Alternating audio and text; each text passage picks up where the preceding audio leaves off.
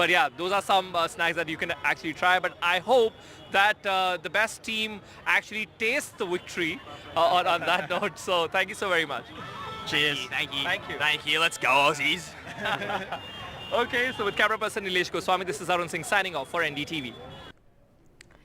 And now in news that sent shockwaves through the tech world, ChatGPT maker OpenAI fired its co-founder and CEO Sam Altman after a review found he was not consistently candid in his communications with the board of directors. The company said the board no longer has confidence in his ability to continue leading OpenAI. After which Altman shared on social media platform that his stint with OpenAI was transformative. The company has now named Albanian engineer and business executive Mira Murati as the CEO. Now Altman, who's just 38 years old, became a tech world sensation with the release of ChatGPT, an artificial intelligence chatbot with unprecedented capabilities, churning out human-level content like poems or artwork in just seconds. Altman's response, which he posted on social media, was, "I loved my time at OpenAI. It was transformative for me personally and hopefully the world a little bit. Most of all, I loved working with such talented people." We'll have more to say about what's next. But the news sent shockwaves through the tech world. Brian Chesky, CEO of Airbnb, tweeted, "Sam Altman and Greg Brockman have my full support. I'm saddened by what's transpired.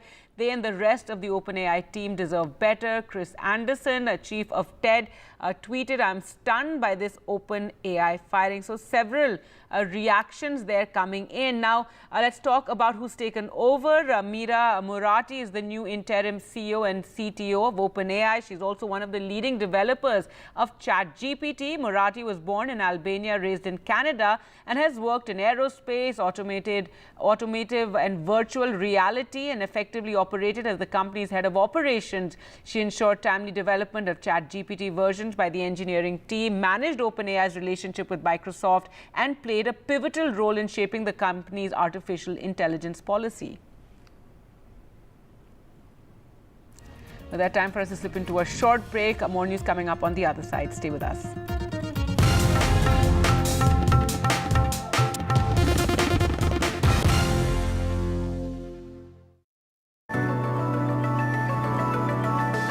How should retail investors approach the new year?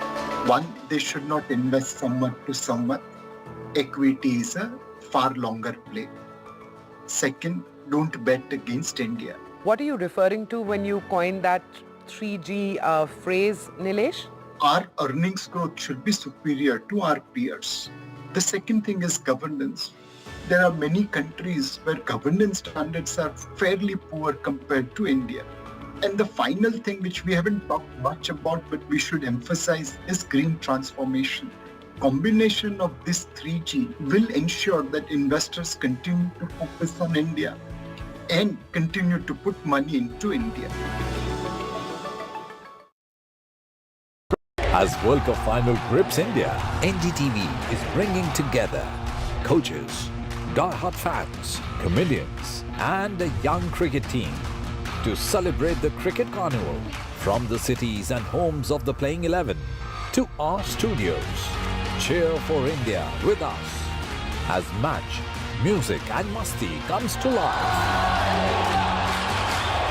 all day on NDTV. How should retail investors approach the new year? One, they should not invest somewhat to somewhat. Equity is a far longer play. Second, don't bet against India. What are you referring to when you coined that 3G phrase, Nilesh? Our earnings growth should be superior to our peers. The second thing is governance. There are many countries where governance standards are fairly poor compared to India. And the final thing, which we haven't talked much about but we should emphasize, is green transformation. Combination of this 3G will ensure that investors continue to focus on India and continue to put money into India. We have a surprise for you. We're going to ask a bunch of you some special questions and every correct answer is going to reveal what our surprise is. I don't know. Satya Nadella? Jeff Bezos. Bill Gates probably. Nehru Place. Saket. Saket. Mumbai.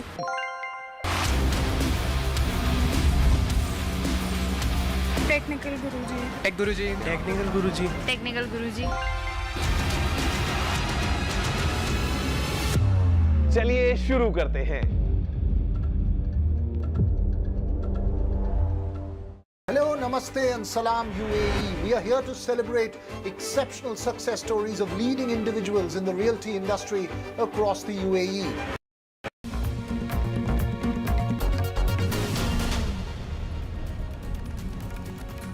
Welcome back. Karnataka government has announced that this December, Bengaluru will see the launch of Unboxing Bengaluru Habba, a city-centered festival that hopes to make a mark on the international calendar. This is part of a series of events by the Unboxing Bengaluru Foundation, brainchild of city-based investor Prashant Prakash, and one of it is the launch of the book Unboxing Bengaluru, written by Prashant Prakash and senior journalist Malini Goyal. NDTV's Viraghav caught up with them. Bengaluru never ceases to surprise you, and unboxing that surprise of Bengaluru is part of the initiative started by Prashant Prakash over the last 1 year. It's part of several exercises, and one event today is about launching of a book, Unboxing Bengaluru, by Malini Goyal and Prashant together. Prashant, just take us through first the idea of Unboxing Bengaluru before we come and talk about the book itself. Yeah, so, I think every city requires a platform where the citizens who usually work in silos can come together, collaborate better with a common purpose. Everybody wants their city to improve. Everybody wants the city to become more vibrant. But there is somehow, no cohesiveness. Something doesn't bring them together. And the idea of unboxing was that can Bangalore pilot such a platform, and hopefully this becomes a template for other cities where we want our cities to become greener, cleaner, more vibrant, culturally more active, and be more livelier and enrich our lives, right? Okay. So hopefully unboxing has that uber goal, and we can get people together to participate and collaborate on this platform. And the book itself is part of this initiative. Yeah, so we think that there are multiple things that can be and need to be done to bring this. One, you need to educate people on what's there in the city, right? So we'll have more of a discovery element to this platform. All the good things that the citizens have done somehow are in some sense not discovered easily for people who are in Bangalore and also new people who come into Bangalore, right? So that's one. Then the book. And the festival. So we want to make an iconic festival from the global south, and I don't think any city has one. So people should think of December as the time to go to India and visit Bangalore for this festival. So that's the idea of this festival. The only thing that we can think of is the Carnatic Music Festival in Chennai. and which is great, which happens around the same time, and maybe they should visit both, right? So southern India can we are hopefully enriching what's already global there. South to India South. Global South to India South. Yes. So, but Malini Goyal is the journalist who's written this book. Malini, you're the quintessential non-Bangalorean who moves here over the last 3 years, and you work on this book. Let me ask you this before I ask about the book itself. Your view of Bangalore, what was it before you came here and what was it after you wrote the book? So from the outside, Bangalore was this tech city. That's it. I had a very unidimensional view of the city. And as a journalist, the only time you remembered Bangalore was when you thought of tech, right? And that's when it also made headlines. But coming to the city, there were just so many facets, and also partly researching on the book, the importance of IISc. I didn't fully sort of appreciate the significance of it. It showed up on the top universities on global radar, right? But even as a journalist, I didn't fully understand its significance until I began to uncover what IISc means to India. Similarly for HAL, similarly for ISRO, right? I mean, ISRO, of course, we understood. So what I would say is that there were many more facets to Bangalore, which I wasn't privy to. I was a journalist sitting in Delhi looking at India, and Bangalore looked like the tech capital. That's it. I think my view right now is more rounded, more layered, and more complex, because the city is a complex sort of entity, right? And I think my learning has been that that unidimensional view was a very siloed view of Bangalore. And the book basically captures several success stories, startups, all that happens in the city, if I'm right. And also, what was possibly the most fascinating aspect as you started unboxing Bangalore? So one, that book is not just a tech startup lens. How I would describe it is it's a contemporary biography of Bangalore. And it sort of looks at the city at a very 360-degree level, right? So tech is just one part of it. There's a tech Bangalore, there's a non-tech Bangalore, there's a young Bangalore, there's an old Bangalore. There is a science Bangalore, there is other part of Bangalore. And I think the book takes a view of the life in the city. And it includes work, after work, the cultural aspect of the city. This is a very young city. And what do these young people do to the city, and what does the city do to young people? So all those layers are part of the book. Right, that's interesting, and thanks for putting it that way, because a lot of people often define Bangalore for tech and not see the beauty, the intellectual part of it, the cultural part of it, the human part of this city. So also there is this the economic engine part of the city, right? So which goes beyond the startups and these Flipkarts of what make this. And where does this economic engine come from? It comes from the millennials and the Gen Zs, who are a literal sandbox for future India. Absolutely. So any product, if it's an FMCG product, any product today gets its launch here, because this is a microcosm of future India. And by this lens, they're able to better define the product, better create the product. So this whole idea that Bangalore is not only a tech sandbox, but virtually a kind of an innovation and a future India sandbox, I think is the other thing that comes through. So the one line is the city of new beginnings. You all seem to have figured that out after a lot of going around. Yes, I mean, so I think that came from this research which Malini started digging, and when you you enumerated the number of things where post independence the city has made a material difference to modern India. Correct. Multiple ways. Not only the PSUs, the science labs of the city, the IT revolution, the biotech revolution, the startup revolution, and then more recently the digital rails of this country, right? So, I mean, it is a very audacious view I have. I think most of modern India has been built from the city. Most of modern India has been built from the city, Malini? So I'm going to add to what Prashant said. What struck me is this city has so dramatically reinvented itself. I mean, if you look at till the 80s, this was a PSU city, right?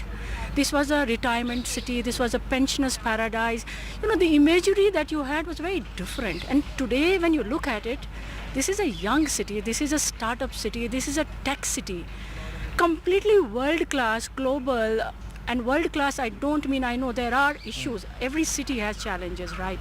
But this city has totally reinvented itself in the last 40 years. Right. And remember, this tech journey also began with IT outsourcing, which was more about labor cost arbitrage. I don't think we are today talking about that. We have moved ahead. We are talking about deep tech in many areas. We are talking about startups here. We are talking about even IT outsourcing, moving to another sort of era of AI and figuring out what the next step would look like. So to me, what struck me is that how this city has constantly reinvented itself. Right. Yeah. It's a city. Maybe I'll just add one thing. I was also looking for this common thread, while this new beginnings is one. The other common thread for me was the city somehow has created this capability to give freedom for people to dream and dream big. And so that is the root of this ability to reinvent. So when people think of next, what next, they're able to think what next in a very big fashion. If Bhavesh here post from an aggregator, being a cab aggregator, is thinking what next, he's thinking of the next big giga EV factory, right? So in multiple ways, this ability to dream and be what you want to be I think is central to being able to reinvent. Well, it's a fascinating city like any other city, but we in Bangalore would like to think it's more fascinating than any other city in the world, not just in this country. So we'll keep unboxing Bengaluru, we'll keep focusing on events around it as well. But for the moment, that's all we have time for.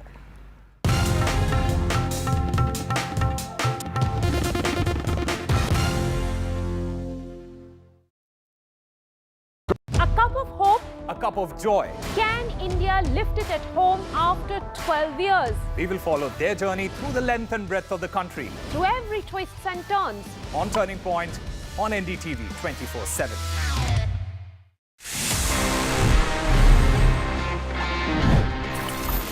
But sometimes the experience is not really great, especially in the terms of printers. जब आपको एक important print निकालना होता है and you realize that the ink is over, the cartridge is finished. वो experience I know it's very painful because you have a printer lying next to you but it's not usable. Now I'll tell you what. आप अगर एक अलग type का font use करते हैं ना, a font which is kind of thinner, तो आप इंक बचा सकते हैं as much as up to 10 to 15% of ink you can save in a longer run if you just change your font and change the font size.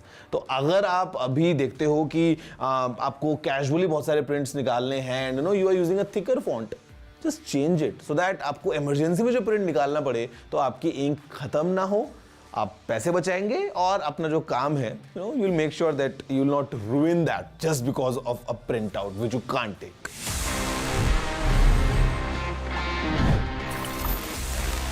Hello, Namaste and Salam UAE. We are here to celebrate exceptional success stories of leading individuals in the realty industry across UAE. The Realty Awards, brought to you by NKN Media in partnership with NDTV, will also provide a vision for the realty landscape in UAE. Coming soon only on NDTV.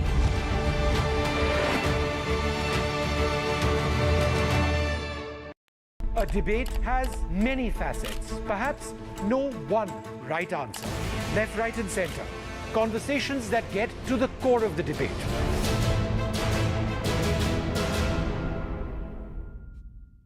And there's too much talking but very little being said. Too many voices but hardly any being heard. You turn to a show that puts you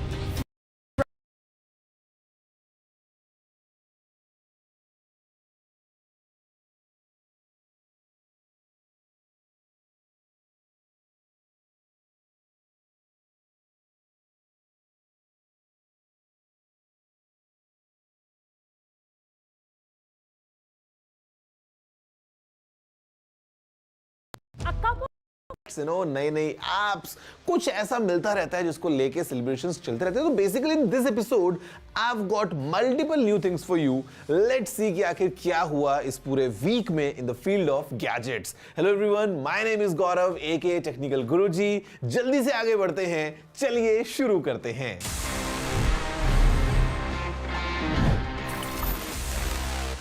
अब तक तो आपको आदत लग चुकी होगी that how is exactly the format of the show, because to begin with first we need to check कि आखिर हुआ क्या हमारे चारों तरफ in this section news of the week.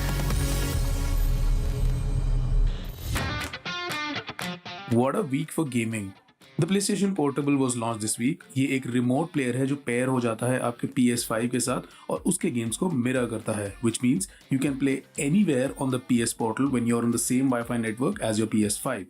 What that means, however, is कि आपके पास एक PlayStation 5 ऑलरेडी होना चाहिए और आपका PS5 या तो ऑन होना चाहिए या रेस्ट मोड में होना चाहिए ताकि PlayStation Portal उसके साथ कनेक्ट हो जाए. इसमें एक 8 इंच का फुल HD LCD स्क्रीन है जो शार्प है, वाइब्रेंट है और ब्राइट है. Valve का Steam Deck OLED एक अपग्रेडेड वर्जन है ओरिजिनल Steam Deck का. इसमें भी एक वाइब्रेंट OLED डिस्प्ले आ गया है with enhanced battery life, faster downloads और एक much more efficient system on chip. ये 7.4 इंच का OLED स्क्रीन बोस्ट करता है 600 nits of typical brightness, HDR support और एक वाइडर कलर गैमेट जिससे कि स्टनिंग विजुअल्स और रिचर कॉन्ट्रास्ट डिलीवर होते हैं. स्मार्टफोन मेकर नथिंग ने लॉन्च किया नथिंग चैट्स, जो एक मैसेजिंग ऐप है which has been developed in partnership with Sunbird. This allows Android users to send messages to iOS users via Blue Bubbles, which was previously exclusive to iMessages, the built-in messaging app on iPhones. App currently beta में है and only available for Nothing Phone 2. Humane ने launch किया AI Pin, which is the world's first AI wearable experience. Humane AI Pin emerge करता है as a refreshing departure from where we are today, saturated with smartphones and tablets. ये एक sleek, screenless wearable device है जो seamlessly integrate करता है artificial intelligence के साथ, and it brings you into your daily life, offering a truly hands-free and voice-activated experience.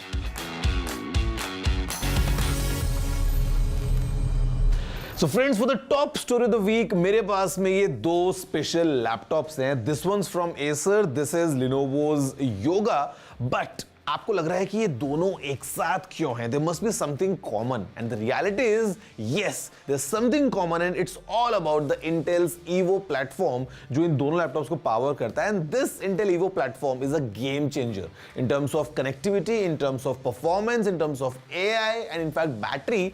आपको जो features मिलते हैं लैपटॉप्स में, they are truly remarkable, and I mean the experience would be really different. And while using these laptops, you'll have all sorts of enjoyment plus some work as well. तो यहाँ पे एक बार हम देखते हैं कि what is this Intel Evo all about, and for these two laptops specifically आपको क्या-क्या नए features मिलते हैं. Let's have a closer look. Intel का Evo platform एक premium tier है for laptops that come with Intel hardware. Intel calls these premium devices as fast-paced, lifestyle-focused devices, और एक laptop के लिए Evo platform badging के लिए eligible होने के लिए it needs to offer great performance whilst being lightweight and managing great battery life, which means Evo platform current generation of workforce की lifestyle demands को ध्यान रख के डिजाइन किया गया है. The platform comes integrated with advanced features like Unison, which is an aptly named app since it brings in unison all your devices. आपका Evo certified laptop natively आपके Android and iOS phones के साथ connect हो जाता है, so your laptop mirrors your phone's notifications and you can use your laptop for calls and messages. And in devices के बीच में data sharing भी बहुत easy हो जाती है. And the Evo platform offerings go above and beyond. AI powered capabilities get integrated across platforms. ये आपको calls में noise suppression and video calls में background blur, lighting correction जैसे features offer करता है. The Intel Evo badging on any laptop means that it has Intel's seal of approval, and Intel pushes these machines through more than 75 rigorous tests, which not only include size, weight and design adherences. इनमें portable powerhouse performance की capability requirements हैं, fast charging capabilities over the universally compatible USB Type-C port होनी चाहिए, and other really nice to have features जैसे कि instant wake from sleep. Acer's Swift Go 14 comes with all the goodness you expect from an Evo certified device. Despite being built around a crisp 14-inch OLED screen, ये सिर्फ 1.25 kg भारी है. And since it is powered by 13th Gen Intel Core H series processors paired to 16 GB of LPDDR5 RAM और एक base storage SSD 512 GB का with a keyboard integrated twin air cooling system, ये एक बहुत ही capable pick and carry performer है. Bend the Yoga 7i to your will, and ये अपने tablet-like form factor में भी एक Evo certified device है. The 2.8K OLED display supports DCI-P3 color space with Dolby Vision, and the speaker setup ये Dolby Atmos optimized है. Intel Core i7 processors paired with 16 GB of RAM and up to 1 TB of SSD storage keeps this device chugging along. And you also get most of the hardware slots जो आपको आज अपने workplace के workflows के लिए चाहिए.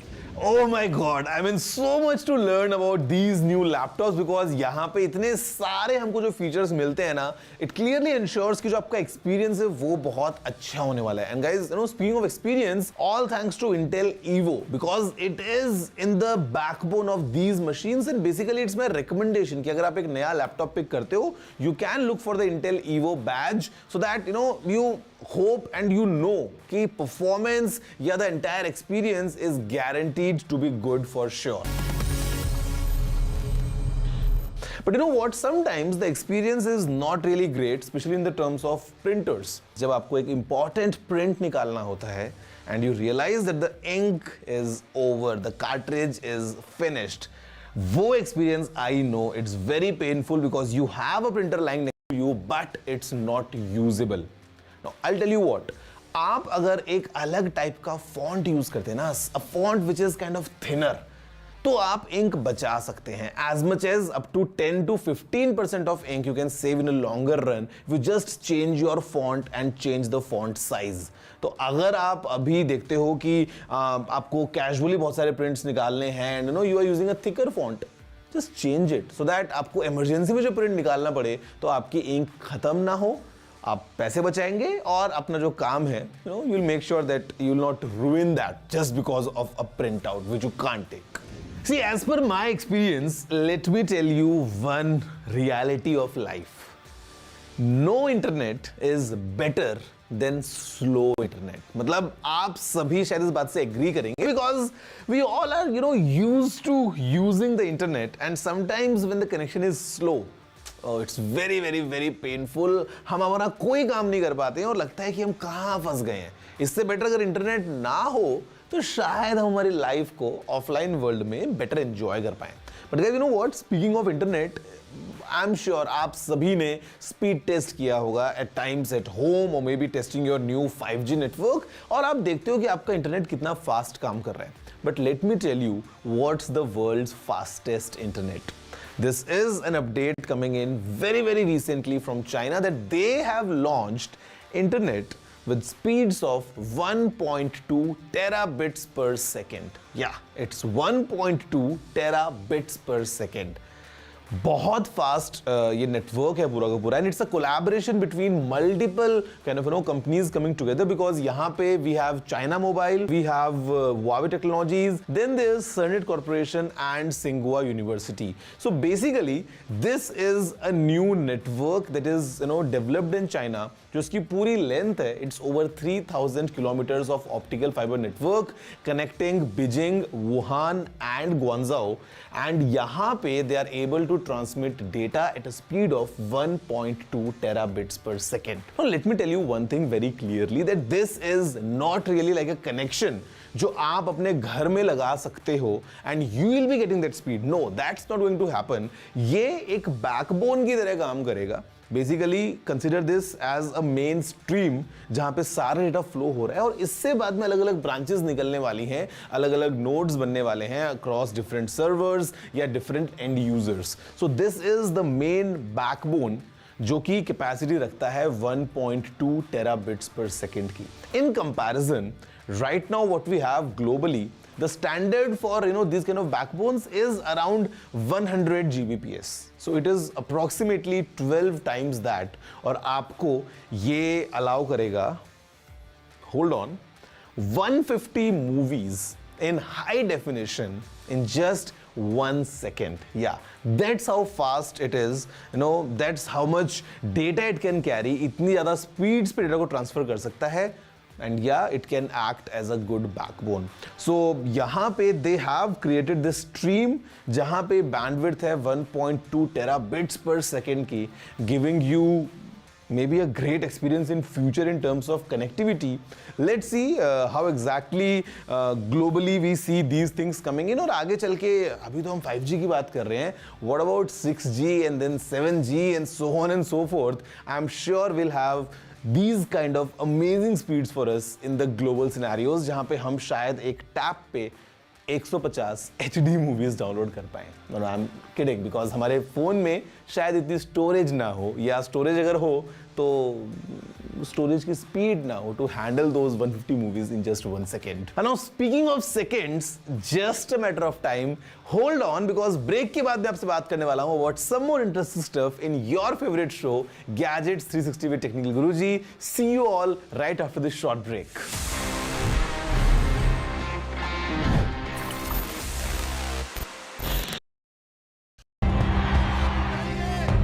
Election in 5 states, 679 seats, over 16 crore voters. A crucial semi-final before 2024. NDTV brings you the politics, the promises, the stories and backstories, every twist and turn of 5 high-stake battles. When it comes to elections, India trusts NDTV. Hello, Namaste and Salam UAE. We are here to celebrate exceptional success stories of leading individuals in the realty industry across the United Arab Emirates. The Realty Awards, brought to you by NKN Media in partnership with NDTV, will also provide a vision for the realty landscape in the UAE. Coming soon, only on NDTV. NDTV for news you can trust. No sensationalism, no ugly debates, no agenda. We strive to be transparent and unbiased in our reporting so you can get news that you can rely on.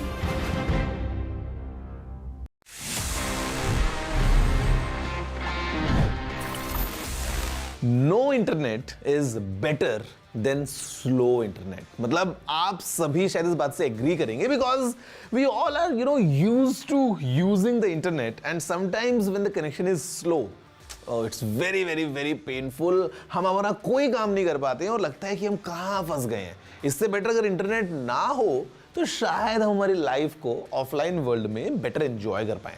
But guys, you know what, speaking of internet, I am sure आप सभी ने speed test किया होगा eight times at home और may be testing your new 5G network और आप देखते हो कि आपका इंटरनेट कितना फास्ट काम कर रहा है. But let me tell you what's the world's fastest internet. This is an update coming in very very recently from China that they have launched internet with speeds of 1.2 terabits per second. Yeah, it's 1.2 terabits per second. बहुत fast ये network है पूरा का पूरा, and it's a collaboration between multiple kind of companies coming together because यहाँ पे we have China mobile, we have Huawei technologies, then there is CERNET corporation and सिंगुआ university. So basically this is a new network that is developed in China, जो इसकी पूरी length है it's over 3000 kilometres of optical fibre network connecting Beijing, Wuhan and Guangzhou, and यहाँ पे they are able to transmit data at a speed of 1.2 terabits per second. Now let me tell you one thing very clearly that this is not really like a connection जो आप अपने घर में लगा सकते हो and you will be getting that speed. No, that's not going to happen. ये एक बैकबोन की तरह काम करेगा. Basically consider this as a main stream जहां पे सारा डेटा फ्लो हो रहा है और इससे बाद में अलग अलग ब्रांचेस निकलने वाली हैं, अलग अलग नोड्स बनने वाले हैं अक्रॉस डिफरेंट सर्वर्स या different and users. So this is the main backbone जो कि कैपेसिटी रखता है 1.2 टेराबिट्स पर सेकेंड की. In comparison right now what we have globally, the standard for these kind of backbones is around 100 Gbps. So it is approximately 12 times that. और आपको ये allow करेगा, hold on, 150 movies in high definition in just 1 second. Yeah, that's how fast it is. That's how much data it can carry. इतनी ज़्यादा speeds पे data को transfer कर सकता है.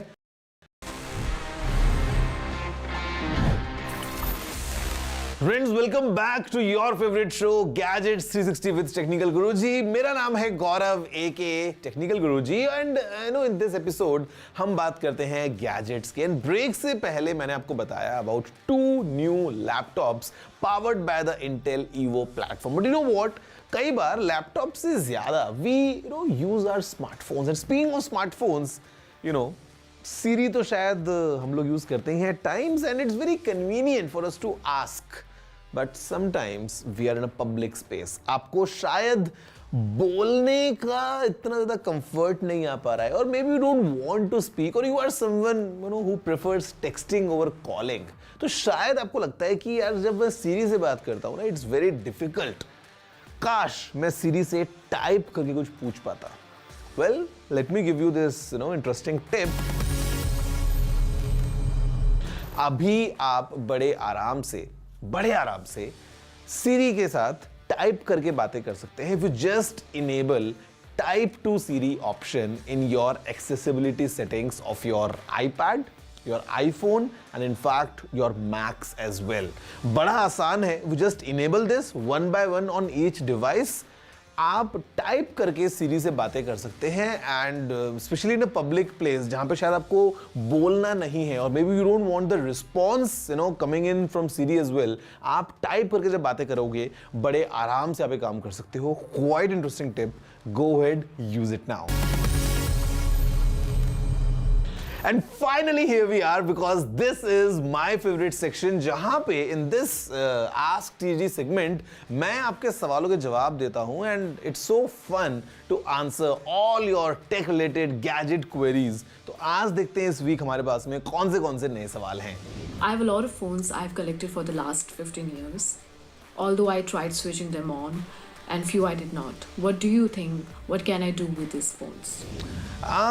See, the battery is kind of that component जो time के साथ साथ deplete हो जाता है. तो maybe because your phones are too old or maybe the battery is not in the right health, आपका phone on नहीं हो पा रहा है. Now, if the phone is not turning on, well, if you can get a replacement battery, plug in a new battery and use it as a collector's device. Otherwise, जो battery अभी आपके phone में लगी है, because it's outdated, it's better to dispose it of, I mean, you know, in a responsible way, ताकि उसको recycle कर सके and कोई एक hazardous जो है वो element आपके लिए ना बन जाए. So you can do that. Otherwise, let me give you a tip कि अगर आपको आपके phones को store करना है, if you want to collect these phones and you want to keep them for long, charge your battery to approximately around 50% and then switch it off so that the battery is able to hold that charge and periodically 6-8 महीने में आप phones को charge कर सकते हो in between, थोड़ा ताकि आपकी बैटरी हेल्थ सही रहे और आपका फोन जो है वो एक अच्छे कलेक्शन के फॉर्म में आपके साथ में रहे. Hi Technical Guruji, is there a way I can access files on my hard drive at my home from a remote location? Yes, it's very easy. आपको क्रिएट करना है एक network attached storage. In short we call it NAS and it's very easy. I mean, there are multiple ways about it. आप अपने PC को remotely access कर सकते हो on your phone and you can attach that hard drive to your PC. That's one option, very simple. Second option, you can attach your hard drive to your router. And then if you enable the network attached storage option, तो आप उस hard drive के data को remotely access कर सकते हो from any device of your choice. Third is you have a proper setup going on with multiple drives, again connected to your home router so that you can access all those drives remotely from wherever you are. It's very simple, very convenient and sometimes lifesaver. So yes, you can do all this possible, set of scenarios basis of your requirements.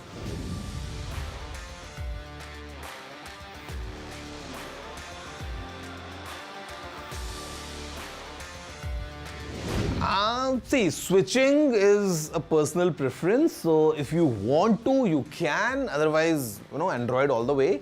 Now, speaking of upgrading from Google Pixel 7 Pro to the 8 Pro, it all depends on your personal experience with the phone. If you are happy with your current phone, what I would recommend is it's ideal to upgrade phones once every 2 to 3 years. So अगर आप just अभी Pixel 7 Pro से 8 Pro में आने वाले हैं, I'm not sure कि आपको कितना ज़्यादा upgrade feel होगा because you might feel some of the features coming as new, but mostly you will get a similar set of experience because just 1 साल पुराना phone है.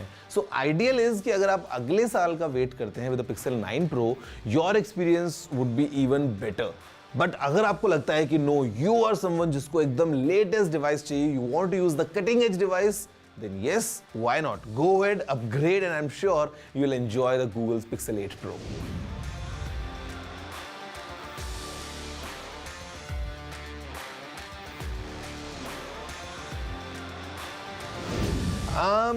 I would recommend to please check with the Civil Aviation Authority and get to know about the regulations around these drones because officially DJI will not sell these drones in India. So India में आपको जो DJI के drones मिल रहे हैं, they are not officially being sold by DJI because of the regulations.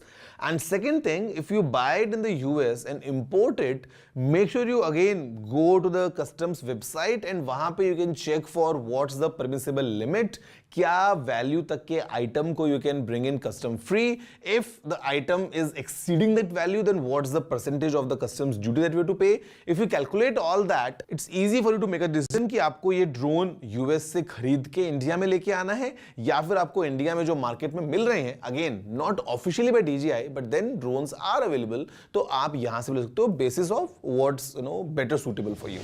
Okay, so that's all for this week's episode, guys. I'm sure आप सभी को पसंद आया होगा हर बार की तरह because this is that show जहाँ पे हम gadgets की जब बातें करते हैं, it's so much of fun, so much new things to learn. So I'm gonna see you all in the next week's show, Gadgets 360 with Technical Guruji. Don't forget the name because ये आपको याद रखना है. If you're into gadgets, you have to learn something new. You have to see something new. This is the place for you. I'm gonna see you next week. That's it for now. Have a good day.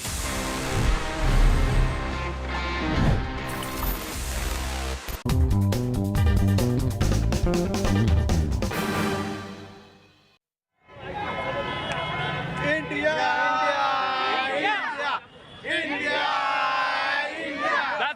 enthusiasm here outside the largest stadium in the world.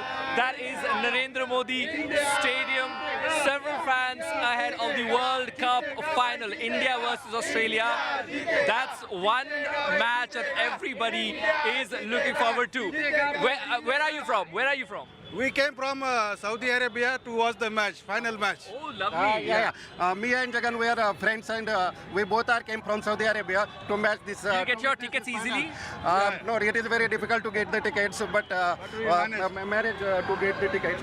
And Indian team is in very good form, batting, bowling, all the players, they have performed well. Like starting from the Rohit Sharma, Shubham Gill, Shreyash Iyer, Virat Kohli. Which was the most memorable match in this entire tournament? Semi-final. India versus New Zealand. Yeah, India versus New Zealand. It was a very exciting match, and we enjoyed. Where are you from? Yeah, I'm from Bhubaneswar, and I came all the way to Motra Stadium to watch this match. And what do you feel about the environment here in Ahmedabad? What all are you picking? Have you been able to eat any local food here? Yeah, I have enjoyed papda and jalebi, as well as even I've had my doklas. So I am very hopeful that India will definitely win this match, and 2023 is going to be India's match this time. 2023 is going to be India's World Cup. Okay, so I'll also show you, while we also talk to these guys, so I'll also show you, there are some security vans here from Gujarat Police, and then here,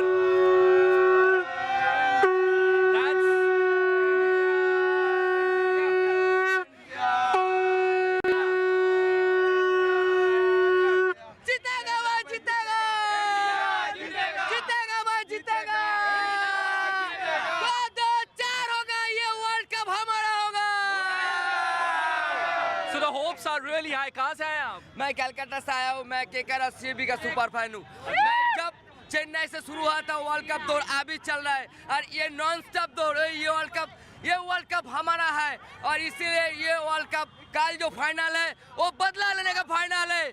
Hi, I come to you from the hotel where the Indian cricket team is staying ahead of the World Cup finals. This is ITC Narmada, and of course there is a lot of crowd here who's already checked in, and they're getting their pictures clicked next to this Rangoli dedicated to the ICC World Cup trophy. This is not the only Rangoli, there's another one also which is done in a floral style. So, other than all these decorations, there are security checks also put in place. You'll see a lot of bouncers around, then police personnel, security staff around, and as such there are no restrictions put for regular guests, but then they are absolutely excited. When the team checked in, they were welcomed with huge applause. There was tika put on their forehead, there was tricolor all around, and then there were personalized amenities put in his room. For example, Virat Kohli had an amenity dedicated to his 50 ODI centuries, and Shami had one dedicated to his 7 wickets that he took in the India versus New Zealand match.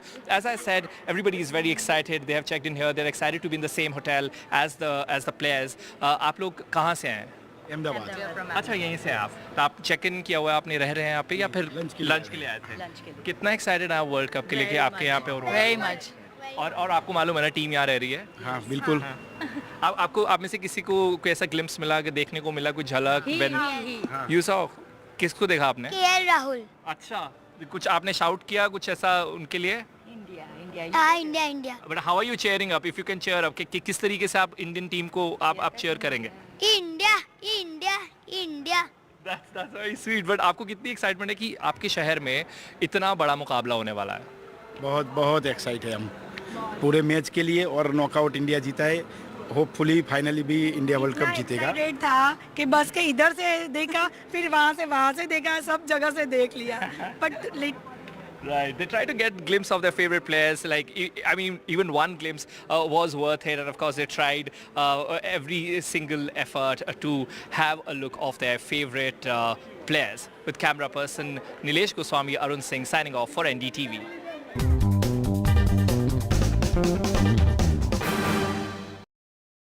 This show isn't just about news from the southern states. It's one that looks at the rest of India and the world from a diverse South India point of view, because NDTV has always taken the southern view seriously. The Southern View with Veera Raghav, only on NDTV 24/7. Hello, namaste and salam UAE. We are here to celebrate exceptional success stories of leading individuals in the reality industry across UAE.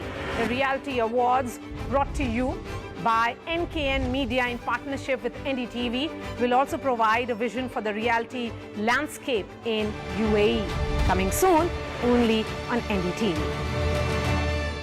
When it comes to sports, we set the ball rolling. Because we have our eyes on the ball. Because we want to get you the best. Latest updates, top interviews, and analysis from around the globe.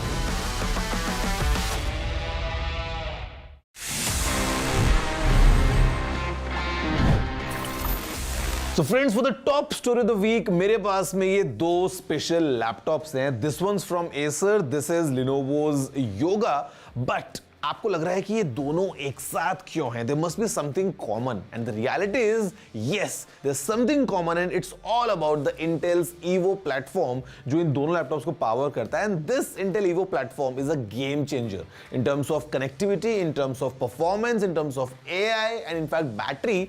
आपको जो features मिलते हैं laptops में, they are truly remarkable, and I mean the experience would be really different. And while using these laptops, you'll have all sorts of enjoyment plus some work as well. तो यहाँ पे एक बार हम देखते हैं कि what is this Intel Evo all about, and for these two laptops specifically आपको क्या-क्या नए features मिलते हैं. Let's have a closer look. Intel का Evo platform एक premium tier है for laptops that come with Intel hardware. Intel calls these premium devices as fast-paced, lifestyle-focused devices, और एक laptop के लिए Evo platform badging के लिए eligible होने के लिए it needs to offer great performance whilst being lightweight and managing great battery life, which means Evo platform current generation of workforce की lifestyle demands को ध्यान रख के डिजाइन किया गया है. The platform comes integrated with advanced features like Unison, which is an aptly named app since it brings in unison all your devices. आपका Evo certified laptop natively आपके Android and iOS phones के साथ connect हो जाता है, so your laptop mirrors your phone's notifications and you can use your laptop for calls and messages. And in devices के बीच में data sharing भी बहुत easy हो जाती है. And the Evo platform offerings go above and beyond.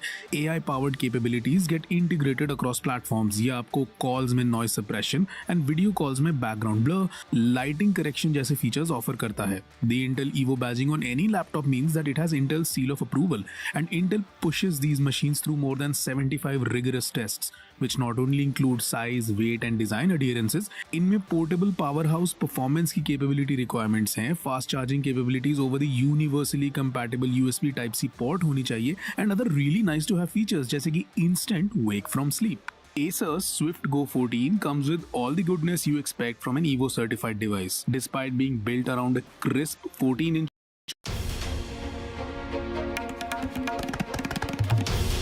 This is NDTV, and you're watching NDTV 24/7.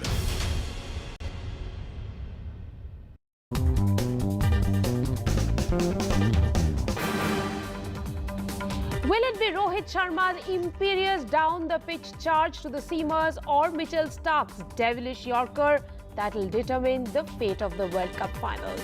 We shall have to wait for another few hours to find out. It will be an excruciating wait for all the players, the fans and the entire cricket universe. All roads lead to Ahmedabad this weekend. I have my colleague Arun Singh there as well. In the studio, I have former Indian cricketer Sabah Karim. Vijay Daya will be joining us as well. We're also joined by British broadcaster Seth Bennett. Sabah, let me come to you. You know, a lot of excitement leading into that big final tomorrow, India versus Australia. And, you know, there's a lot of talk around Rohit Sharma's almost Brendan McCullum-like approach, like the way he had batted all along in 2015, whether, you know, he's going to take on the quicks and draw that initial advantage or not. Would you like to talk about that, about, you know, Rohit's stance in this World Cup? Well, Rika, he has had a huge impact in the way India has performed. The change in approach, it has started from Rohit Sharma. As a captain, as a batter, he's been so composed. And I think he has sent a very strong message to the Indian side that if you have to do well in white ball cricket, this is the way to go about it. And I think Rohit Sharma has believed in his team, and I think he has led the side successfully because he is in such prime form in terms of his approach, in terms of his skill, in the way he has handled the side. So yes, Rohit Sharma as a captain has had a major influence of the entire performance of the Indian side. This is his first final. He has done so well in previous World Cup as a batter, but this time around we have seen a combination of great batting skill from Rohit Sharma as well as very sound captaincy and leadership skills from him. Okay, our colleague Arun Singh is on ground in Ahmedabad today and then leading up to the game. Arun, tell us what has been the highlight. You've been there for the last 2 days. What really has been the high point for you today? I mean, last 24 hours, Rika, have been crazy because I've just seen madness. Because there have been people, fans coming with books which they've been maintaining, posting pictures of Virat Kohli since 2016. So that's the kind of madness that I've witnessed here. I'm very close to the Narendra Modi Stadium where I've been reporting from ever since the morning. And I have some fans here as well. आप लोग कहाँ से हैं? यहीं के हैं आप? यहाँ पे लोकल के गांधीनगर के। आप मैच देखने जाने वाले हैं? हाँ, जाने वाले हैं। किसके लिए सबसे ज़्यादा एक्साइटेड हैं आप? For Virat Kohli and Rohit Sharma, because Virat Kohli is the hitman and Rohit Sharma is the best opener ever. We have seen this since from the last 6 to 7 years. बहुत अच्छा performance है विराट कोहली का और रोहित शर्मा जो पहले batting करने आता है ना बहुत पसंद आता है बहुत उसका जो ऑस्ट्रेलिया जो इतनी बार चैंपियन रह चुका है तो उस कुछ तरीके का दबाव आपको लगता है? अभी जो इंडिया का परफॉर्मेंस है बहुत अच्छा है। एक तरीके का दबाव वो भी लगता है कि जैसे कि 2003 में जैसे कि हम हार गए थे, फाइनल्स में आए थे ऑस्ट्रेलिया के सामने, कि वो फिर वापस रिपीट ना हो या फिर वो एक्सचेंज हो जाए। इंडिया के पीछे ना इंडिया में खेला जाता है तो बहुत परफॉर्मेंस है। अच्छा, लोग स्ट्रैटेजीज भी डिस्कस करते हैं ना कि अगर पहले इंडिया बैटिंग करे तो शायद बेहतर होगा या चेज करे तो आपको क्या लगता है? बैटिंग करे तो वही हो जाएगा। बहुत अच्छा बैटिंग लेना ही चाहिए क्योंकि हमारे बॉलर्स उतने वेल प्लेड ऐसा खेलते हैं कि विकेट्स तो लेंगे। और इस टूर्नामेंट में अभी तक का हाईलाइट आपके लिए क्या रहा है? मेरे लिए अभी तक की सबसे बेस्ट मैच रही है न्यूजीलैंड वाली, इंडिया न्यूजीलैंड। यहाँ आप लोकल हैं और आपको कोई झलक मिली किसी क्रिकेटर की? हाँ, हमने बहुत से बार देखा कि ये जब लीला में प्लेयर्स रुकते हैं तब हम बसेस में से जाते हुए देखते हैं और बहुत से लोग होते हैं कि सपोर्ट करते हैं, रोड पे फैंस ऐसा जाते हैं उनके साथ पीछे के पीछे। पता चलता है कि ये टाइम आने वाला तो यहाँ पे खड़ा हो जाते हैं हम विराट कोहली के देखने के लिए। Right. So, of course, people wait to see that, glimpse of their favorite cricketers. And I've also witnessed that every time they see a bus which looks like of ICC's, they every time they are like, we really want that one look, Rika. Well, thank you very much, Arun. I'll let you go and enjoy the rest of the time in Ahmedabad. And tomorrow is going to be one big day. And you will be in the middle of even more madness when all roads lead to the Narendra Modi Stadium. We also have Seth Bennett, a former BBC broadcaster, with us at this hour. Seth, let me ask you, there's a lot of talk about the power play setting the momentum of the match. Do you think whichever team goes on to win the power play will eventually emerge as the champions tomorrow?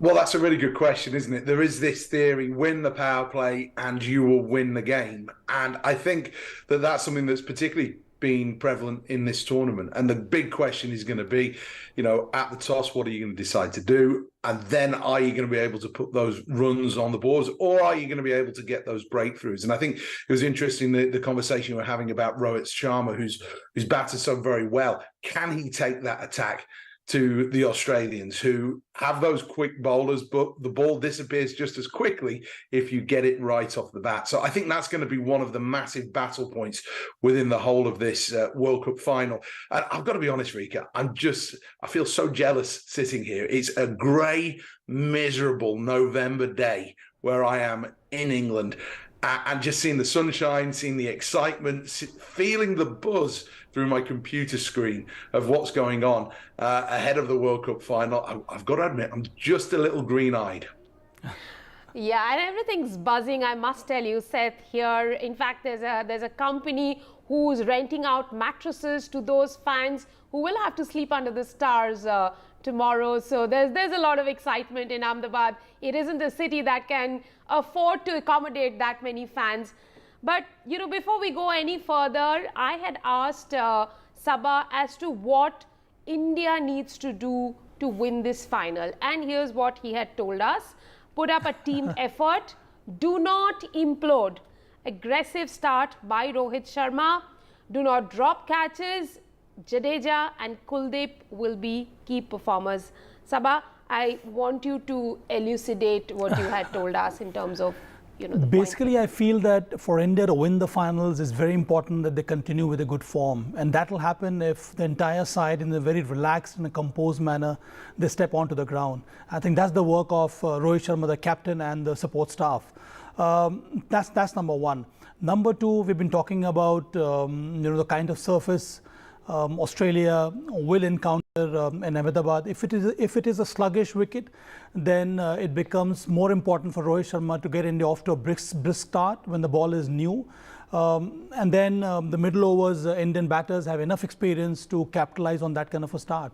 So there are 2-3 areas. I have talked about Jadeja and Kuldeep as a key performer because the wicket is on the drier side, on the slower side, then 10 overs each from these two left-arm spinners will be very handy for India, and it will be extremely difficult for Australia to negotiate the spin combination of both Kuldeep Yadav and Ravindra Jadeja on a wicket that is assisting on the spinners. Fielding has to be razor sharp, and India has done that so far, although against New Zealand in the semi-finals, Rohit Sharma touched on the fact that India was kind of sloppy, so I think India should avoid doing that. So that's the kind of 3-4 areas. When I say do not implode, which means that do not let the pressure come on to you. While playing for the country, you understand that the expectations are very high, but take it as another game. It's easier said than done, but do not self-destruct, which means that find the right kind of momentum so that you don't make silly mistakes. And I think that's the kind of effort which the Indian team has to put in. If they're able to do all that, and I see no reason why India cannot pull off a World Cup win once again. Seth, let me ask you about, the Indian team composition. There's only one player in this side, and that's Virat Kohli, who has played a World Cup final and gone on to win it 2011. Whereas, when we look at Australian team, they have a few more in the side who have the experience of winning a World Cup. Would you say thereby the baggage on the Indians is a little less because, they haven't really been there and done that. This is the first time for them. And whatever happens, they're going to go and experience something that's completely new. I think it's completely different now to what it was maybe even 20 years ago, because there are more players that are playing around the world, lots of different conditions, but in lots of different atmospheres where they're used to playing under extreme pressure. And I think that's probably one of the big things for me. You look at this and it's a huge pressure situation. And I think it will be who handles that a little bit better who will win. I think history is history. I think too often as broadcasters, we like to look back to the past to try and find some symmetry in the future and in the now. And I just think that, for this group of Indian players, they can go out there and they can make some history. Winning on home turf is one of those things. The England team did it last time around, and those players went from strength to strength on the back of it. And I can just see here, for the Indians, this is an opportunity in their own conditions. This is a reused pitch. It's the same pitch they played on for the India-Pakistan game earlier in the tournament. My big question is this going to be a high-scoring game? And I can't decide. There are moments of the day where I'm thinking, this is going to be a high-scoring game. And then there's the other part of me. Maybe this is the head rather than the heart talking, where it just feels that maybe those nerves could play a part. Maybe we will get a slightly lower scoring game, as we have done in previous editions of the World Cup. And maybe it is just going to be about who holds their nerve the most, who can remain calm when all else is going on there. The atmosphere, no doubt, is going to be amazing, but the nerves for both sides are going to be jangling. Sabah, what does your gut say? Is it going to be a low scoring game? Because Ahmedabad, we've seen good tracks, but all the reports that we are getting is this is that pitch number 5 on which the India-Pakistan match happened. This is a massive ground also, Rika. One has to keep that in mind. On top of that, if the wicket is on the slower side, I don't expect this to be a high-scoring encounter. Maybe a score of 310, 320, anything in the excess of 300, that'll be challenging for any team that is chasing in the second half. I think from Australia's perspective, it is very important that they're able to put that kind of score on board. Otherwise, for India, it may just get very easy for them to chase it down. It all depends on the kind of decision both the teams take. But I think for Australia, the best way of getting into this game is to get India to bat first and then look to chase, because in the second half, under lights, there is a strong possibility that the wicket may progress and become a better track. And on the other hand, if Australia bats first, if Australia bats second, under lights, I think Australia will be in a better position to chase it down. But it all depends on the surf. And I think Rohit Sharma is very clear about it. He takes decision based on the condition that is available and that is in front of him. So yes, I think India is pretty well covered. They've kind of covered most of the bases. It is going to be a tough game for Australia. And I think I spoke about it in the last program we had, Rika, that I find the Australian batting still a little bit fragile. They have tried to be far too aggressive when only conventional and sensible batting is required. We saw that in the last game at the Eden Gardens against South Africa. And they're up for a very stiff challenge because India have got 3 top quality pace bowlers as well as Jadeja and Kuldeep Yadav. So I think on a track like this, which I feel that they will encounter, you need to have more faith in your defense, and only then you can attack. So you need to find the right kind of balance to score runs on these kind of track against a strong bowling side like India's. Sabha, now, you know, we know that Australia versus India will be a tough game, a tough contest, and given that it is a final. But would you say that if you win the toss tomorrow, you will be tempted to bowl first instead of batting first? We can only speculate from here, Rika, but I guess Rohit Sharma is pretty clear about it, that he feels that he has tried his best, and the way his side has performed, they have taken the toss factor out of equation completely. But I think if the wicket is on the slower side, then there is a strong possibility that India may well bat first, because India's bowling under lights gets some more zing to it, especially the 3 pace bowlers, they come to the fore. And we have seen what Mohammad Shami is capable of doing under lights. So I think India's preferred choice on a track like this is going to be win the toss and bat first, put up a huge score, and then put pressure on Australia. Right. We also have the press conference of Captain Rohit Sharma coming in at this hour. Let's listen into him. That is important. It's a different match altogether, and you know, not many players have played or took part in such a final. Yeah, absolutely right. But Abhi, inside what they feel, I can't tell you, because I'm not spending 24 hours with them, so I don't know how each individual will be feeling. But when they are around the group, around our meetings, around our trainings, everybody seems to be quite relaxed and calm. Like I said in the last PC as well, I was asked about dealing with pressure. I said, being an Indian cricketer, you have to deal with pressure. There is no doubt about it. So that's given, and it's there. It's going to be constant. Today we are playing, tomorrow someone else will play, day after someone else will play. So they have to deal with these kind of pressure, criticism and everything. Accolades as well. I'm not just saying criticism. You guys have praised a lot of players as well. So everything is included. You have to deal with it as a elite sportsman. You have to deal with all these kind of things. But yeah, looking... Rohit, 1 minute please. Rohit, is it good? Yeah. Seamer's performance, 54 wickets between 3 and 31 by spinners. Is it the best you have seen as a player and captain? They perform as a professional group of bowlers, glimpses of which was seen in Colombo during the Asia Cup. Yeah, I can say that. I mean, the bowlers have actually done a great job for us in this tournament. You know, when we started off, we were chasing in the first 4 or 5 games, and to restrict teams below 300 on, you know, Indian conditions was a great effort.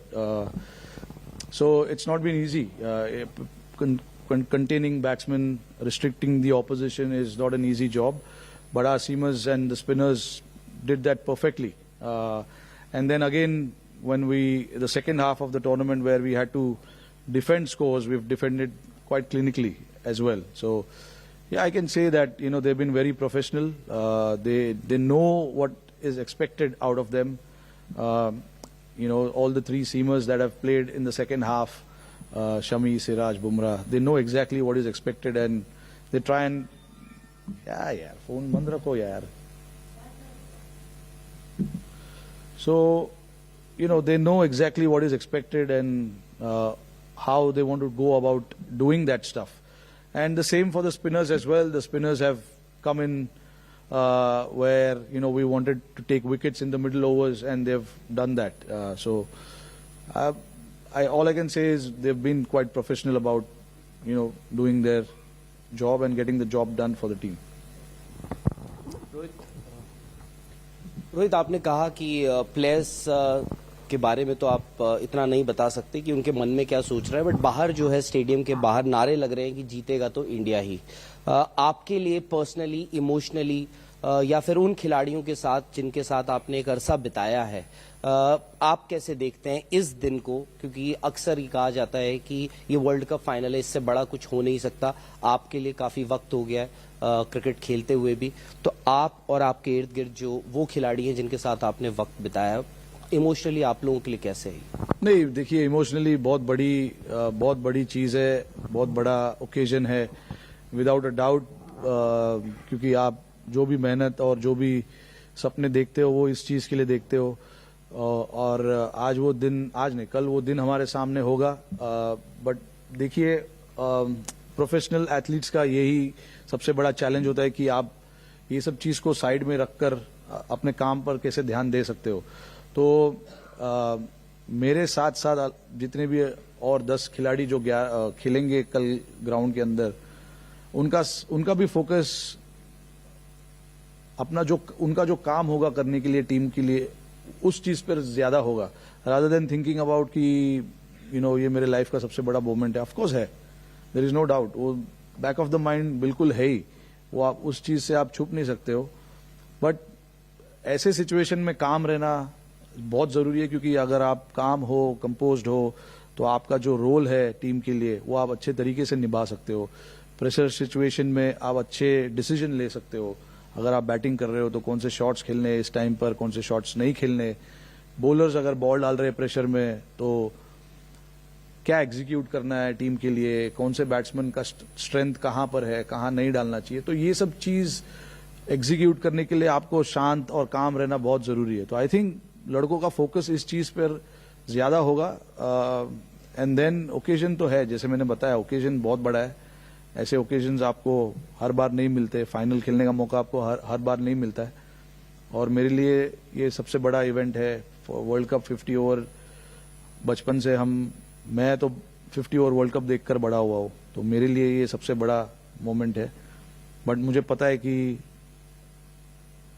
Team को मेरी जरूरत जहां पर है उस चीज पर मेरे को ध्यान देना है, और बाकी जो भी चीज है उसको थोड़ी देर के लिए मैं साइड में रखना चाहूंगा। Well, Indian captain Rohit Sharma says that he will put the team ahead of what he is feeling at the moment. The internal turmoil, the stress, the pressure of it will not be a factor when he goes out in the middle to lead Team India tomorrow in the big final. It will be a terrific battle between the bat and the ball.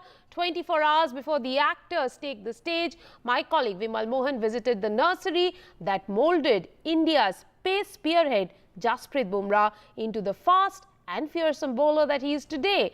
He spoke to Bumrah's coach as well. Listen in. Jasprit Bumrah's first coach, Kishore Trivedi sir, is here. I'm joined by him. Kishore sir, आपके पास जब आए थे, सब लोग जानना चाहते हैं कि बुमराह में ऐसा क्या जादू हो गया है कि जिसकी वजह से बुमराह हो गए हैं। वो उसके और एक्शन की वजह से, और वो इतना सिंसियर रेगुलर था, और वो अपने एक्शन की वजह से, और एक्यूरेट भी बॉलिंग करता था, और अब खास स्पेशलिस्ट उसको यॉर्कर। सर अभी दुनिया भर के जो बल्लेबाज हैं, बैट्समैन हैं, वो क्यों डर रहे हैं? उनकी बॉलिंग एक्शन से, उनकी स्पीड से, उनकी एक्यूरेसी से, या टोटल बॉलिंग पेसिंग जो एक तिगड़ी बन गई। बॉलिंग में तो उसकी वेरिएशन की वजह से सब वर्ल्ड के अच्छे बैट्समैन भी उसके सामने घबरा जाते हैं कि भाई कभी इन स्विंग आता है, कभी आउट स्विंग आता है, कभी यॉर्कर आता है, बाउंसर आता है, जो ये वेरिएशन है। आप तो सर स्पिनर, आप खुद भी Kishore Trivedi sir himself was an off spinner, but he train Bumrah like a fast bowler. एक बच्चा को इधर आ जाओ जरा, जैसे इधर आओ सर, इसको जैसे बुमराह का जो एक्शन है इसको जरा अगर हमारे दर्शकों के लिए करके बताएं, इनको कैसे बुमराह पकड़ते हैं, और सारे बच्चे बुमराह बनना चाहते हैं, तो सर थोड़ा तेज़ बोलिएगा आप। हाँ देखो, ये जो सीम है तो सीम के ऊपर फिंगर रखने का है। उसके बाद में क्या है कि वो दोनों हाथ ऊपर रखता है, ऊपर होने के बाद वो स्ट्रेच करता है, हाथ सीधा रखता है और फिर वो बॉल डिलीवरी करता है। ये बॉलिंग डिलीवरी करते, जैसे सर बताया करो, इस तरफ करो, इस तरफ करो, हाँ डालो। तो ये आप देख सकते हैं जो बुमराह को इस तरह से हाथ पकड़कर इन्होंने सिखाया, लेकिन ये भी था कि बुमराह की मदर के मन में या जो और भी लोग थे उनको डाउट्स था, लेकिन सर ने वो डाउट्स क्लियर किया। सर वो किस्सा अगर हमारे दर्शकों हाँ, वो उसकी मम्मी ने बोला कि भाई आप जसप्रीत को समझाओ, वो पूरा दिन क्रिकेट ही खेलता है, क्या एजुकेशन भी ज़रूरी है। तो मैंने बोला कि नहीं, तुम्हारे लड़के में पोटेंशियल है, उसको 2-3 साल इसको क्रिकेट के फील्ड में ही रहने दो और जितना भी हो सके मैं उसको हेल्प करूँगा। तो उसके बाद में मैंने उसको वेरियस टूर्नामेंट अंडर 14, 16, 19 और अहमदाबाद मिरर, ये सब टूर्नामेंट में उसको मैंने चांस दिया और वहाँ से वो एक्सपोज हो गया। तो इसलिए आपको लगता है टीम इंडिया ही जीतेगी इस बार? डेफिनेटली टीम इंडिया ही जीतेगी। तो आपको लगता नहीं कोई स्ट्रेटेजी या कोई इसमें कोई चीज नहीं? कोई चेंज जो मुश्किल होने वाली है ऑस्ट्रेलिया को होने वाली है। सो आई मीन, और अगर स्ट्रेटेजी चेंज की बात करनी है तो ऑस्ट्रेलिया को करनी है। वो बैट्समैन को सोचना पड़ेगा कि इसको किस तरह से हम खेलें। Now he is the man who would have desperately wanted to be a part of this massive moment, but he is missing out due to an injury. Not Jasprit Bumrah, but Hardik Pandya. Listen in. Boys, I could not be more proud of this team. Everything we have done so far, how far we have come, has been credit to years of hard work behind us. We are now one step away from glory, from doing something special which we have dreamt of since we were children. Lifting the cup not just for ourselves, for the billion people behind us. Always with you with my love, all my heart. Now let's bring the cup home. Jai Hind. We're at a quick break on the show. More on the other side. Stay tuned.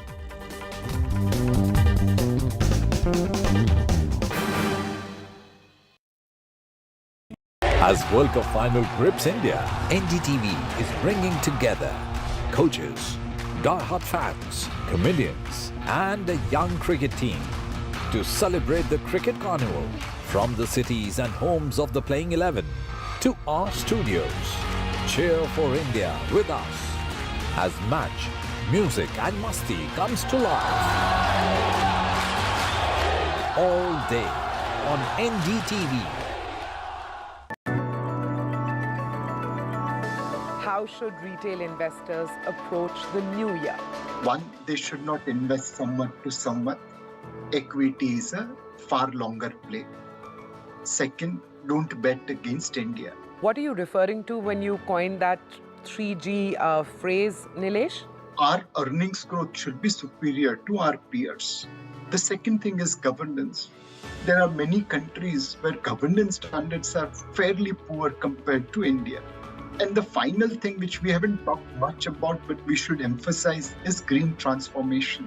Combination of this 3G will ensure that investors continue to focus on India and continue to put money into India.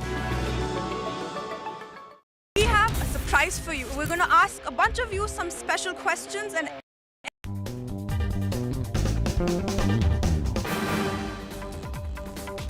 India versus Australia, perhaps the ultimate rivalry in cricket, will once again be seen at the final of the World Cup. It'll be a rerun of the 2003 World Cup when India went on to lose against mighty Aussies, a side led by Ricky Ponting. Can India turn things around this time? Well, it's not just the Indian fans, but also a certain Australian who's an Indian fan is hoping for it. It has been a stellar campaign for Team India in this World Cup. They have remained unbeaten so far and have reached the finals. The only other team that has managed to do this is Australia. They did it in 2003 as well as in 2007. Is it going to be a repeat of 2003 or is it going to be India winning this World Cup this time around? We'll have to wait and watch for that.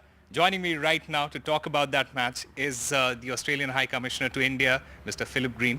Welcome to NDTV, sir. Thank you very much, Osama. Great to be with you. You see, this is also a repeat of the final of 2003. And we all know what happened in 2003. Are you expecting it to be a repeat of that? Or do you feel that India in this tournament is a little different from that particular team?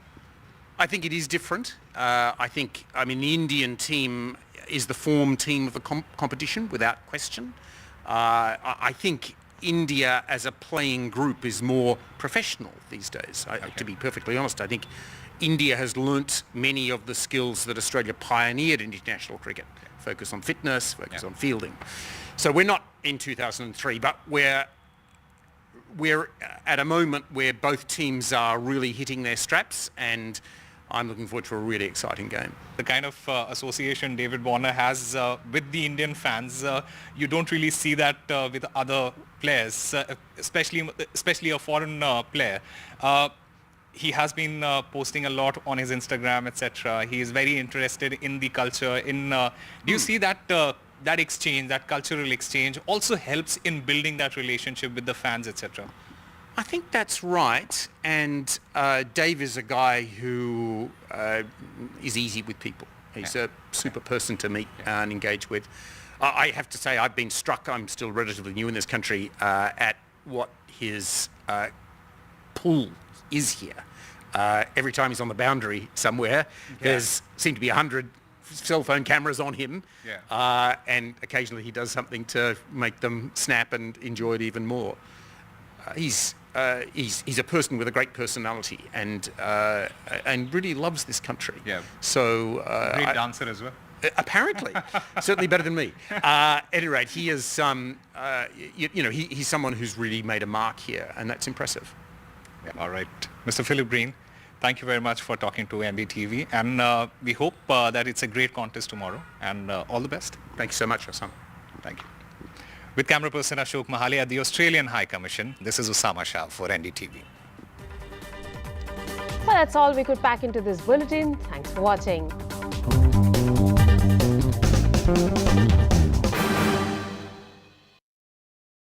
Hello, Namaste and Salam UAE. We are here to celebrate exceptional success stories of leading individuals in the realty industry across the UAE. The Realty Awards, brought to you by NKN Media in partnership with NDTV, will also provide a vision for the realty landscape in the UAE. Coming soon, only on NDTV.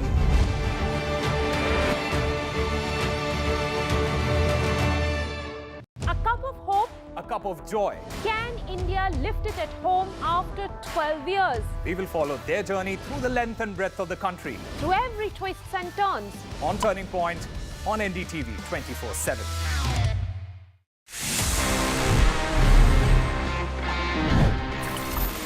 But sometimes the experience is not really great, especially in the terms of printers. जब आपको एक important print निकालना होता है, and you realize that the ink is over, the cartridge is finished. वो experience, I know, it's very painful because you have a printer lying next to you, but it's not you.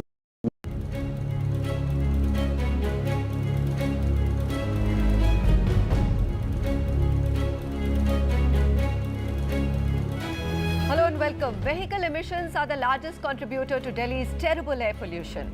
These are the findings of a joint study by Delhi government and IIT Kanpur.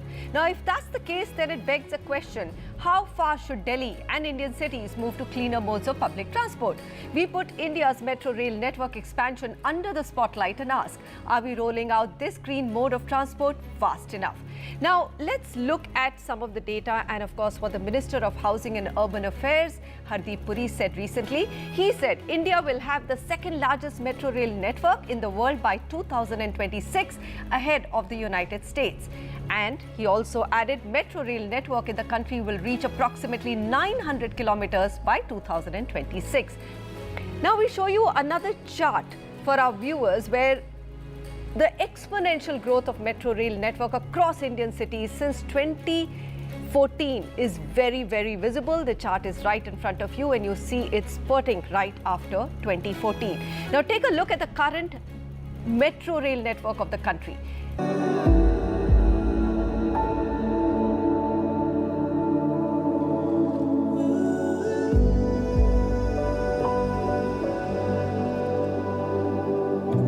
Climate change continues to be a defining crisis of our time. We have all seen and witnessed firsthand what climate change is doing to the world. One of the chief culprits is the use of fossil fuels as a source of energy to power daily living as well as development needs. And one of the main solutions, therefore, is to transition to cleaner sources of energy. However, the climate crisis is unfolding at a much faster pace than the rate at which the world's leaders are shifting their focus towards alternative sources of energy. But the transition to clean energy cannot be one-size-fits-all solution. Countries in the global south have been long advocating for different timelines when it comes to energy transition, keeping in mind the needs of their populations, which are very different from those of the global north. Countries across the world, including India, need the right to development. We need energy. It's also a challenge for countries like ours, which still need development. And you know, the wickedest problem in the world really is the fact that women in India, across the world, still cook food using dirty biomass. Now, this pollutes their lungs, it adds to the emissions.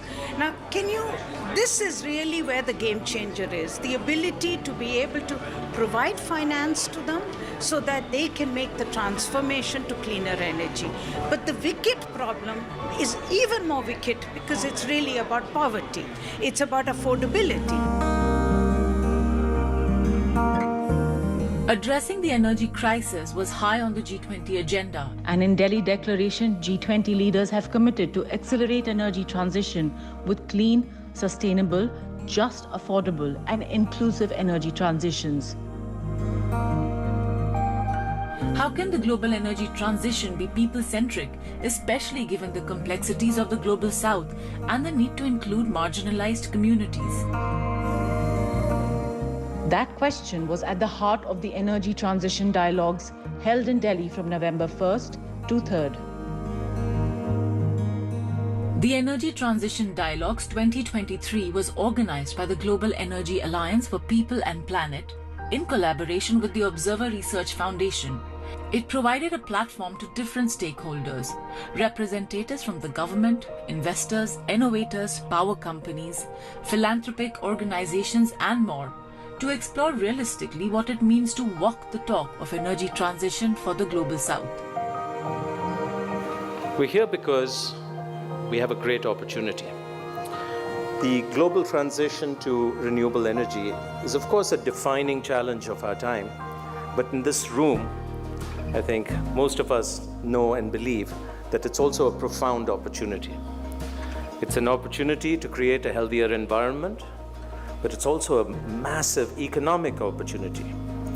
We know that the investments that are required in renewable energy, energy efficiency, if approached well, will accelerate growth, will create jobs, stimulate innovation, and can revitalize whole regions. GAP, through its various initiatives, is attempting to create an ecosystem for entrepreneurs, innovators to accelerate the pace of change towards the growth of renewable energy solutions. It is my absolute honor to introduce GAP's initiative, Entice, Energy Transition Innovation Challenge, an initiative aimed at accelerating people-positive energy transition. Part of that effort was the launch of the first edition of the annual Entice Awards to invite fresh ideas from innovators. They were to devise low-cost, impactful, and scalable solutions for adopting renewables into the energy mix. The 3-day Delhi event began with Amitabh Kant, the G20 Sherpa, felicitating the winners and encouraging the efforts that need to be made for problem solving, for addressing the energy crisis. My view is that the global north needs the global south, and you need to technologically transform these countries. You need to accelerate the pace of SDGs. You need to do energy transition much quicker and faster. These are countries which are vulnerable to climate change, and therefore you need to provide greater amount of financial flows to these countries, and therefore you need a restructuring of multilateral financial institutions. But let me assure you that India's presidency laid a lot of focus on both. It is one document, the New Delhi Leaders document is one document which is a living, breathing document which speaks the voice of the global south. Yeah, there's no dearth of innovations and solutions in the country, and India is known as the hub for innovation. But what we realize is that there is a serious dearth of access to Series A funding. So you have innovators who work early stage or who work at a later growth stage. But the gap in between, where also most of the valley of death happens and where startups begin failing and innovators begin failing, is because they don't have that access to Series A funding, which is the capital. So the idea of Entice was to create this one-shop platform where we could give them access to investors, and investors coming into climate tech is not the easiest space that they would want to invest in because of the perceived risk. This is the type of joint initiatives which will have a huge impact in our energy transition goals also. One sun, one earth, one grid. And there are studies that say that the sun gives us enough power that it can meet the energy needs of the entire world. Innovations play a critical role in making the transition to clean energy. But there's simply one aspect of what needs to be done. The scale required to make this transition globally is absolutely staggering. And it all begins with money. Climate finance was a theme for many of the discussions at the event. What's needed in terms of investment? Now, if I just put two numbers for you, if you look at the planned energy scenario, which is what the countries are planning, is about 100 trillion US dollars till 2050 for energy transition. That's not enough. What we need is about 150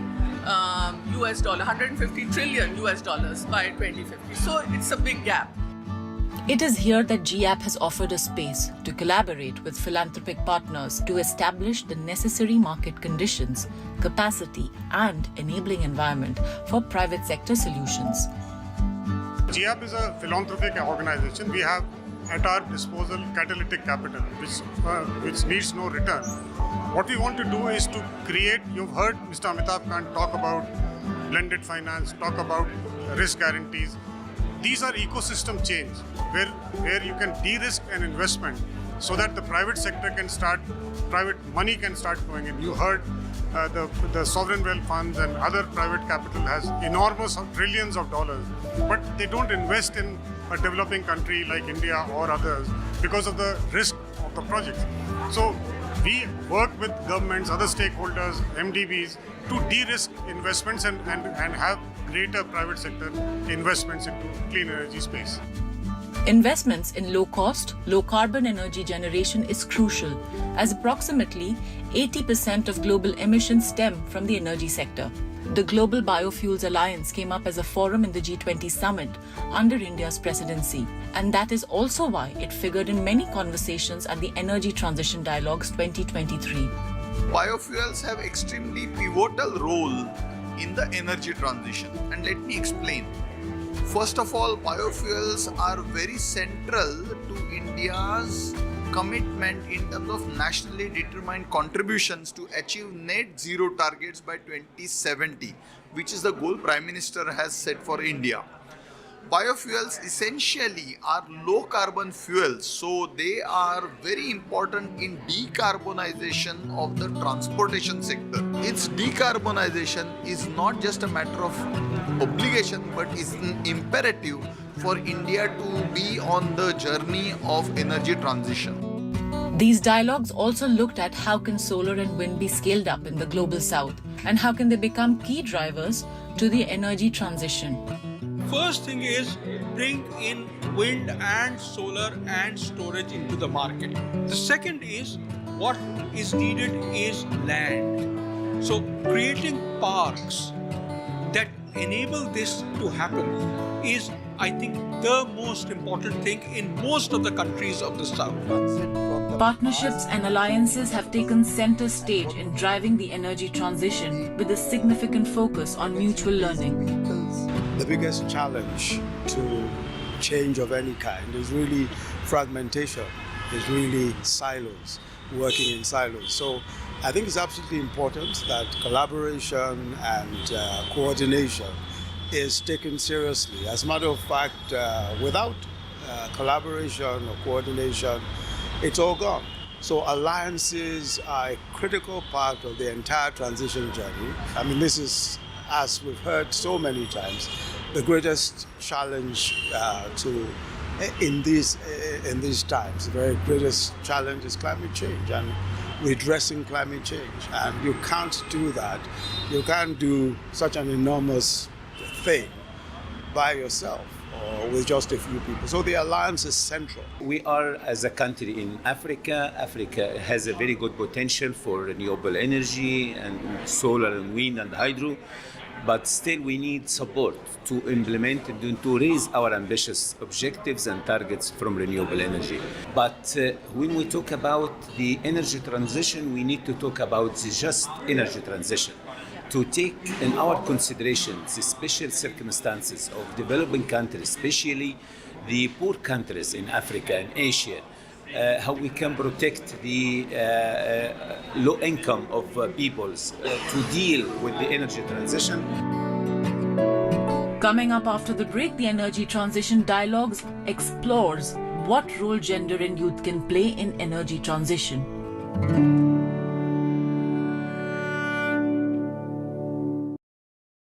Hello, Namaste and Salam UAE.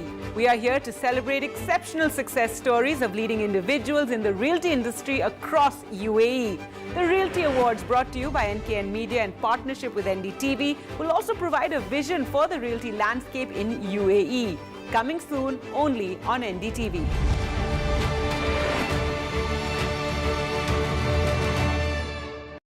A debate has many facets, perhaps no one right answer. Left, right and center. Conversations that get to the core of the debate.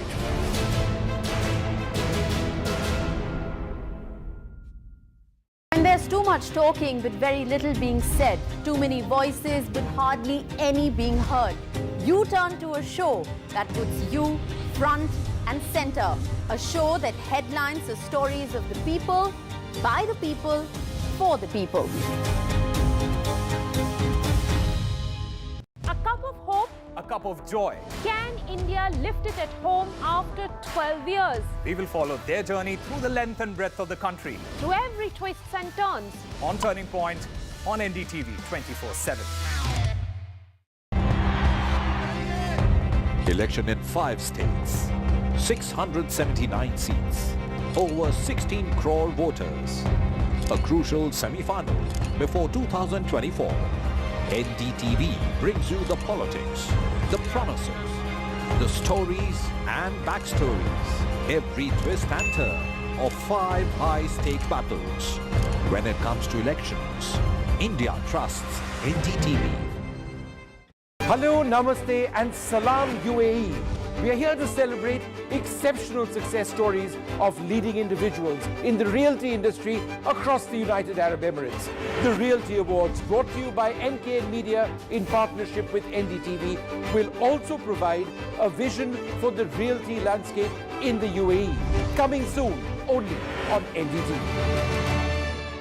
NDTV for news you can trust. No sensationalism, no ugly debates, no agenda. We strive to be transparent and unbiased in our reporting so you can get news that you can rely on.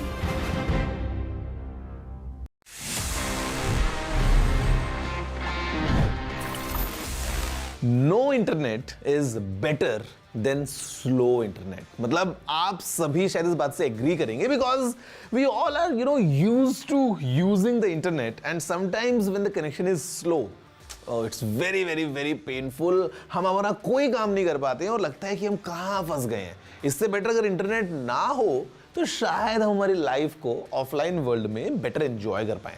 But guys, you know what, speaking of internet, I am sure आप सभी ने speed test किया होगा eight times at home और may be testing your new 5G network, और आप देखते हो कि आपका इंटरनेट कितना फास्ट काम कर रहा है। But let me tell you what's the world's fastest internet.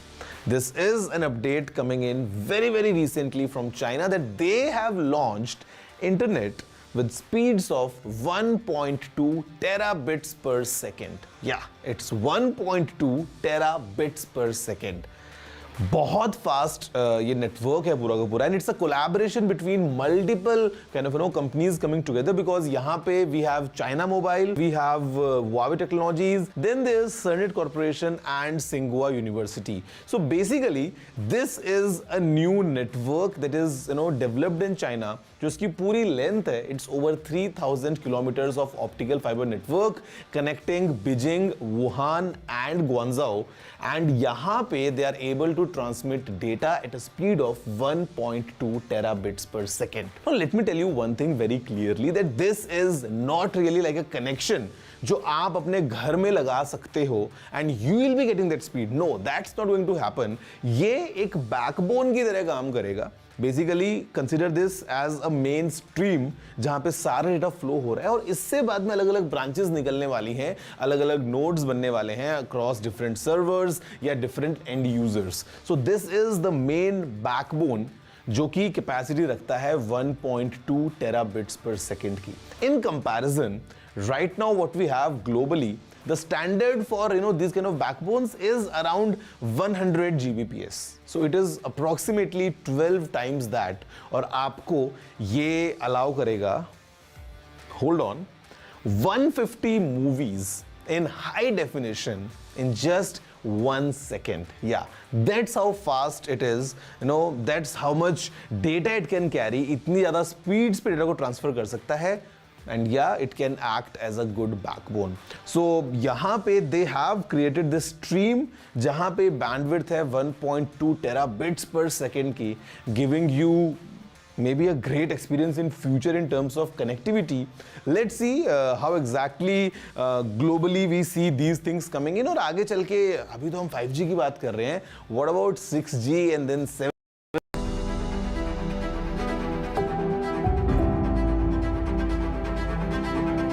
The Energy Transition Dialogues held in New Delhi from November 1st to 3rd address the critical question of what are the challenges specific to the Global South when making a shift to clean energy and the collaborative role the Global North could be playing. First of all, get rid of our caricatures about each other, join hands as partners, and figure out ways to look at the sectors that will have the greatest impact. One sector I'd like to propose to you that we were just talking about is the cities of India and the cities of America. I think in India, cities are the prism of the challenges and the opportunities that India has. And I think we have lessons to learn from Indian cities and vice versa. The most significant discussions were on how countries in the Global South can decarbonize industrial processes and find a net zero path to development and prosperity. On the continent of Africa, there are 23 countries that, as a first step, can use their renewable dividends to produce green hydrogen. Green hydrogen is a very key component in many industrial processes. So that's the first step. And then the second step would be to look at things like, as I said, green aluminium, green steel production. So in South Africa, Sierra Leone, in Mauritania, we have the opportunity to produce green steel, which could create hundreds of thousands of jobs. So really what we're talking about here is an economic development story which goes through a low carbon pathway. So very different to how maybe some of the industrialized nations grew their economies. The significance of policy and processes in green development investments is crucial, as well as the importance of developing green buildings and infrastructure that actively contribute to reducing carbon footprint and water waste. Policies in India, we have enough policies. We have the Energy Conservation Building Code that drives energy efficiency and lesser emissions from buildings is there for ages, right? Our issue, then we have environmental clearance from the Ministry of Environment and Forest and other measures. There's no dearth of policies. The only thing is the implementation rigor. And who does it, you know? So once you have a policy, unless you implement it, and you have easy ways of implementing it, it will never get followed through. And there are enough, and this sector is, you know, is very unorganized in terms of lot of SMEs. It's not very structured. A lot of actors, a lot of skill gaps. The Energy Transition Dialogues also took up a conversation on zero carbon mobility, given that the transport sector is close to the top when it comes to carbon emissions. People are willing to address, now that you have a global biofuels alliance, the green hydrogen is the wave, is the fuel of the future. It will succeed in the United States, it will succeed in India, it will succeed in some other large consumption countries. The gas does not lend itself for transportation. Now, when you talk about a transition to clean energy, what we're proposing is decentralized renewable energy solutions like solar. This has so many attendant benefits. The significance of collaborative partners who are willing to work together and the crucial role played by governments in providing the necessary space and support to de-risk finances for philanthropic organizations and financial institutions to invest. When we have the plan that's investable, we need to look for how can we make a blended finance model that in some cases de-risks this investment so we can drive the accelerated development faster than otherwise would be the case, especially when we talk about access to energy in rural areas. So that's where philanthropy has a role to play in trying to de-risk, first developing the plan, developing the collaboration, the enabling environment together with all the partners that need to come together to drive this. And then secondly, find ways to de-risk the investment so we can get to the hardest to reach areas faster. Look, I think, of course, the World Bank, the IMF, the African Development Bank, there's multinationals everywhere, but they need to know that they also have governments sitting behind them. They can negotiate the sovereign risk guarantees, and with that in place, then investors like us can put billions of dollars into projects all over the global south and the global north. People say to me, is there enough capital in the world? Well, can I assure you, we have way more capital than we need to send this world fully green. It's just that right now, we're spending it on fossil fuel. Energy transition cannot become a reality without the involvement of young people, and even more importantly, women, who are significant agents of change as consumers, producers, innovators, and decision makers across the energy sector. One thing I heard a lot throughout the dialogues was the importance of capacity building. And capacity building and skills training is important everywhere, in all sectors, for energy regulators, for governments. However, young people are the next generation of the energy workforce, and we are the next generation of leaders in our country. So we have to be trained. If we are to negotiate, we have to learn as soon as possible because the clock is ticking. We don't have enough time. The event concluded with the release of the Energy Transition Dialogues Communique, Blueprint for a People-Positive Energy Transition, a clear roadmap outlining key principles and actionable plans crucial for accelerating a sustainable energy transition in India and the world. For us, as a country, looking at energy security, looking at the fact that we need affordable power for our citizens, and the environmental considerations, the energy transition path which we have chosen for ourselves, 500 gigawatts of installed capacity by 2030, and a good mix of solar, wind, supported by hydro, and storage, pump hydro, a little bit of flexibility to operate our thermal plants the way we want with part load. I think at least the grid power transition story is not very difficult, and the pathway is quite clear.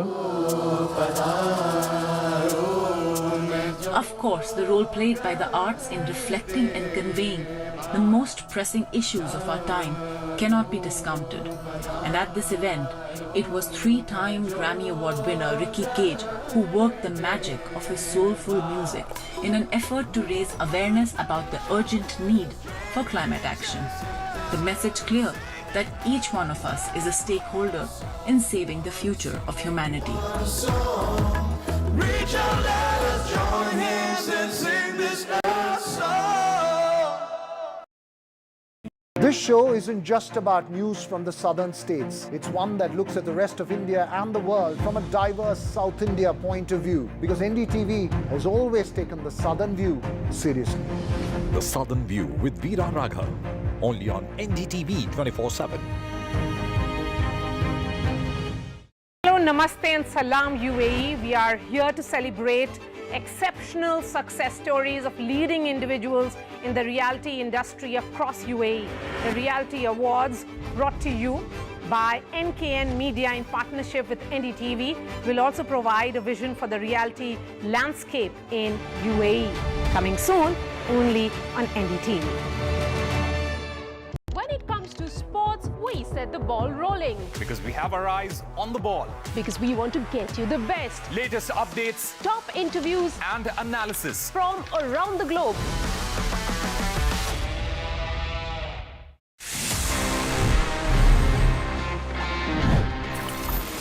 So friends, for the top story of the week, मेरे पास में ये दो special laptops हैं. This one's from Acer, this is Lenovo's Yoga, but आपको लग रहा है कि ये दोनों एक साथ क्यों हैं? There must be something common, and the reality is, yes, there's something common, and it's all about the Intel's Evo platform, जो इन दोनों लैपटॉप्स को पावर करता है. And this Intel Evo platform is a game changer in terms of connectivity, in terms of performance, in terms of AI, and in fact battery. आपको जो features मिलते हैं laptops में, they are truly remarkable, and I mean the experience would be really different. And while using these laptops, you'll have all sorts of enjoyment plus some work as well. तो यहाँ पे एक बार हम देखते हैं कि what is this Intel Evo all about, and for these two laptops specifically आपको क्या-क्या नए features मिलते हैं. Let's have a closer look. Intel का Evo platform एक premium tier है for laptops that come with Intel hardware. Intel calls these premium devices as fast-paced, lifestyle-focused devices, और एक laptop के लिए Evo platform badging के लिए eligible होने के लिए it needs to offer great performance whilst being lightweight and managing great battery life, which means Evo platform current generation of workforce की lifestyle demands को ध्यान रख के डिजाइन किया गया है. The platform comes integrated with advanced features like Unison, which is an aptly named app since it brings in unison all your devices. आपका Evo certified laptop natively आपके Android and iOS phones के साथ connect हो जाता है, so your laptop mirrors your phone's notifications and you can use your laptop for calls and messages. And in devices के बीच में data sharing भी बहुत easy हो जाती है. And the Evo platform offerings go above and beyond. AI-powered capabilities get integrated across platforms. ये आपको calls में noise suppression and video calls में background blur, lighting correction जैसे features offer करता है. The Intel Evo badging on any laptop means that it has Intel's seal of approval, and Intel pushes these machines through more than 75 rigorous tests, which not only include size, weight and design adherences. इनमें portable powerhouse performance की capability requirements हैं, fast charging capabilities over the universally compatible USB Type-C port होनी चाहिए, and other really nice to have features जैसे कि instant wake from sleep. Acer's Swift Go 14 comes with all the goodness you expect from an Evo certified device. Despite being built around a crisp 14-inch OLED screen, ये सिर्फ 1.25 kgs भारी है. And since it is powered by 13 Gen Intel Core H series processors paired to 16 GB of LPDDR5 RAM और एक base storage SSD 512 GB का with a keyboard integrated twin air cooling system, ये एक बहुत ही capable pick and carry performer है. Bend the Yoga 7i to your will and ये अपने tablet-like form factor में भी एक Evo certified device है. The 2.8K OLED display supports DCI P3 color space with Dolby Vision.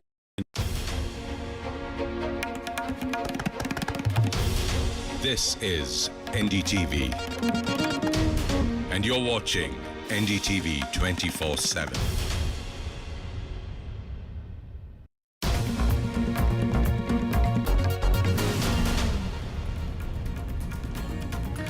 Good evening and welcome. You're watching NDTV 24/7. I'm Vedant Agarwal. Our top focus at this hour, well, the anxious wait for labourers trapped under the debris in Uttarakhand's Uttarkashi continues.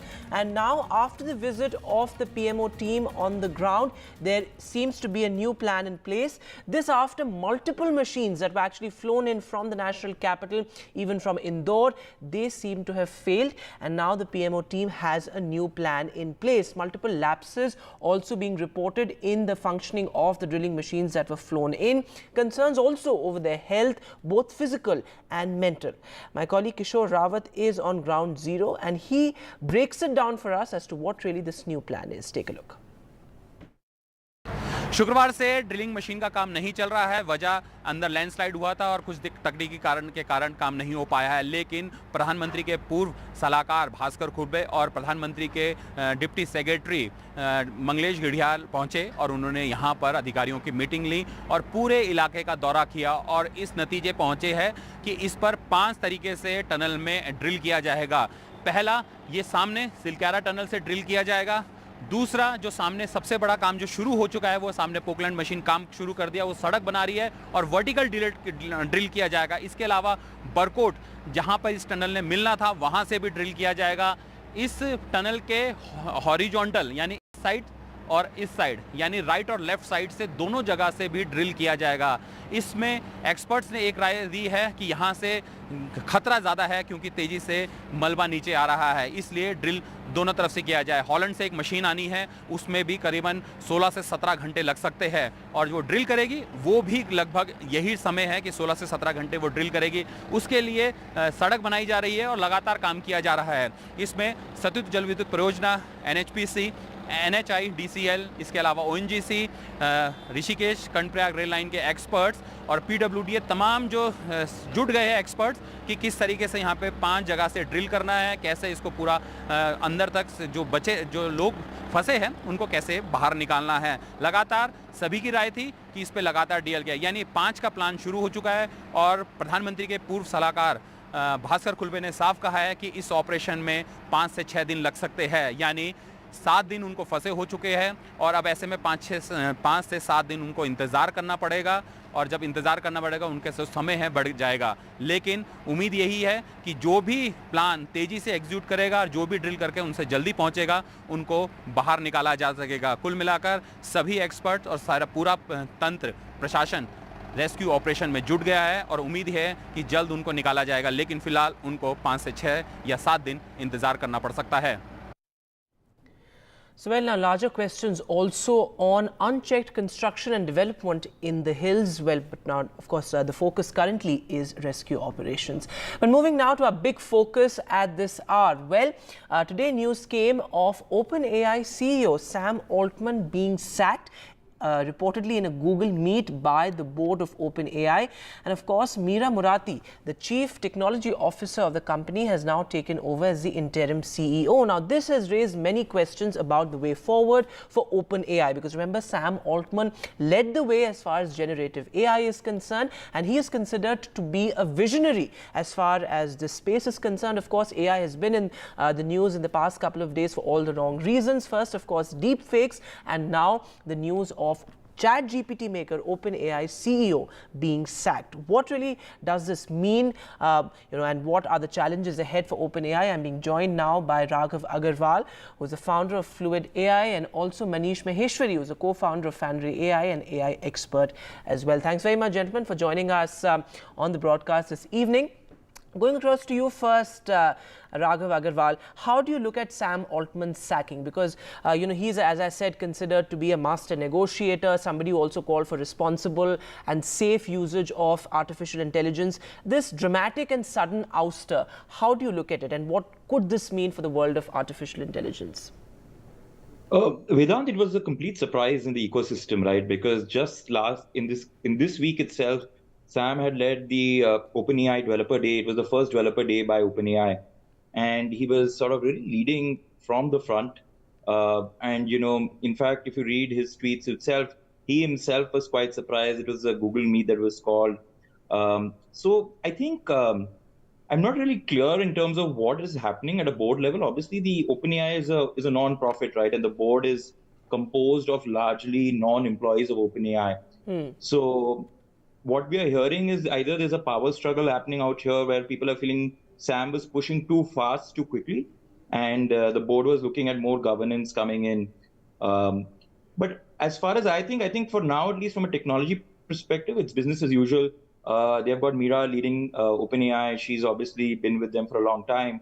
So But yes, more to find out and more to dig deeper. Absolutely. In fact, the board says that one of the reasons for his ouster was his lack of candor as far as communication is concerned. But you made an interesting point. You said that he was perhaps too ambitious and sort of moving too fast, which could have, in a sense, made the board a bit resistant, a bit sort of hesitant about, his place there. Manish Maheshwari, come in on this point. What do you think are the challenges ahead for OpenAI? And for, our viewers out there, OpenAI, in a sense, led the way for generative AI. It, of course, was a ChatGPT maker. So, what are the challenges ahead now? Do you think that the company is, in a sense, imploding? What are the challenges for Meera Murati now? Yeah, so I think just to add some context, right? So we at Fennery work very closely with several AI developments, and we are noticing that things are moving at a very fast pace. And also in a way that, in areas where we have not seen proper regulations or ethics about what is the right thing to do, right? So to my mind, see, there is also this whole thinking about like, okay, why this change happened, right? So I can think about two reasons. One is, of course, the personality reason, which is basically Sam as a leader versus the other people on the board and also the other co-founder, which is Ilya. That could be a personality clash issue.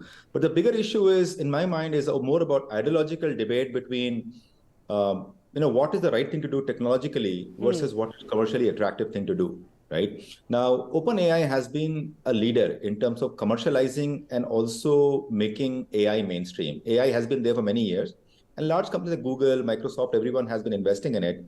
But it was OpenAI which really revolutionized it. And also by putting a subscription model to it, OpenAI became the fastest growing, I would say, subscription company. Just by charging $20 for the pro package. And as you said, he always advocated for commercialization as well. In fact, Meera Murati has been known as somebody who has advocated for more, government, more governance and more regulation in this space as well. So how do you, Raghav Agarwal, how do you see regulation in artificial intelligence going ahead, both at OpenAI and, of course, in the larger realm of artificial intelligence as well? What is the way forward as far as regulation in this space is concerned? Because as Mr. Maheshwari also pointed out, it could be a clash of ideology, less government versus more. So, there are those debates as well at play. So, if you look at it, essentially, what really changed the game for OpenAI was the partnership with Microsoft, right? Where they gave them a whole lot of compute power and they sort of then said, we'll have to commercialize it. OpenAI is still a non-profit. The holdco is a non-profit, but they've carved out this for-profit structure, which is a partnership with Microsoft. So it's a sort of interesting aspect. I think regulation is coming in regardless of whether OpenAI wants it or not, right? You see Joe Biden, the president of America, doing his executive order. Europe is coming up with a set of frameworks and rules. So, and the risks are obviously out there. We in India have experienced this whole deepfake issue just a few weeks ago. So I think the challenge is not going to be either are you for regulation, are you against it? I think it's going to be that the technology is already moving at a very faster pace. So do you slow down, or do you sort of say, take the genie out of the bottle and say, okay, now regulate me? Because, regulating something without knowing what it is also a challenge, right? Because you don't want to over-regulate this. This is game-changing technology. It can make an impact on millions of people's lives. That's right. So, of course, that debate is sort of the jury is out on whether, you want to move fast on it or perhaps exercise some level of caution. But, my last question to you, Manish Maheshwari, do you think AI can progress? Or, this whole thing about one man being indispensable to artificial intelligence. Do you think, because some experts say that one man is not indispensable when it comes to artificial intelligence. It's much bigger than that. How do you see that debate? Do you think Sam Altman's sacking will have an impact on the larger AI space? See, no one is indispensable in my view, right? So clearly there is going to be some kind of a hiccup for a short time, but I think the company and the technology that has been created is much larger than one individual. And clearly Sam has an outsized personality. He's very well known. He has been the face of AI now for the last 1 year. So it does take a bit of a beating. But in my view, I think, that's only going to be a temporary hiccup. I think AI is here to stay, and AI will radically change many things that we do. Right. The debate that it has ignited now is that what is the right way for AI to progress And that is a core question as well. What is the right way for artificial intelligence? Because there are multiple perspectives in it, and it's still in the thick of things. But of course, this comes as a sort of a beating, as you said. But thanks very much, gentlemen, for joining us on this story. Of course, something that we will be watching very, very closely. This developing space of artificial intelligence, and it's penetrated all our lives. But moving now to the big political story. Well, in Telangana, after the Congress and the BRS, now the BJP has released its manifesto as well, a slew of welfare measures and freebies. Amit Shah is currently in Telangana. Let's dip समाप्त नहीं हुआ है. पलामूरू Rangareddy lift सिंचाई योजना लगभग 2015 में इसकी आधारशिला रखी. 32,250 करोड़ खर्च हो गया, मगर अब तक उसको पूरा नहीं किया गया है. इसी तरह निधुलू की बात करें तो इनके परिवार का गबन का ये तेलंगाना सरकार जरिया बन गई. 2014 में जब तेलंगाना का गठन हुआ, 370 करोड़ रेवेन्यू सरप्लस स्टेट था, और आज ये लगभग 7 लाख करोड़ के ऋण में डूबा हुआ राज्य है. 370 करोड़ के सरप्लस से 7 लाख करोड़ के ऋण में जाना ये बहुत बड़ी बात है, और वो इनके परिवार के भ्रष्टाचार के कारण ही हुआ है. तेलंगाना सरकार पर अभी 3,66,000 करोड़ का ऋण है, और निगमों पर अलग से 3,80,000 करोड़ का ऋण है.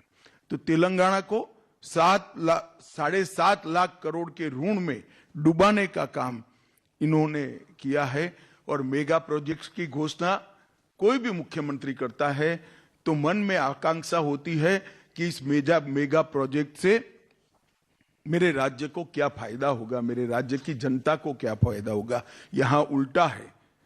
केसीआर मेगा प्रोजेक्ट की साइज इसलिए बड़ी तय करते हैं कि इसमें कमीशन ज्यादा मिल पाए. उनका एकमात्र लक्ष्य मेगा प्रोजेक्ट्स में से कमीशन लेना है. जहां तक नियामक आलू का सवाल है, रोजगारी का सवाल है, 17 टाइम परीक्षाओं के पेपर लीक हुए, लाखों युवाओं का भविष्य बर्बाद हो गया, ट्यूशन के पैसे युवाओं के खत्म हो गए, और कई लोगों ने आत्महत्या की. 2 लाख से अधिक पद भरना बाकी है. कर्मचारियों को समय पर वेतन नहीं मिलता है. यूनिवर्सिटी में कोई भर्ती नहीं की गई. विश्वविद्यालय में 3,000 से ज्यादा पद रिक्त है. जूनियर और डिग्री कॉलेज में 8,000 से ज्यादा पद रिक्त है.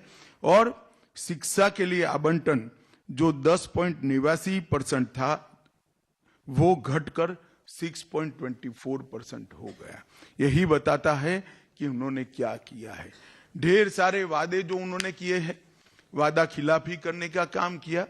1 लाख नौकरी देने का वादा किया था जो पूरा नहीं हुआ. 3,000 रुपया बेकारी भत्ता देने का वादा किया था, पूरा नहीं हुआ. 12 तेलंगाना यूनिवर्सिटी को सभी पद भरने का वादा किया था, वो पूरा नहीं हुआ. केजी से पीजी की मुफ्त शिक्षा का वादा पूरा नहीं हुआ. 7 लाख गरीबों को घर देने का वादा पूरा नहीं हुआ. गरीबों का 1 लाख का लोन माफ करने का वादा पूरा नहीं हुआ. हर जिले में एक सुपर स्पेशलिटी अस्पताल बनाना था, नहीं बना पाए. मैं यही कहना चाहता हूं कि केसीआर कोई भी वादा करते हैं, उनके नजर के सामने केटीआर और कविता ही होते हैं, तेलंगाना की जनता नहीं होती है. और भारतीय जनता पार्टी जो बोलती है वो करती है. ये केसीआर की पार्टी पिछड़ा विरोधी पार्टी. उन्होंने 2014 के चुनाव में वादा किया था कि अगर वो जीतते हैं तो दलित मुख्यमंत्री बनाएंगे. 2 बार वो स्वयं बन गए और तीसरी बार अब केटीआर को बनाने की तैयारी कर रहे हैं. हालांकि इस बार होने वाला नहीं है, मगर वो तैयारी कर रहे हैं.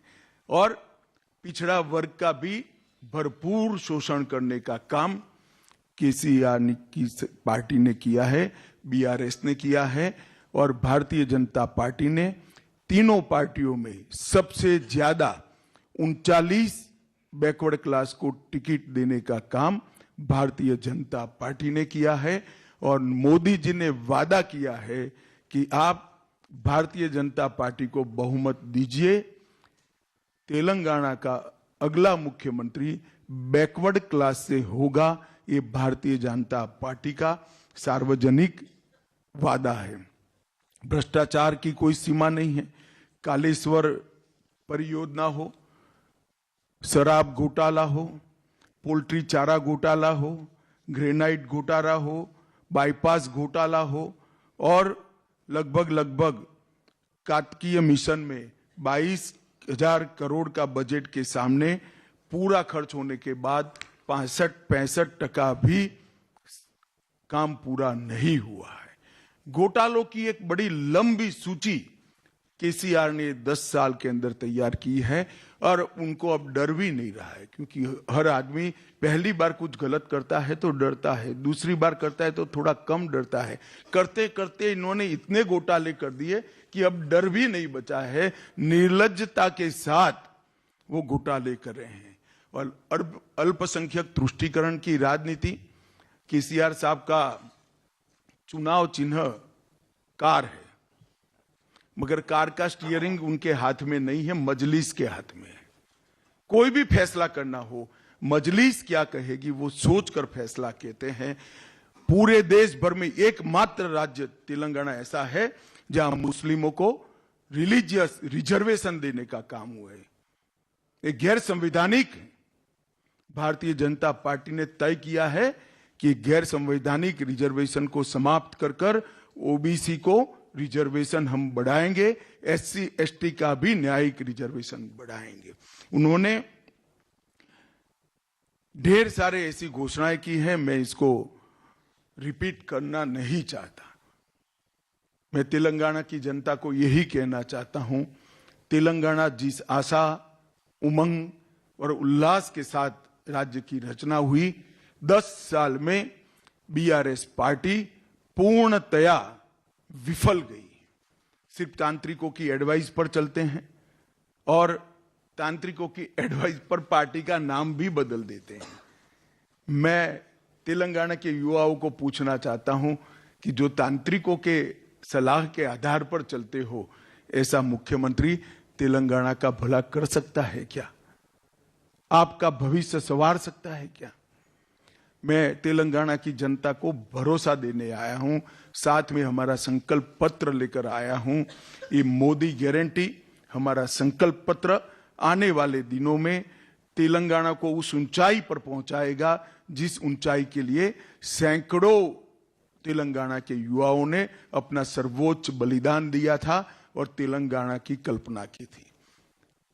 मित्रों, अब मैं हमारी घोषणा पत्र की 25 मुख्य बातों पर आता हूं।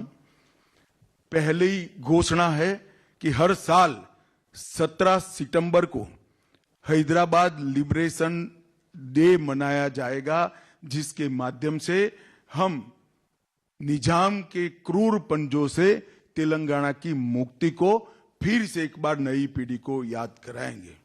हम बेरनपल्ली परकल के शहीदों को श्रद्धांजलि देने के लिए 27 अगस्त को रजाकार विभीषिका स्मृति दिन भी मनाएंगे, जो रजाकारों के सामने तेलंगाना की जनता ने जो लड़ाई लड़ी है, इसको चीर स्मृति तक ले जाएंगे। और ये दोनों दिन ऑफिशियल तेलंगाना गवर्नमेंट मनाएगी, कोई डर के बगैर। हम मजलिस से नहीं डरते हैं, इनके सपोर्ट की ना जरूरत है ना चाहिए। इसके अलावा रजाकारों और निजाम के खिलाफ तेलंगाना के लोगों के संघर्ष का डॉक्यूमेंटेशन कर एक म्यूजियम और मेमोरियल हम स्थापना करेंगे। नंबर 2, भ्रष्टाचार के प्रति जीरो टॉलरेंस हमारी सरकार का होगा। भ्रष्टाचार के सभी आरोपों की जांच एक रिटायर्ड सुप्रीम कोर्ट के जज से कराएंगे और उचित पिनल कोड में कार्यवाही कर भ्रष्टाचार करने वाले सभी लोगों को जेल की सलाखों के पीछे ले जाएंगे। मार्जिनलाइज सेक्शन की आकांक्षाओं को, पिछड़ा वर्ग की आकांक्षा को पूरा करने के लिए, बैकवर्ड्स की आकांक्षाओं को पूरा करने के लिए उनको सामाजिक न्याय प्रदान करने के लिए हमारा अगला मुख्यमंत्री बीसी बैकवर्ड क्लास का होगा, इसका तेलंगाना को भारतीय जनता पार्टी वादा देती है। असंवैधानिक धर्म आधारित आरक्षण जो 4% है उसको हम समाप्त करेंगे, ओबीसी का बढ़ाएंगे और एससी और एसटी का भी जनसंख्या के अनुपात में आरक्षण बढ़ाया जाएगा।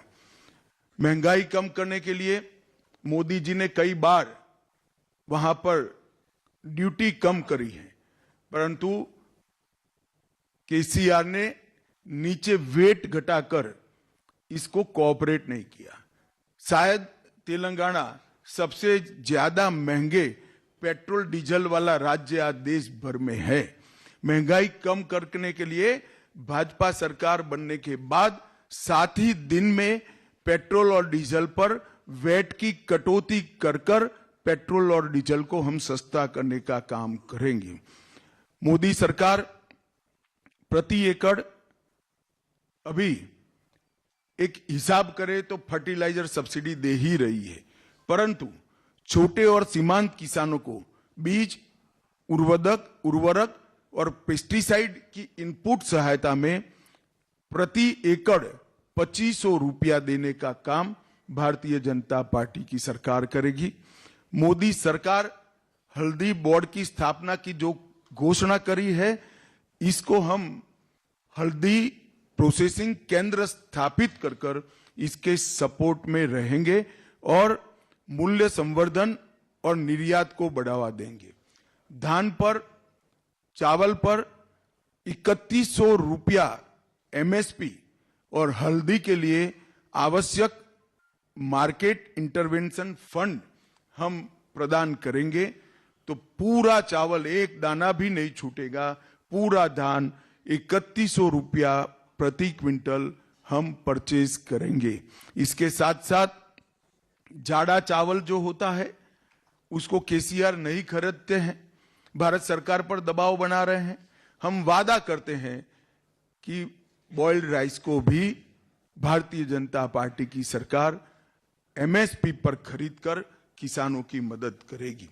प्रधानमंत्री फसल बीमा योजना किसानों को मुफ्त, फ्री ऑफ कॉस्ट मुफ्त फसल बीमा का लाभ भारतीय जनता पार्टी की सरकार देगी। उज्ज्वला लाभार्थियों को साल में 4 gas cylinder free of cost देने का काम भारतीय जनता पार्टी की सरकार देगी। जो बेटी जन्म लेगी उसको इस वक्त एक फिक्स डिपॉजिट देंगे, जो 21 साल की आयु की जब बेटी होगी तब 2 लाख रुपए की होगी फिक्स डिपॉजिट। इस प्रकार का हम जन्म के साथ ही तोहफा हमारी सरकार की ओर से देंगे। स्नातक डिग्री या प्रोफेशनल कोर्सेज में छात्रों को मुफ्त में लैपटॉप दिया जाएगा। महिला सेल्फ हेल्प ग्रुप को सिर्फ 1% ब्याज पे ऋण प्रदान किया जाएगा और यूपीएससी की परीक्षाओं की तर्ज पर 6 महीने की पारदर्शी और समयबद्ध तरीके से ग्रुप ए और बी की परीक्षाओं टीएसपीएससी के माध्यम से Telangana state public service commission के माध्यम से देंगे। हम वादा करते हैं ये पूरी तरह से ट्रांसपेरेंट होगा, एक भी पेपर लीक नहीं होगा और हम 5 साल में 2.5 लाख युवाओं को सरकारी नौकरी देने का काम भी भारतीय जनता पार्टी की तेलंगाना सरकार करेगी। इच्छुक सीमांत किसानों को मुफ्त में देसी गाय देने का काम करेंगे, जिससे उनका जीवन सरलता से वो गुजार पाएं। सार्वजनिक और निजी अस्पतालों में सेकेंडरी और टर्सरी हेल्थ केयर के लिए प्रति वर्ष प्रति परिवार 10 लाख रुपए का कवरेज हम इनको प्रदान करेंगे। कृष्णा के लिए, नदी के लिए पानी का उचित हिस्सा तेलंगाना को मिल पाए, इसलिए हम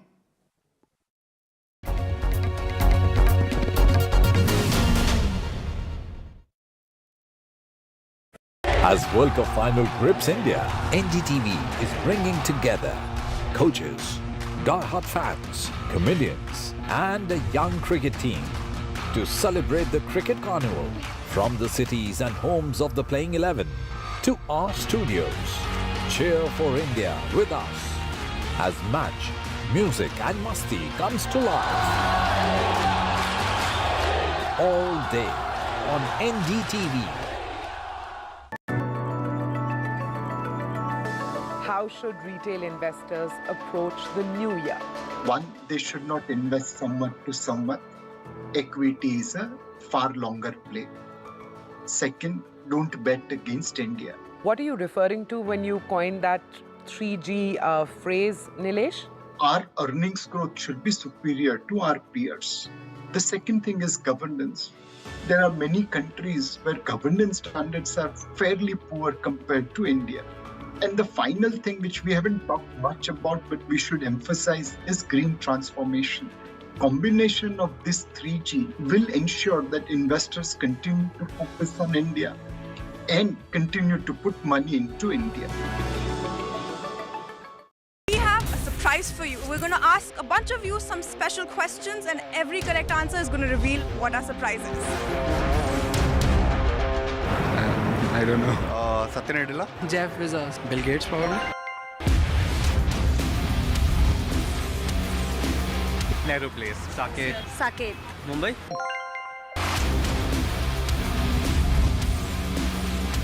Technical Guruji. Tech Guruji. Technical Guruji. Technical Guruji. चलिए शुरू करते हैं. Hello, Namaste and Salam UAE. We are here to celebrate exceptional success stories of leading individuals in the realty industry across the UAE. The Realty Awards, brought to you by NKN Media in partnership with NDTV, will also provide a vision for the realty landscape in the UAE. Coming soon, only on NDTV.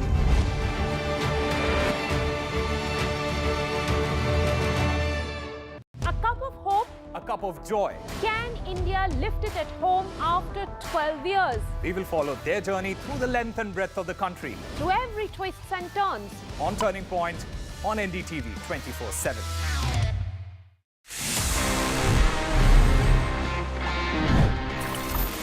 But sometimes the experience is not really great, especially in the terms of printers. जब आपको एक important print निकालना होता है and you realize that the ink is over, the cartridge is finished.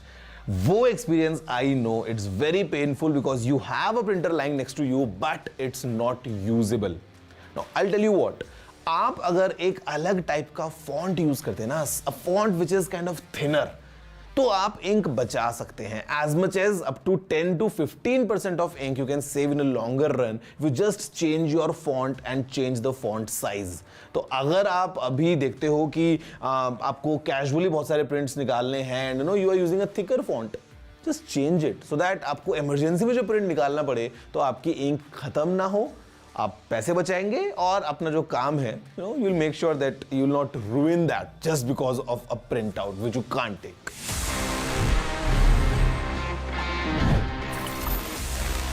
Hello, Namaste and Salam UAE. We are here to celebrate exceptional success stories of leading individuals in the realty industry across UAE. The Realty Awards, brought to you by NKN Media in partnership with NDTV, will also provide a vision for the realty landscape in UAE. Coming soon, only on NDTV.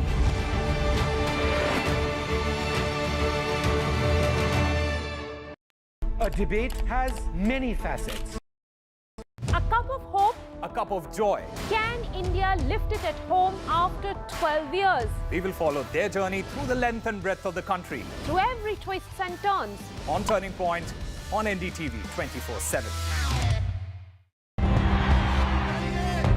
Election in 5 states, 679 seats, over 16 crore voters, a crucial semi-final.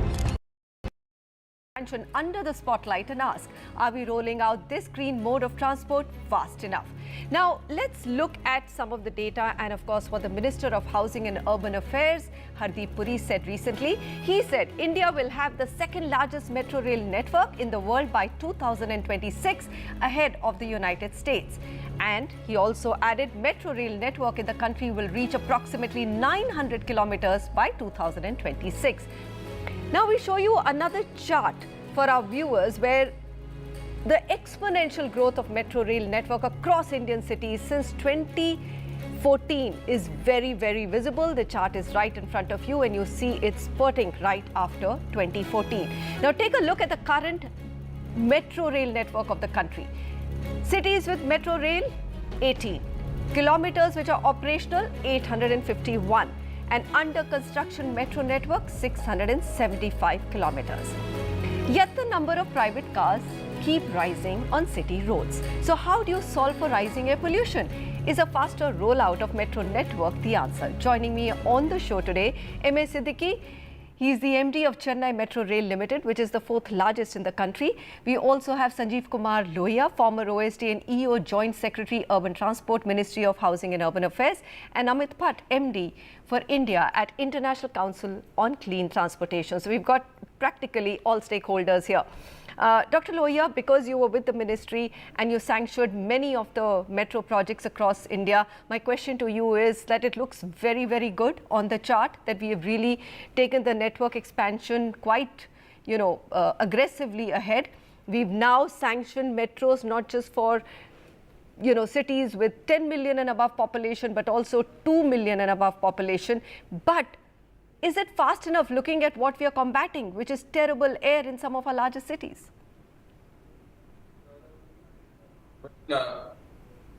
Metro need for the larger cities especially is one thing, and solving entire problem of congestion, pollution and urban transport by only one mode is an entirely different thing, because urban transport is just not one mode of transport. Urban transport has to be seen as a complete agenda. It is land use transport integration. It is different modes of public transport. It is integration of public transport with intermediate public transport and non-motorized transport, the pedestrian network, controlling the demand for travel. So it is, I would say, technological issues in terms of what we are is moving towards BS5, BS6, etc. The clean technology in terms of the electrical vehicles. So I would say it is a combination of all, but considering the expanse of the problem that we have at hand, it is not just one solution with which we can address this complex urban transport and air pollution agenda. But do you believe that we could probably, press the pedal on how fast are we rolling out just the metro network, looking at the problem? See, metro, I always say, in a city, it acts like the main backbone. And around this backbone, other modes of public transport have to be built. Okay. Other modes of feeder modes, they have to be built. So what I'm hearing, sir, is that the current rate of increase or the expansion that you see is probably adequate and it's aggressive enough. Mr. Siddiqui, let me ask you, you're at the head of, Chennai Metro Rail, 4th largest. But in terms of kilometers, it still has a long way to go to catch up with some of the larger cities like Delhi. What are your plans? Do you believe that you could do with more funds and probably if you had it, you could expand faster for Chennai? Absolutely. In Chennai, at present, we have 2 operational lines, length of 54 kilometers.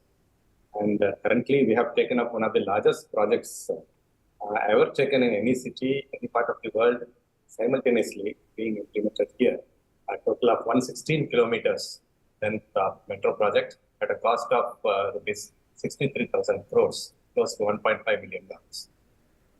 Actually, if you really see, the comprehensive mobility plan which we have prepared after great research, that estimates that we need about 450 kilometers of metro line network. And even after completion of this 116 kilometers, we'll still have a gap of 280 kilometers. That would actually mean an investment of close to rupees 1 lakh crore that needs to be done for a period of time. And yes, this will be taken in due course over a period of time. Expensive proposition, Amit Bhatt, isn't it? I mean, it's a catch-22 situation. Every city, like Chennai said, they need to go up to 450 kilometers of a network, but then the expense and the investments required are huge. The ridership and the commuter fares are not adding up to the numbers. None of the metros are still, profitable to speak, and they will take a long time to get profitable. So what does one do? Absolutely. I think we have to understand that public transport is a public good. So we should not view public transport merely from the operations on the fare box revenue and whether it is able to make profit or not. So that's a separate question. But I think a larger question is, what is the intent of public transport? And so the public transport is to basically reduce congestion, improve air quality, avoid road traffic crashes, and improve the economic well-being of the city. Now, if that is the intent, then we have to understand that metro is just one solution. Somehow we are perceiving it as the only solution. I think that's absolutely wrong. And I'll give you some examples. So London, which has extensive metro network, the buses in London carry twice the amount of people that are carried in metro. Similarly, Delhi is one of the largest metro network, but still the DTC carries almost double what the metro is carrying. So in this debate of metro, we are missing the bigger picture. And the bigger picture is integrated public transport. Can we integrate our buses with metro? Can we integrate feeder with metro? And we are not able to do that effectively. And that is one of the reasons why we are not seeing the ridership which is happening. Second is, there is an aspiration now among cities to have metro, even if it means 10 kilometers of metro. Now, what will a 10-kilometer metro do for a city network? I think we have to kind of demystify this. And the idea is to have clean public transport. Yes, some routes which are high density will require metro. But it doesn't mean that metro will take everyone to their doorsteps. So how can we develop an integrated public transport system? I think that should be the debate. And now we have electric buses coming in, which do wonderfully well. And once you integrate with metro, you can get the best of both worlds. All right, we will come to that a little bit later. Dr. Lohia, let's take a look at then metro itself. Are they needed in the kind of cities that you find them in right now, where the ridership is really lagging behind what was projected? For example, at Jaipur, right? Do you believe that this expansion of metros into tier 2 cities, which are less than 10 million, above 2 million population, was really required? Well, I would like to address this question in two manners. Number one, let us look at our urbanization rate. So the way, the rate at which we are urbanizing, we will add the population in urban areas in next 20-25 years, what we added in last 100 years. So that is the pace at which we are urbanizing. So it is, these projects, they are capital intensive projects, time intensive projects, and they take time to implement. So by the time you make DPR to the time you implement the project, sometime it takes about 10 years. So you have to think ahead. So that is number one. So the 2 million plus cities, which are today 2 million, will be very soon 4 million plus cities. And then trying to find an infrastructure solution might be too late. So as you see, a lot of infrastructure which was built in the time of Britishers is still lasting even after 100 years. So whenever you are constructing infrastructure, you have to think of maybe minimum 50 years or 100 years ahead. And Mumbai, which runs on suburban trains, the suburban system was laid 100 years ago almost. And that is still serving purpose. Of course, it is not stretched beyond its capacity. And the kind of network which was required should have been done earlier. So that is one, if you take with respect to the urbanization which is happening. But as Amit also pointed out, and I also mentioned initially, let us not just try to push one thing. Buses is extremely important. And today, the electric buses, so they are not only good quality buses, they are good quality from the air quality also. And they are also now cheaper in terms of per kilometer cost. If you recently the bids, etc., which were done in the national aggregated model by CSL, it was found that the electric buses are 20 to 30% cheaper than diesel and CNG buses even. Absolutely. So it makes sense to have electric buses, the kind of importance in terms of the contract management, procurement, and its integration. When we say integration, integration is not just physical integration. It needs integration in terms of fare integration. Honorable Prime Minister in 2019 launched this National Common Mobility Card, which was conceived by Ministry of Housing and Urban Affairs in 2009.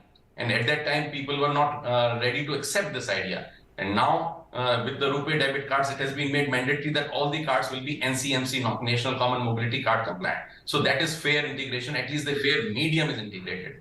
Next level of integration might be that with the single fare, you should be able to cover a journey.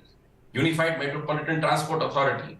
So there are a number of things which are required. The street design guidelines so that the pedestrian is taken priority. The form-based codes for implementation so that, again, you focus on the quality of built environment. It is just, and again, I will repeat, it is not just pressing one side and trying to solve the entire problem. It's a huge mammoth thing which has to be taken along. So you have to press number of pedals together. All right. Let me go back to Mr. Siddiqui. Mr. Siddiqui, tell us, I know that you're heading Chennai Metro, but are you looking at it? The biggest reason I find people shy from, one is, of course, fare is a big concern. Every time you raise fares in a metro, the ridership falls, and therefore it's very price sensitive. As a country, we are very price sensitive. But there's also a last mile connectivity issue. Are you looking at an integrated model? Do you believe that that must go deeply and totally hand in hand with metro expansion in any city and every city? Absolutely. I can't agree with you more. But I agree with both what Mr. Lohia has said and Mr. Amit have said. The metro system cannot work in isolation. It needs feeder systems. The feeder systems are provided by public transport or shared transport systems. The public transport system primarily is the bus transport corporation. And it is very important that when we make investments in metro rail projects, we make a corresponding investment in bus transport system as well. If we really see, we have been making these investments of late. Earlier we did falter, but of late we have been making investments. Now, for instance, in Chennai, the Metropolitan Transport Corporation is adding 1,000 electric vehicles, 1,000 plus electric vehicles to its fleet, and in another 2,000 or 3,000 electric vehicles if they are buses, if they are added, then there will be more than enough to cover for next 1 or 2 decades. So therefore, this is very important. So everyone agrees that the panel is agreeing that, all right, the metro expansion that we are seeing is good enough. That's not what is required in terms of, we don't need faster rollout of metro. What we need is a more thoughtful, integrated, multimodal transportation system. Now, I'm going to take a very quick break, but when I come back, I'm going to ask a very crucial question, and that is, what will it take for the well-off and the well-heeled and the rich to actually start using public transport in India? That's still not happening. I mean, the reason why metro ridership is low is because people who are using it are not that well-off, and therefore it's very price sensitive for them.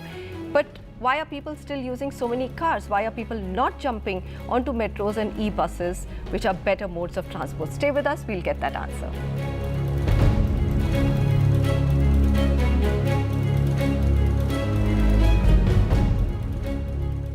A cup of hope. A cup of joy. Can India lift it at home after 12 years? We will follow their journey through the length and breadth of the country. Through every twists and turns. On Turning Point, on NDTV 24/7. Election in 5 states, 679 seats, over 16 crore voters. A crucial semi-final before 2024. NDTV brings you the politics, the promises, the stories and backstories, every twist and turn of 5 high-stake battles. When it comes to elections, India trusts NDTV.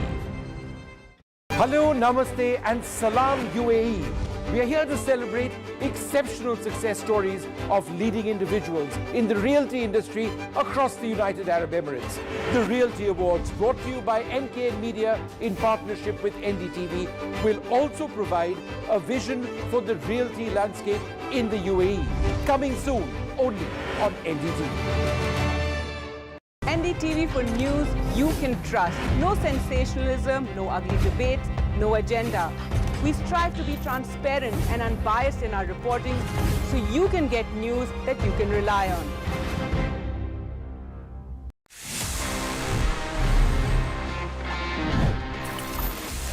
No internet is better than slow internet. मतलब आप सभी शायद इस बात से agree करेंगे because we all are used to using the internet and sometimes when the connection is slow, it's very very very painful. हम हमारा कोई काम नहीं कर पाते हैं और लगता है कि हम कहाँ फंस गए हैं. इससे बेटर अगर इंटरनेट ना हो तो शायद हम हमारी लाइफ को ऑफलाइन वर्ल्ड में बेटर एंजॉय कर पाएं.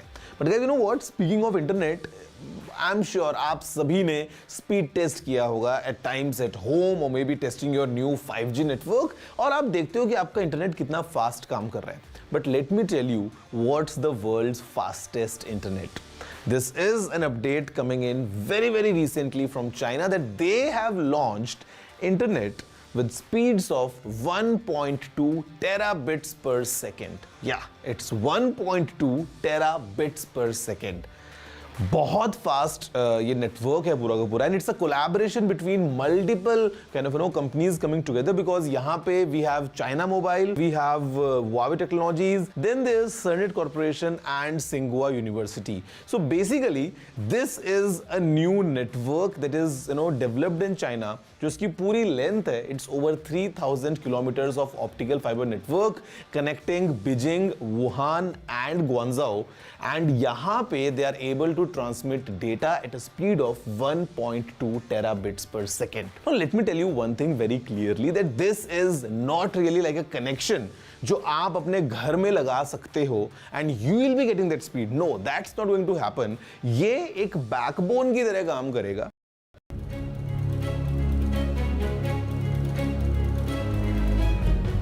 We are discussing the role of metro rail network, e-buses and the urgent need to improve integrated public transport to combat rising air pollution in Indian cities. Amit Bhatt, let me come to you. You said, all right, don't worry about the profitability of metros. Dr. Sanjeev Lohia said, look at the future. We have to look at rapid urbanization in India. So don't look at the fact that, the ridership in metros is not meeting the targets as of yet and profitability is not being met. But let me ask you a simple question. Amit Bhatt, what will it take for people to start using metros? There is a general reluctance I see amongst the well-off in a city like Delhi, which has the largest metro network of 450 kilometers, to use the metro. What are we missing? Fantastic question. And that's what is, so let's talk about the elephant in the room. And the elephant in the room is personal transport. So the question is, so if you look at why would anyone use a public transport, be it metro or buses? There are many reasons, but largely 2 reasons. Either people want to save money or people want to save time. Now, people who want to save money are basically, your latent is a demand that will not go. It will use that system no matter what. So they're compulsive users, right? People who want to save time are choice users. Now, I'll give you an example. City I live in, Gurgaon. And 10 years back, the city built something called a rapid metro. It was supposed to connect some parts of Gurgaon to Delhi metro. A very good example. Then the city also built a 16-lane road below that metro. And then the agency which built this metro network said, hey, why is no one using my metro? And it's not rocket science to understand that if you have a 16-lane road below a metro, it is much easy for people to use their personal transport, to use their autos, to any other mode. Now, when the ridership went down, the metro agency increased the fare. Now, with increased the fare, the ridership went even further down. And now it's getting into a vicious cycle. So one reason, so as we build our public transport, we have to make sure that public transport is affordable so that middle class, lower income class can use the system. We also have to make public transport faster than personal transport, which is that we don't have to expand, we don't have to create these high-speed corridors which favors private transport. Because let's get this fact right. There is no substitute to personal mobility. And if we continue building more roads, more flyover in our cities, people are not going to use metro network. People are not going to use buses, and people will not walk and cycle in our cities. And that's not what we want. Well, in the break, I had my director telling me that if I had last mile connectivity, the problem is that every time I get down from a metro, I still have to struggle to reach my home or my destination. Dr. Lohia, I think the last mile connectivity, the walking paths around metros, those are all missing. I mean, I would love to walk from my metro station, which is in Hoskas, back to my home, which is 1.5 kilometers. But I really don't even have a place to walk. In fact, I say many times we are transitioned from world class to third class as soon as we come out of the station. So I'm making a very strong statement, but this is the statement which I had been making right from the beginning. Because unless and until end-to-end experience, because journey is not just by one mode, it is from origin to destination. It is networked connectivity. It is the comfort right from your home back to your office or workplace. So if I do not know after getting down from metro, where will I go, how will I go, their path is not available, the bus is not available, the quality, and the second thing which I always used to say, quality of public transport has to be of that level that it can be sold to public as a branded product. You take pride when you go in public transport and you go in public transport abroad. But what happens when you come to India? Our Honorable Prime Minister has led by example by traveling by metro many times. But does it happen at all levels? We are trying and you've told us the reason why it does not happen at all levels. You've said that you come out from a world-class metro, but into a third world facilities outside. I mean, the roads, the footpaths, everything needs a desperate upgrade. What about parking? I mean, Amitbha, do you believe that we've made car ownership extremely democratic in this country, which is good in a way, but we could probably also dissuade in the way Singapore has by increasing parking and the licensing fee dramatically? Is that the way to go as well to dissuade car users? No, absolutely. And I think parking is one of the lowest hanging fruit, but believe me, it is one of the toughest, because people who buy a 30-40 lakh rupees vehicle are not even ready to pay 10-20 rupees as a parking. Somehow we have got this notion that parking is our birthright. I mean, we can take our car, park anywhere we feel like for any duration of time. And so that has to go. So I think what we have to come up with a good parking policy, especially if you want to encourage people to use metro, the parking should be available at the end terminals, not in the center of the city. What if you look at, it's the other way around. So if I live in Gurgaon, sometimes I don't get parking in the end terminals. And what I end up is drive my car all the way to Connaught Place, where I get ample amount of parking. And in fact, it should be the other way around, that I should not get parking in central part of the city. I should get more parking in the end terminals, so that I don't have the incentive to come. So we need to reform what I'm parking hearing is that, look, we are doing a lot, whether it comes to e-buses, whether we have a bus plan with the metro rollout, we are adding road network. But Mr. Siddiqui, why are we not getting it all together? I mean, ultimately, there is no balance in what will really get people to move to public transport, quality public transport and last mile connectivity. How do we fit the jigsaw pieces in the puzzle? We have already created a Urban Unified Transport Authority, and the simplification of the various transport systems since the first step. Now, providing last mile connectivity of equal standard exactly equal to that of metro rail is very important. It's just not enough to say that a person travels by metro in the comfortable air-conditioned comfort and then has to travel in a public bus which does not have air conditioning, which is humid, and these changes have to be made. And even when you're looking at smaller vehicles like shared transport systems like Ola and other things, right? Even there, we need to have system integration of the two systems. All right. So unfortunately, we've run out of time and we are also losing your audio in the middle. But Mr. Siddiqui, we've got the point. Thank you so much for joining us, Dr. Lohia and Amit Bhatt.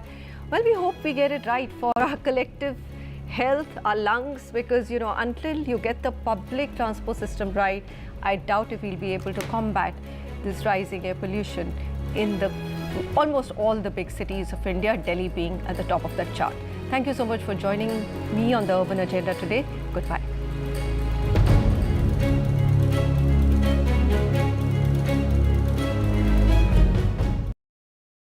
This show isn't just about news from the southern states. It's one that looks at the rest of India and the world from a diverse South India point of view, because NDTV has always taken the southern view seriously. The Southern View with Veera Raghav, only on NDTV 24/7. Hello, Namaste and Salam UAE. We are here to celebrate exceptional success stories of leading individuals in the reality industry across UAE. The Reality Awards, brought to you by NKN Media in partnership with NDTV, will also provide a vision for the reality landscape in UAE. Coming soon, only on NDTV.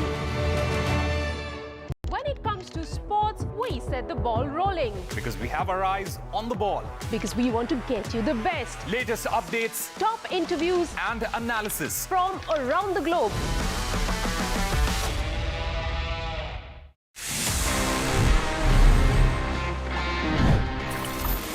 So friends, for the top story of the week, मेरे पास में ये दो special laptops हैं. This one's from Acer, this is Lenovo's Yoga, but आपको लग रहा है कि ये दोनों एक साथ क्यों हैं? There must be something common, and the reality is, yes, there's something common, and it's all about the Intel's Evo platform, जो इन दोनों लैपटॉप्स को पावर करता है. And this Intel Evo platform is a game changer in terms of connectivity, in terms of performance, in terms of AI, and in fact battery. आपको जो features मिलते हैं इन laptops में, they are truly remarkable, and I mean the experience would be really different. And while using these laptops, you'll have all sorts of enjoyment plus some work as well. तो यहाँ पे एक बार हम देखते हैं कि what is this Intel Evo all about, and for these two laptops specifically आपको क्या-क्या नए features मिलते हैं. Let's have a closer look. Intel का Evo platform एक premium tier है for laptops that come with Intel hardware. Intel calls these premium devices as fast-paced, lifestyle-focused devices, और एक laptop के लिए Evo platform badging के लिए eligible होने के लिए it needs to offer great performance whilst being lightweight and managing great battery life, which means Evo platform current generation of workforce की lifestyle demands को ध्यान रख के डिजाइन किया गया है. The platform comes integrated with advanced features like Unison, which is an aptly named app since it brings in unison all your devices. आपका Evo certified laptop natively आपके Android and iOS phones के साथ connect हो जाता है, so your laptop mirrors your phone's notifications and you can use your laptop for calls and messages. And in devices के बीच में data sharing भी बहुत easy हो जाती है. And the Evo platform offerings go above and beyond. AI-powered capabilities get integrated across platforms. ये आपको calls में noise suppression and video calls में background blur, lighting correction जैसे features offer करता है. The Intel Evo badging on any laptop means that it has Intel's seal of approval, and Intel pushes these machines through more than 75 rigorous tests, which not only include size, weight and design adherences. इनमें portable powerhouse performance की capability requirements हैं, fast charging capabilities over the universally compatible USB Type-C port होनी चाहिए, and other really nice to have features जैसे कि instant wake from sleep. Acer's Swift Go 14 comes with all the goodness you expect from an Evo certified device. Despite being built around a crisp 14-inch OLED screen, ये सिर्फ 1.25 kg भारी है. And since it is powered by 13th Gen Intel Core H series processors paired to 16 GB of LPDDR5 RAM और एक base storage SSD 512 GB का with a keyboard integrated twin.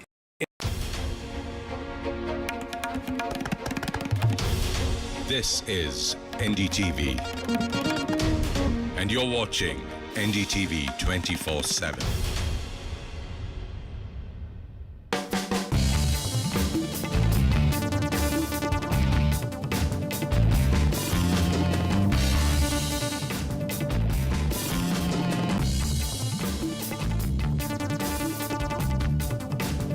Hello everyone, I'm Maria Shakil and this is The Big Fight. While the real fight may be on the field in Ahmedabad on Sunday, but today we put the spotlight on the electoral pitch. Of the 5 states that are polling this election season, voting in all 320 seats of Madhya Pradesh and Chhattisgarh combined is over. Rajasthan, which follows a revolving door mechanism since 1993, with people voting out the incumbent, will be polling on 25th. India's youngest state, Telangana, is voting on 30th, and of course, Mizoram has polled already. The results of all these 3 states will be announced on 3rd of December. The campaign blitzkrieg by various parties saw multiple issues take center stage. It has been welfarism of state versus welfarism of center in some states as well. In this state of war, because clearly it's a state of war, who holds the trump card? What's the X factor that can change the results of these elections until the balance of power? Let's take that up on Big Fight. Joining me on the show, Rohan Gupta, spokesperson of the Congress. We have Shazia Ilmi of the BJP, Sridhar Reddy representing the BRS, Sanjay Kumar, co-director Lokniti CSDS, Aarti Jairath, senior journalist joining me here in the studio. And we also have Dr. Pulla Rao, senior journalist, also here in the studio. Sanjay Kumar, opening comments, 1 minute to you. In the Hindi belt, the 3 states, that is Rajasthan, Madhya Pradesh and Chhattisgarh, what are the X factors? Maria, I think for the two parties which are in the fray or which are in the close contest in the Hindi heartland state, Rajasthan, Madhya Pradesh and Chhattisgarh, I think national and local are the X factor for the two parties. For the BJP, national is the X factor, while for Congress, local is going to be the X factor. And why do I say that? If you look at the BJP's campaign, BJP is depending heavily on Prime Minister Modi's face. BJP is depending on the national issues, while if you look at the Congress campaign is dependent heavily on the local leadership. In all the 3 states, they also want to contest election on the local issue. So I think for BJP, national is the trump card, national is the X factor, Prime Minister Modi's face is the X factor, and for Congress, in the 3 states, local is the X factor. Okay. Aarti Jairath? Maria, you know, I feel the X factors are these plethora of schemes, you know, SOPs, freebies that both the parties have offered. Labhartis are the X factors. The Labhartis are the X factors. The BJP and the Congress have been involved in competitive, you know, freebieism. And, you know, they're offering the people the same thing, but just in different ways. So the question is, are the people of these states going to buy into the promises that are being made? Or are they, you know, do they realize that these are just election promises, as most election promises are, and will probably never really actually, you know, see the light of the day, or there are too many strings attached to them, and so they won't, you know, reach them the way they hope to.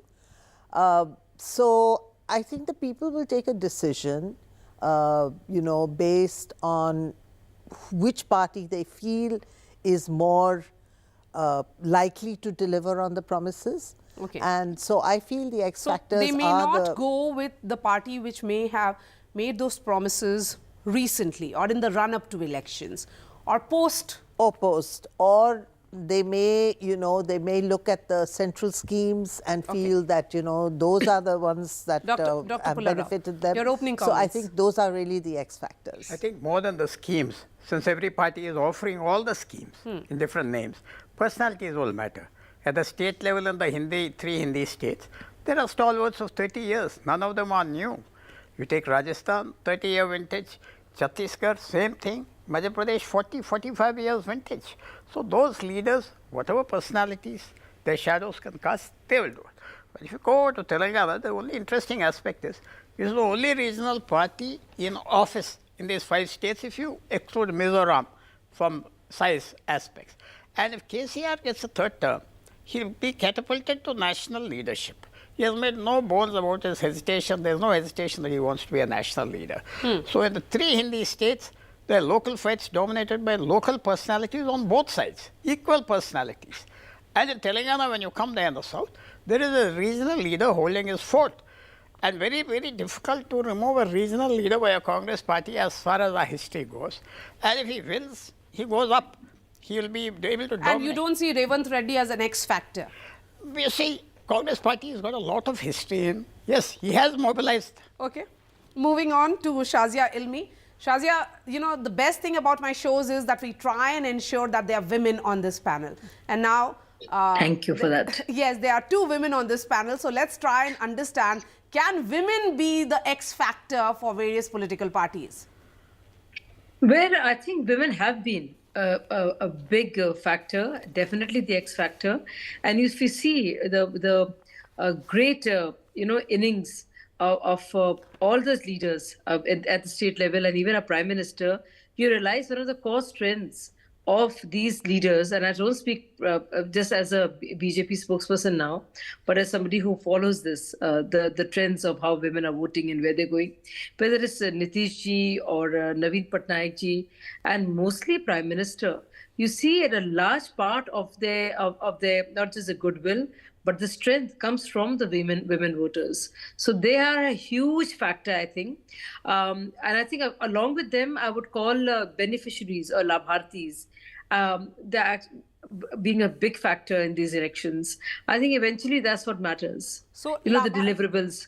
So labhartis and the ladies.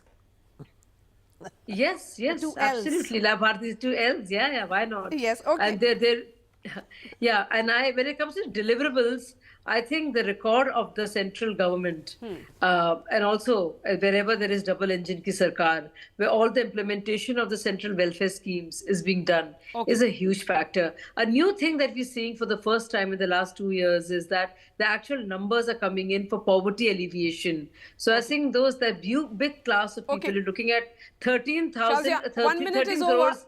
We are coming back to the discussion in just a bit after getting the opening comments from Sridhar Reddy. Yes, Mr. Reddy, go ahead.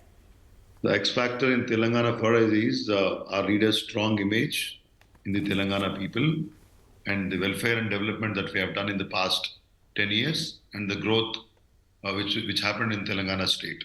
And these are the factors that people actually are considering. And we are going to form the government for the 3rd time. It will be a hat-trick government, which will be recorded in the southern part of the country. So today, both Congress party and BJP is trying to get some ground here, but both are fighting for a distant 2nd position. We as a strong, formidable force in Telangana state, these 2 parties are not going to be a competition for us, and we are very much confident. And the progress was evident to the people of Telangana. You take the sector, whether in all the sectors, right from power to irrigation and farming sector to IT, everywhere the Telangana state has grown. And all the social and development indicators are the best in the country. So we are confident our leader's image and the work we have done in the past 9.5 years will, give us the victory in the forthcoming polls. Okay. Dr. Pullarao made an observation about the vintage of these leaders in the Hindi belt, Sanjay Kumar. Although, these elections are very, very localized, not really having any kind of overarching theme or narrative which will decide the direction of the elections, and that's the reason why perhaps there is a lot of uncertainty which way the voters will go. Why is there, unlike other elections, why is there no, driving theme or a push or a pull which is very definitive in these elections? Maria, I don't think that if 5 or 6 states goes to poll, we ever try and look at or we try and figure out what is the overarching theme in this 5 or 6 states. So if we are trying to locate for that, what is the big issue in the 5 states, I think we would be making a mistake. No, but even if Sanjay Kumar, we were to look at state specific, What is the big issue, say, in Madhya Pradesh or in Rajasthan or in Chhattisgarh? No, the big issue has to be looked at from three different lenses. Yes. One, of course, from BJP's point of view, for the BJP's point of view in Madhya Pradesh, it is all about how Shivraj Singh Chauhan has governed the state so well over last 18 years. So this is their trump card. This is the issue.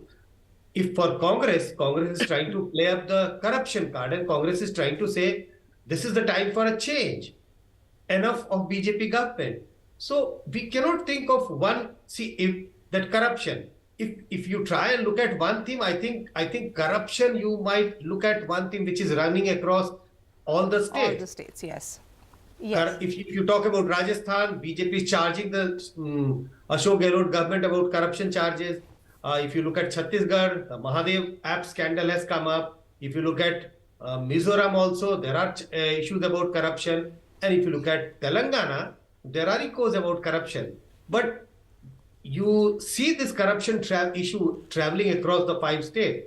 But my own sense is that this is not an issue on which people are voting. Yes. And that is why corruption seems to be an overarching theme. But parties know that people are not going to vote on this issue. That is why different parties are coming up with their own menu, which people are going to like, which voters are going to like. Okay, we have Rohan Gupta of the Congress as well joining us. Rohan, the point being made by Pulla Rao here is that in particularly in Rajasthan and also in the state of Madhya Pradesh, the vintage of leaders, those who have been in politics for 30 years, for 40 years, although the Congress has managed to make this a very, very local election, you have been vocal for local. So the BJP would say, okay, go ahead, because it's about the slogan, which you have got it right.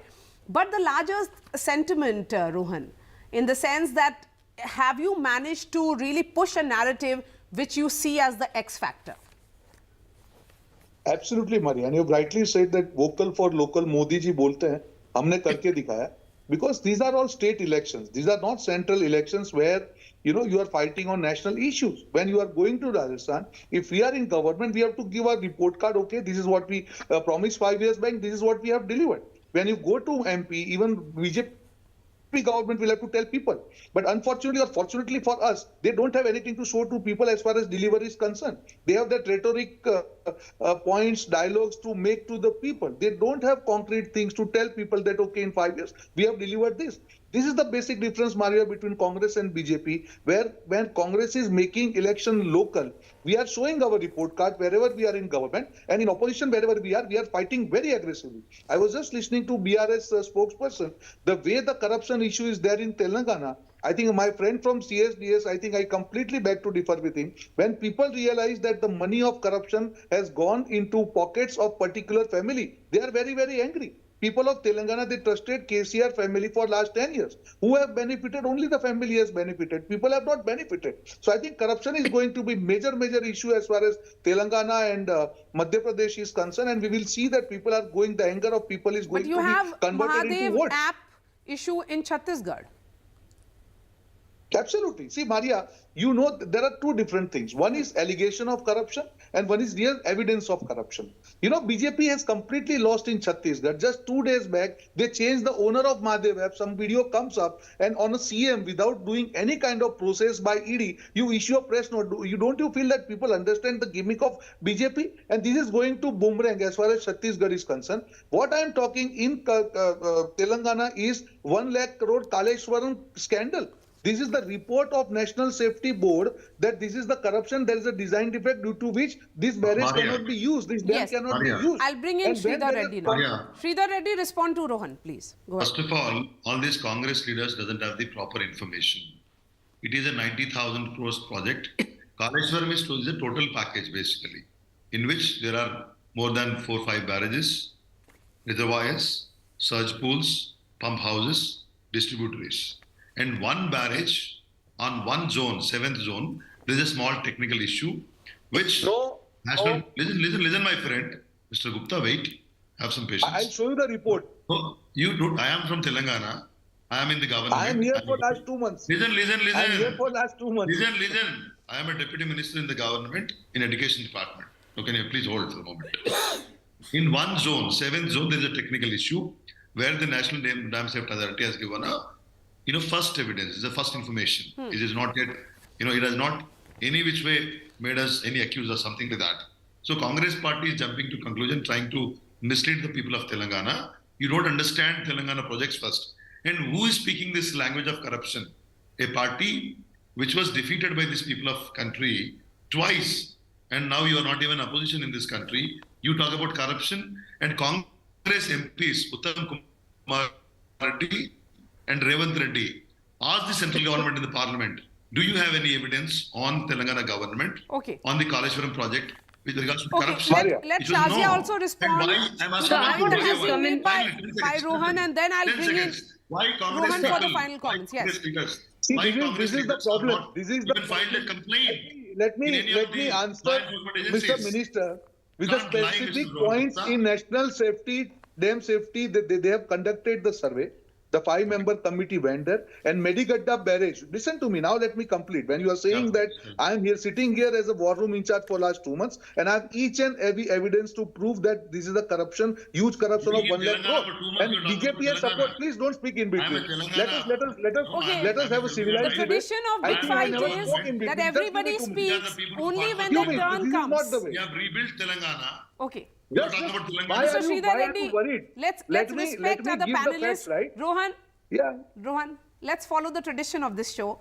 Everybody speaks only when their turn comes. So please go ahead, Rohan, now. Respond. Yeah, so my limited point is that the National Dam Safety Board, they released their report. They clearly said the Medigatta portion of the dam is designed, there is a complete design defect, and the same design has been followed in the other sections, though they should not be used unless and until proper design survey is done. They have completely thought they have to redo the complete project as far as Medigatta barrage is concerned. How can he say on national TV? I am challenging him. Yes, I am here for getting into and details of Kaleshwaram is the project. biggest issue. But let's try and put focus on the X factors. While I understand that you can take on each other and you have reasons because the elections in Telangana are still far away and not very far away, but 30th.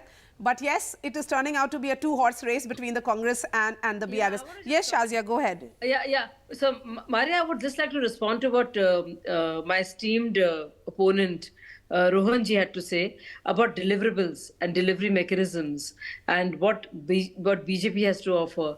What BJP has to offer is just not an offering, but an actual delivery. And the whole world and the entire globe sees it. What all has delivered and what a strong wicket BJP has been on when it comes to governance, when it comes to eliminating pilferages, loopholes in the whole PDS systems. So I think what BJP is doing and will do and continue to do so is go with his excellent, stellar track record in terms of all its services and that is provided to the people. And what you said, BJP has nothing to say. I mean, if you just look at sheer numbers, they're like mind-boggling, Rohan. You'll have a big one coming. I know you specialize but Shazia, numbers. But then why is the BJP not focusing on local leadership? You have a chief minister of 4 terms who has gone for these elections, and these elections have not been fought in his name. You have another state in Rajasthan, we do not know who will be the chief minister if the BJP comes to power. On the other side, it's more or less clear. If the Congress returns in Rajasthan, it will be... so, Maria... It will be Ashok Gehlot. So exactly. So where BJP is concerned, people know exactly what they will get because BJP spells it out. You look at all our manifestos and you've done exactly and we've delivered. So ये जो पुरानी बात थी ना कहेंगे कुछ करेंगे नहीं वो उसका opposite होता है. Where vision goes, which is exactly what the centre and state governments buy in, is exactly what is delivered. Isn't it so also it doesn't matter. Over-reliance No. So let me finish. on Prime Minister? Let me finish. No, it is Prime Minister's vision. And whether it's a cadres or a karyakartas or a CM aspirants or a MLA or MP aspirants, they are part of this vision for India, this blueprint, and which we are already shown delivery. So it doesn't matter. It really doesn't matter faces at different levels. They all mean the same. Okay. This Dr. is Pullara, where there is no... And so not the just view that, from the BJP is that leadership faces do not matter. And also, no, Maria, so and Maria... Dr. Pullara doesn't agree with you. Listen to him. No, Maria, let me finish. I haven't finished it. whether it's state, local leaders, or state leaders, or central leaders. BJP's issue is not lack of leaders, but it's a problem of plenty, of abundance. So then in that case, that's why you go for collective leadership rather than, going in with that announcement, because yes, whatever said and done, it is when it is about the central leadership, people don't have, any doubt, because they vote for brand Narendra Modi also in assembly elections. That's also a truth. Dr. Pullara. Yes, but there's also implementation of the central schemes at the state level. The which is reason why that they haven't we've put had forward great leaders like candidates- Devendra Fadnavis. Yes. The reason that they haven't brought forth candidates is because, as I said, the ones they have in their stable are the 40-year-old, 30-year vintage. That's why they rather lose the leader in the crowd than put him forward. Who will they bring forward in Rajasthan? Vasundhara Raje or the Shekhawat? They're all there for the last 30 years, old war horses. Same thing in Madhya Pradesh. That's why they stepped back. Same thing in Chhattisgarh. Raman Singh was there for 15 years. But if old war horses are running horses, race horses, then why not? Aarti Jairam? Maria, listen, for me, an election is all about change. And that should really drive the narrative of any election campaign. And I find that in all the 5 states, I don't see this narrative of change taking precedence. I don't see any of the competitors, whether they are incumbents or they are opposition, and particularly the opposition. I don't see them actually crafting their election rhetoric around the theme of change. What are they doing? I mean, they're just pulling out old schemes, it's like old wine in new bottles. That's what they're doing, all of them. And that's what they're fighting over.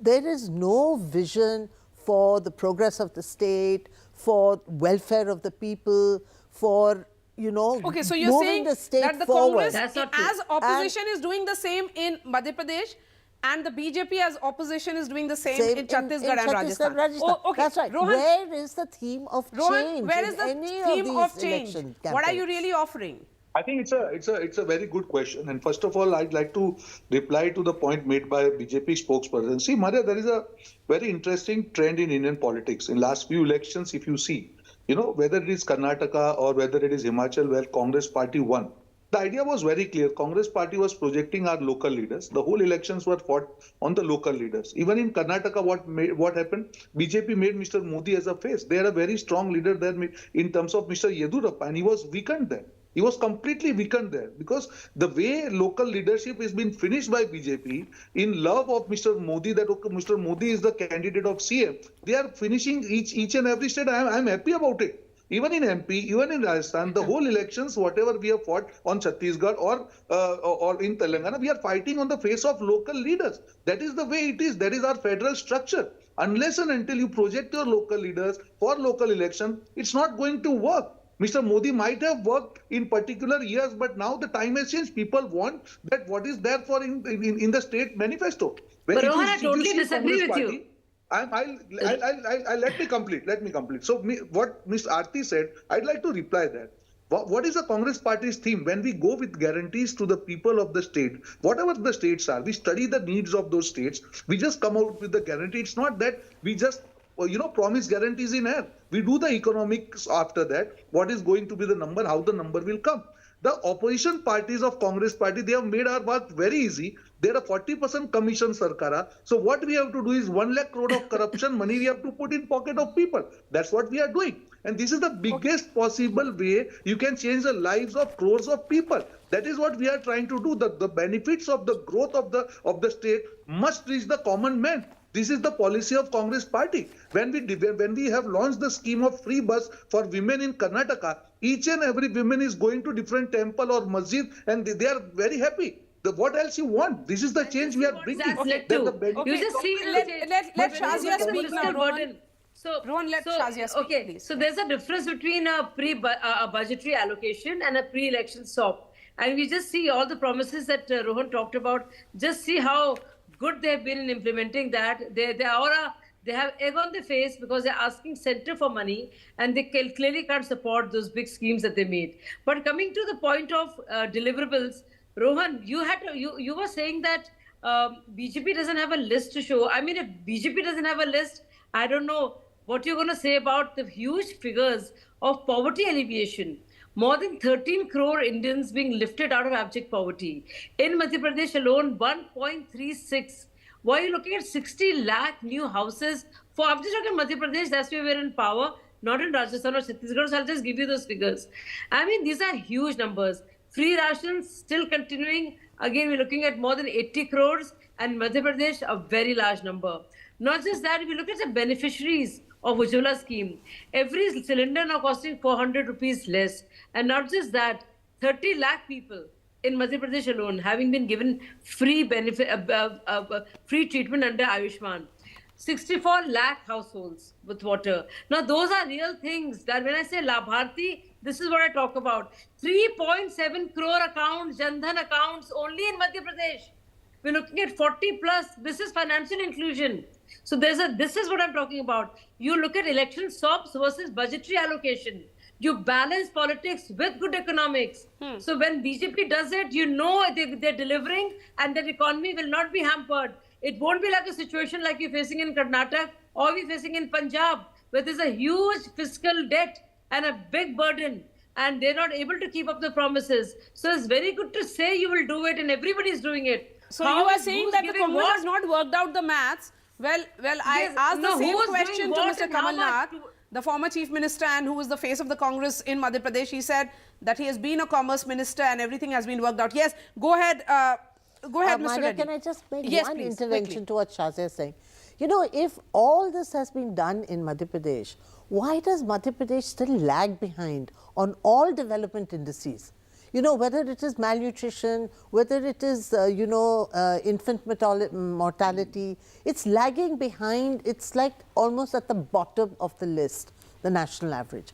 So why is that? Yes. I mean, if there's so much being done in Madhya Pradesh, why is Madhya Pradesh still at the level of a Bimaru state, more or less? No, it is not. It is not. More or less, I said. It is still. Let me correct you. Definitely It lacking. used to be. It is definitely lagging behind in all the indices. It used to be a Bimaru state. All the indices. It used to be a Bimaru state. It used to be a Bimaru state. It is no longer a Bimaru state. If you look at the per capita income, it has gone up to 1,40,000 rupees, 1,40,000 rupees compared to what it was. If you look at the agriculture sector and the growth. 19th. Yes, malnutrition, what it used to be. What it used to be and what it is now, they are huge strides. But yes, IMR and has to be looked at, and malnutrition has to be looked at. Reddy. Historically, Madhya Pradesh has been at the bottom of the... raising his hand for quite some time. Yes, please, go ahead. Rohan Gupta was saying actually we are encouraging local leaders and we are going to the elections on the face of the local leaders and all. Then I just wanted to ask you out of curiosity, our CM candidate is our Chief Minister Sri KCR. Any which way will be becoming the CM again. Who is your candidate? Now, who is your face? So when you are saying very boldly that we have projected in Karnataka, we have projected in some other state, who is your CM? You know, today in Telangana, there are 20 Congress leaders who are fighting in day and day out. I am the Chief Minister. So they're confused a lot in Telangana state. Let Rohan respond. Who is the Chief Ministerial face? Mr. Reddy, I think you are also following BJP because anyways, they are supporting you at state and you are supporting them at center. So obviously, you'll speak their language, but I'll reply. What I told, we are projecting local leaders. I never told that we announced CM face. Even in Karnataka, we have never done that. See, what has happened in Telangana is vikas of single family. All the benefits, people have been looted and the money has gone to the single family. We have to distribute that money to the people of the state. That's what we are going to do. Whether it is Kaleshwar or two, you have not fulfilled any of the promises made to the people of Telangana. And that's why even after winning so many seats 5 years back, you are in a situation that you will not be able to save your power. The anti-incumbency is so strong. The kind of responses we are getting are 6 guarantee. Each and every corner of the state, you also know what is the ground reality. Idea is very simple. You have to talk about the points of the issues of the people. You are in power for 10 years. Now you are supporting BJP at center and BJP is supporting at state. BJP's love for you is so strong that they finished their local unit just to support you. They removed that precedent to ensure that BRS doesn't suffer against Congress. But even that love will not be able to save you. This time, people of Telangana, they have made up their mind and you will be out of power because you have not fulfilled any of the promises. You have only fulfilled promises made to your family, your first family. Interestingly, can I want to make a small point to that. I mean, while Rohan comes on in and is correctly, all his lofty bravado about Congress coming up with a strong candidate, strong CM face is now, while that is smashed totally by what the BRS spokesperson says. I would like to just say, BJP BRS. No, exactly. So BRS and BJP do not even have an alliance. You actually have an alliance with Samajwadi Party. Let me finish. No, Maria said an important point. Yes. You actually have an alliance going with Samajwadi Party. You call it Mohabbat ki Dukaan, but the way you take the charges, I mean, look at that. Just look at that. Here, there is not even one. And Mr. Reddy, quickly, and then I bring you have one there. You know, what is the interesting thing in Telangana? Congress says BRS and BJP is one. BJP says BRS and Congress is one. Because for them to be in live, in the public, they have to take Mr. Reddy, what we are also seeing is a visible shift in the belligerence of the BJP and BRS against each other. What was there 3 months ago is no longer there, because it has become a bipolar contest between you and the Congress party. And BJP, because it is no longer in the picture, all that talk of B team, C team is for another day. But I want to understand from you, Dr. Ra, what is becoming interesting is that both the Congress and the BJP realize that the focus has now moved away from Madhya Pradesh and Chhattisgarh because the elections are over. Now it is about Rajasthan, where it's a bipolar contest. And then it is again about another state, which is Telangana, where again it's a bipolar contest. And that is the reason why we are seeing this mood both of Rohan Gupta and Mr. Reddy. No, it's one of the smallest states in these 4 states, Telangana, but it's the most critical state. Yes. It is a state which Congress would have to win at any cost. After all this effort, of all this hype, if they don't win the state, they'll never recover if they're out of power for another 5 years. And secondly, as I said in the beginning, KCR will play a national role if he wins this 3rd term. He'll play a very big national role, and it's not to the Congress party's liking. Few months back, he had taken a position of anti-BJP, anti-Modi. Now, we are trying to understand what exactly is his role. Where exactly is he? He took it at that time when that enforcement directorate and all of that. And BRS cooperated with Congress party. They sat together every day in parliament, worked out events. Now for the election, we only have to ask a question. Are they only separate for the election? Will they get together? I don't think they'll get together after the election. Yes, because Sanjay Kumar, KCR travels to Patna to meet Nitish Kumar. We are seeing those movements. He was seen as this leader from the south is trying to make try to be this focal point of opposition unity. Then he vanishes completely from the opposition space.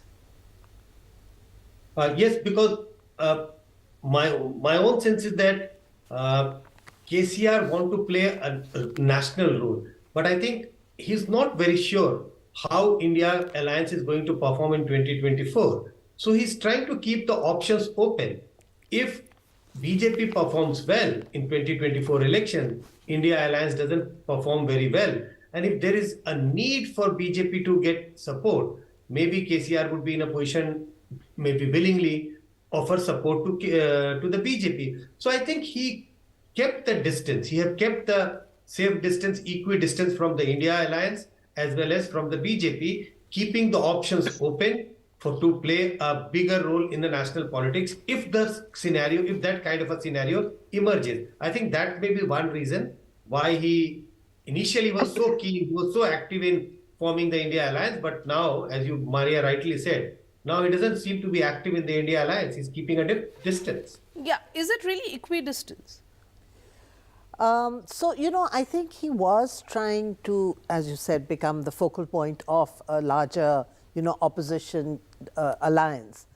I think what really stymied his moves was the fact that the Congress did very well in Karnataka and therefore emerged as a big player in the opposition space. And then, because of that wind from Karnataka traveling into Telangana, suddenly you saw an upsurge of support for the Congress. So it became actually a battle between BRS and Congress rather than BRS and BJP. That's right. And I think that has, certainly spoilt KCR's game plans, his calculations, and which is why he has moved away from that India alliance and that opposition space after meeting Nitish Kumar and being or maybe he's waiting and everything is temporary. Post 3rd of December, things will change. The point is, Maria, you tell me, look, there can be only two things that can happen in the Lok Sabha elections. Either Modi wins, and if Modi wins, there is no space for a KCR or, Nitish or, anybody or, or Naveen Patnaik or anybody else, because Modi will be the dominant person, he will be the PM. If Modi doesn't win, and that's really a big if Modi doesn't win and the India alliance actually comes up, what is the role for KCR in the India alliance? Because the India alliance already has its, partners together. So I'm afraid this whole dreams of a national role for them. What exactly will be your role? What will be, what will be, KCR's role? It's a big dream, I think, which will be burst very soon. Maria, one second. We were never with India alliance, neither with NDA. And we never wanted to be these two parties because they both are equally bad to this country. We always maintained that we will maintain equidistance with both the political parties or their alliances. Okay, then what is the role that Mr. KCR is seeing for himself? Going ahead, if he has an issue with India alliance, Nitish Kumar, Mamata Banerjee are all part of India alliance, then who is really his ally? No, there are many political parties in this country which still have not taken decision. And politics are dynamic, we have enough time to discuss for the general elections of the country, and definitely things will change. And Congress or BJP cannot, continue to hold these parties for a long time, because we have already seen many parties have quit either NDA or India Alliance respectively in the past few months. So things will change. We will work out once after our elections in the state of Telangana is completed. We will definitely work on the national forum. And we'll see. Before we slip into a short break, I want to get a quick word from Rohan and Shazia. Yes, Shazia, go ahead. See, you told Rohan and Shazia. Yes, let's Shazia begin. Rohan, on my shows, women will always get the first turn. And you know about it. So please go ahead. And some women will be very magnanimous and Rohan will allow you footway. So why don't you foothold? Why don't you say, Rohan, your piece first and I will say it after. Okay, thank you. So when you talk about Telangana and what A, B party, whatever, you have to see the evidences, right? When BJP wanted support at center, whether it is demonetization or GST, BRS supported them. When BRS supported BJP, BRS wanted support of BJP. Kavita has not been arrested. No action has been taken against in the same liquor case where Mr. Kejriwal has been summoned. So these are all evidences which are visible. That president, BJP president Bandi Sanjay, he was one of the prominent leader under whose leadership BJP won the by-elections. He was completely changed. And after that, it was completely BRS. So basically the strategy of BRS and BJP boomerang, and people of Telangana realize that it is BRS, BJP or MIM. They are all one. And that is why, Maria, the support what we are getting from ground, it is organic support. Congress parties, Rahul Gandhiji's Bharat Jodo Yatra or win in Karnataka, they have added to that. But the kind of natural support what I see in Telangana is outstanding, amazing. Because now people are realizing this is the party which created Telangana. All are giving different promises. Congress party created Telangana. So the X Factor has become now X Factor of only Telangana. Because there is also a state of Rajasthan. Let's not forget about that. Yes, Shazia, let's discuss Rajasthan now. Yes, okay. 10 seconds. Okay, Mr. Reddy. 10 seconds to Telangana once again. Yes, okay. 10 seconds to me. He is saying that, BJP is supporting us, hence they have not arrested Kavita ji. If there would have been evidence, they would have done it. Number two, both Sonia Gandhi and Rahul Gandhi ji are on bail. They are not back in the jail. So do we have to think that Congress party has been supported by BJP at the national level? What are talking to Rohan Gupta? There should be some evidence. Can I reply? A very Dreaming small is reply. okay. Daydreaming is not okay. Fine, you will never be reply. I am not questioning, it is about the intent.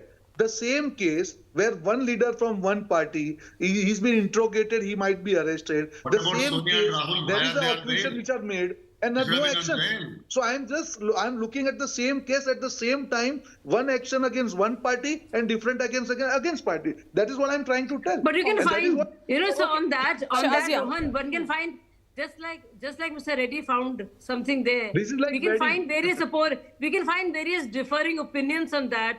And the truth of the matter is that the entire story, at least, I mean, if you think you've made, you have created a little space for yourself in Telangana, Rohan, don't you think that India Alliance goes, you have lost out on all that you worked so hard for?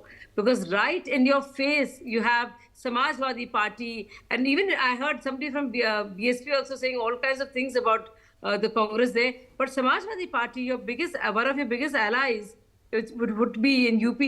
This is the way you're fighting elections all over. How does that, what happens to India Alliance and your Mohabbat ki Dukaan? Because, you know, it's very convenient when it comes to, state politics, national politics, but when Vidhan Sabha goes, and same will go for Kerala. So, you know, it's all really right to say that we have Mohabbat ki Dukaan, but it becomes Nafrat ki Dukaan when it comes to your Vidhan Sabha elections. And that is very obvious. Maria, I'm surprised. Sitting in 2 months in War Room of Telangana Congress, Rohan Gupta could show only one design, which is of a love symbol where BRS is BJP. Is that you're doing actually? There is nothing on ground, bhai. Ab pareshan mat ho. We are going to win again. And Congress actually didn't have candidates in Telangana. They were waiting till the last day of the nominations to come from other parties. And he's talking about the ground. By the way, the design is good, but that is not the fact. Okay. So this is the fact. This is not the design. This is the reality of Telangana. And this wedding is already done. MIM is already with you. And this wedding will be over on 3rd. We will put the focus back now on other states as well. And go to the experts on the panel who have been extremely patient while the politicians have argued it out. Slipping into a short break, this remains our top focus here on The Big Fight.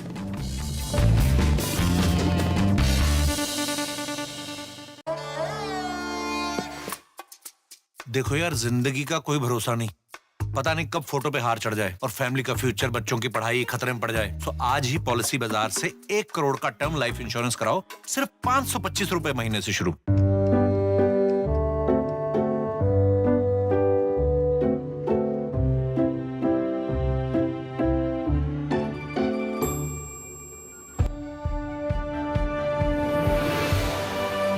Colors by Cola makes you wish everything was as vibrant.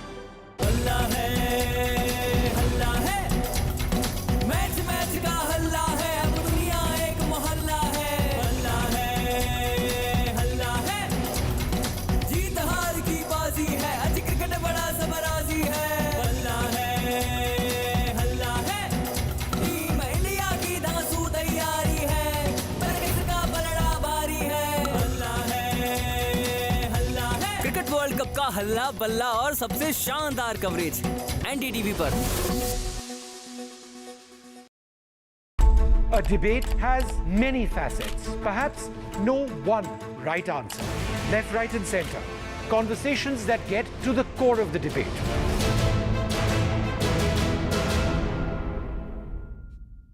Co-presented by Amity University, ranked amongst the top 3% universities globally. In association with LIC, हर पल आपके साथ. Biggest faces of assembly elections. Will they stay or go? पूरे प्रदेश का भारी जन समर्थन है। मुझे उम्मीद है कि हमारे बहुत अच्छे परिणाम आएंगे। Direct questions, direct answers. एकांत की हड्डी अशोक गहलोत की कांग्रेस की नहीं चलेगी। कमलनाथ जी वचनबद्ध है और हर वचन निभाएंगे। मेरी जरूरत क्या है? बट मैं थोड़ी चाह रही हूँ कहीं। I am hoping good result. सरकार विरोधी कोई लहर नहीं। Battle for States. Only on NDTV 24/7.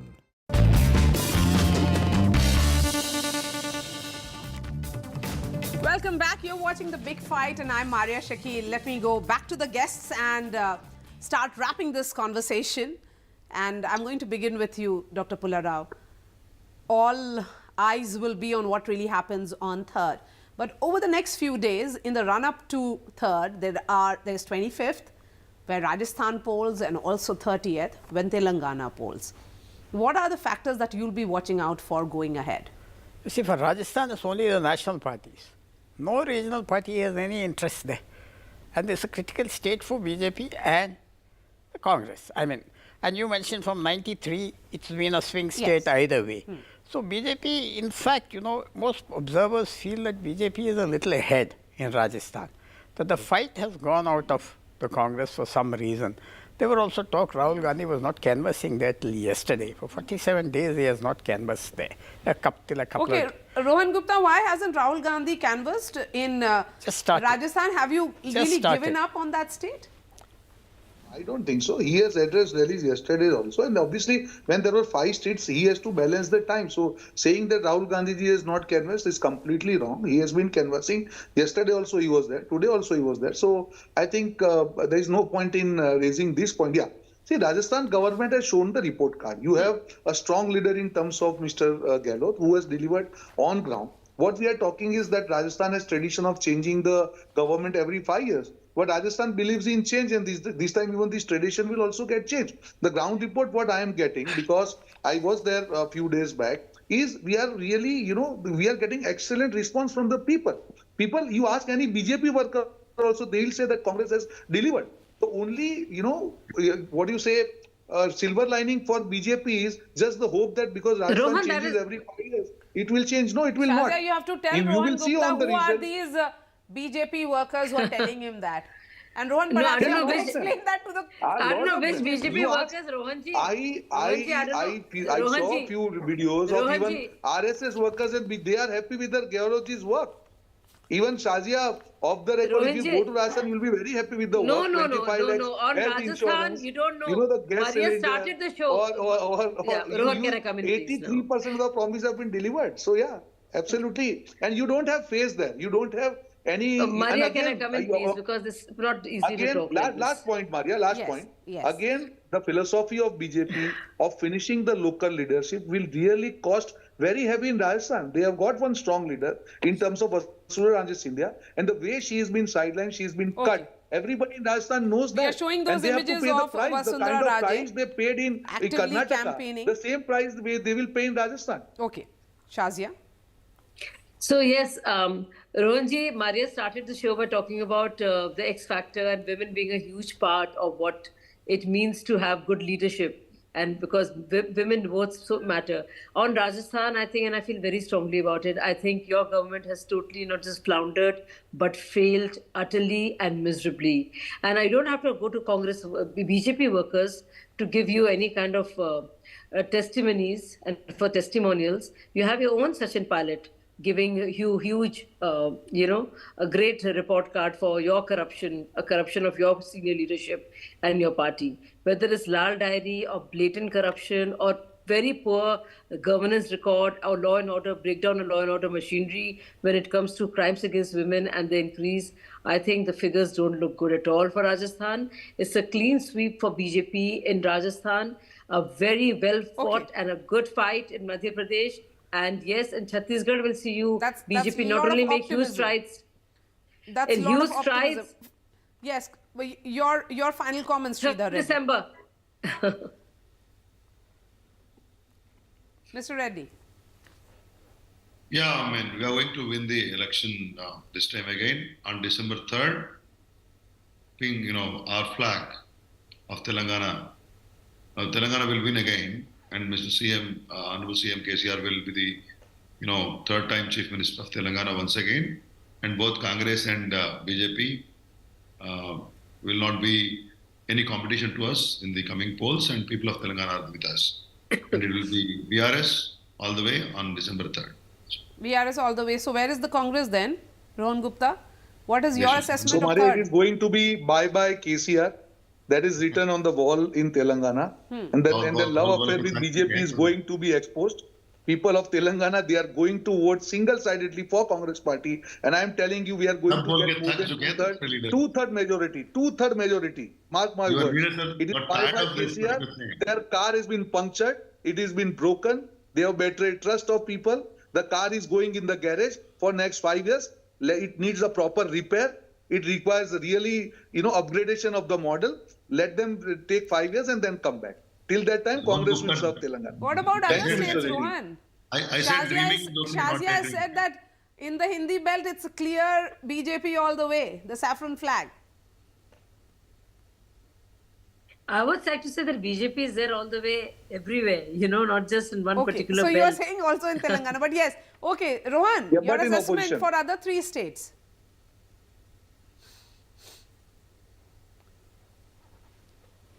Okay, Rohan, if you can hear me, I'm asking about the assessment for other 3 states. Okay, see, as far as MP is concerned, my friend Shazia herself had told that they are in good fight, so she has considered the defeat there. Chhattisgarh, she could not say anything, so she knows government is not coming. Rajasthan, I'm 100% sure Congress will repeat. And Telangana, my friend Reddy ji, आपकी car को repair की जरूरत है, आपका BJP का प्यार जनता को मालूम है, so we'll make it a clean sweep this time. It will be clean sweep in favor of Congress. I can only, show some sympathy on you and Revant Reddy, nothing more. No, This Telangana. we have love of people of Telangana. This sympathy you will keep for you. Okay, Shazia, we have love of people of Telangana. This sympathy you will need on her. So my sympathy is with you now. We are Telangana. I think it's such an unfortunate state of affairs, this whole talk of India Alliance and Mohabbat ki Dukaan, and what comes out of it is so obvious right now, the way Rohan is. And I think Rohan is not, you're doing it. Rohan, नहीं, मैंने बहुत बोला BRS के खिलाफ. He knows that. BRS मोहब्बत की दुकान हम दिखाते हैं, बाकी marriages को भी. Sanjay Kumar. Let me finish. 10 seconds. Rohan kept interrupting himself, not finished my sentences. So, Maria, Rohan just talked about, how this marriage is done and this. But, Rohan's party is a party that promises marriage to so many, but, keeps breaking the engagements. And we have so many jilted exes left in this whole India Alliance. So, Rohan, a little, some light. I know you love BRS. At least say something against Sanjay them. Kumar. At least as the opposition and then the final words to, okay. Final words to Aarti Jarat, but before that, Sanjay Kumar. Maria, I think if you look at different states, I think the sizable number of voters make up their mind which party to vote on the last couple of days, maybe roughly about 10 to 12% of the voter.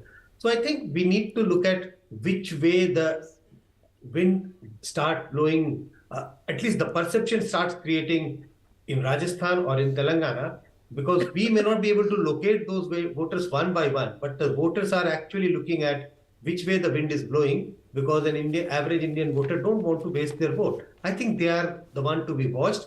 They are the ones which may decide the electoral outcome in Rajasthan or in Telangana. Yes, so that hawa that we keep talking about, हर चुनाव में एक हवा होती है.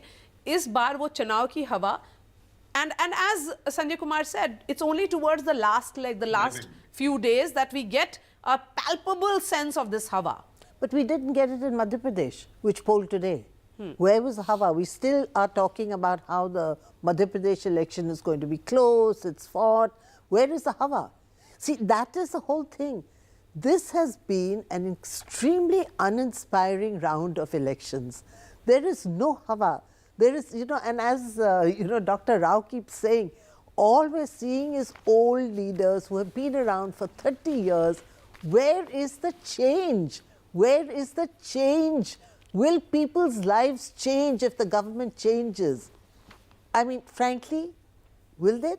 All these promises that have been made, they all sound the same.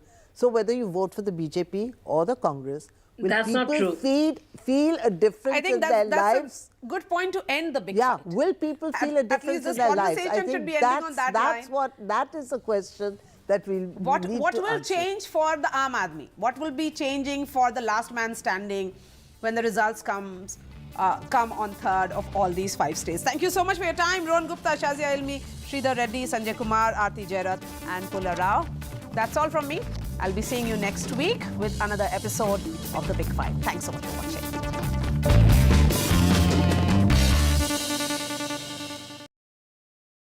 As World Cup final grips India, NDTV is bringing together coaches, die-hard fans, comedians and a young cricket team to celebrate the cricket carnival from the cities and homes of the playing 11 to our studios.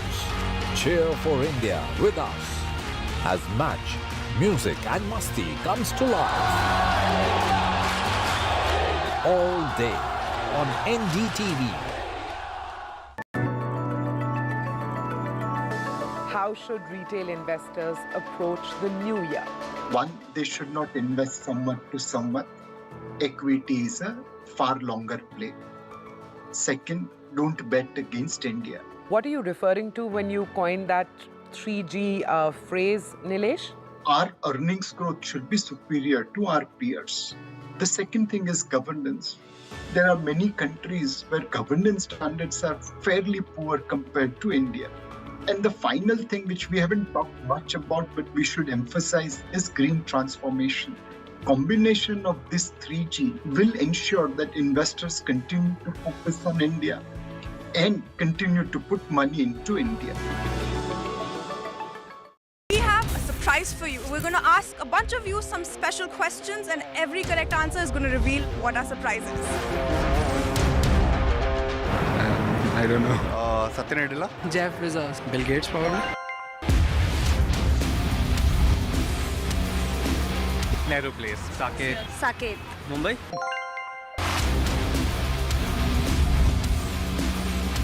Technical Guruji. Tech Guruji. Technical Guruji. Technical Guruji. चलिए शुरू करते हैं। Hello, Namaste and Salam UAE. We are here to celebrate exceptional success stories of leading individuals in the realty industry across the UAE. The Realty Awards, brought to you by NKN Media in partnership with NDTV, will also provide a vision for the realty landscape in the UAE. Coming soon, only on NDTV.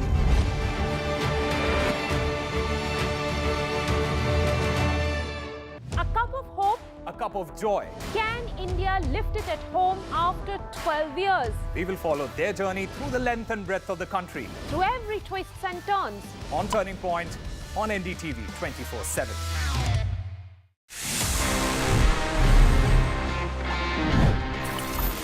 But sometimes the experience is not really great, especially in the terms of printers. जब आपको एक important print निकालना होता है, and you realize that the ink is over, the cartridge is finished.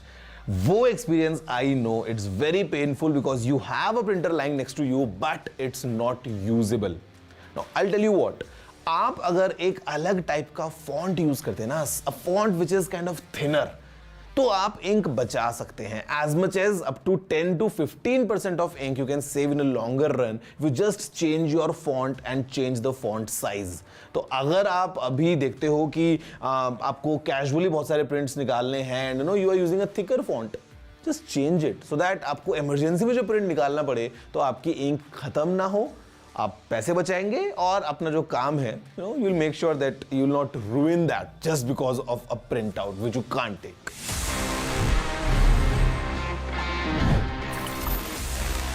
Hello, Namaste and Salam UAE. We are here to celebrate exceptional success stories of leading individuals in the realty industry across UAE. The Realty Awards, brought to you by NKN Media in partnership with NDTV, will also provide a vision for the realty landscape in UAE. Coming soon, only on NDTV.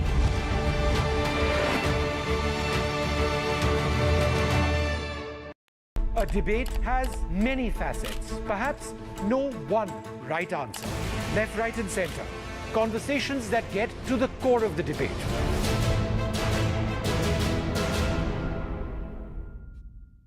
And there's too much talking but very little being said. Too many voices but hardly any being heard. You turn to a show that puts you front and center. A show that headlines the stories of the people, by the people, for the people. A cup of hope. A cup of joy. Can India lift it at home after 12 years? We will follow their journey through the length and breadth of the country. Through every twists and turns. On Turning Point, on NDTV 24/7. Election in 5 states, 679 seats, over 16 crore voters. A crucial semi-final before 2024. NDTV brings you the politics, the promises, the stories and backstories, every twist and turn of 5 high-stake battles. When it comes to elections, India trusts NDTV. Hello, Namaste and Salam UAE. We are here to celebrate exceptional success stories of leading individuals in the realty industry across the United Arab Emirates. The Realty Awards, brought to you by NKN Media in partnership with NDTV, will also provide a vision for the realty landscape in the UAE. Coming soon, only.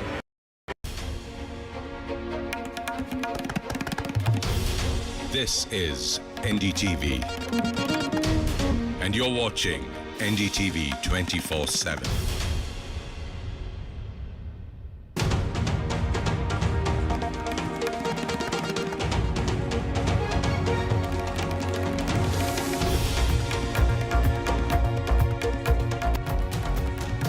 Hello and welcome. You're watching Left, Right and Centre. I'm Gargi Rawat. Today on the show, a close look at the tunnel collapse disaster in Uttarakhand and how it sparked concerns in the state over construction projects.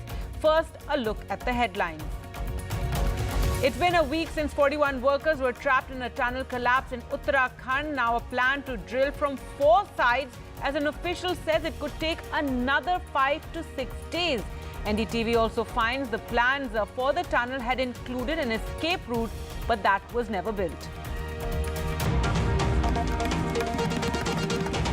The UP government issues a circular banning the sale of halal certified edible products with immediate effect. They claim it's a parallel system which creates confusion regarding the quality of food items.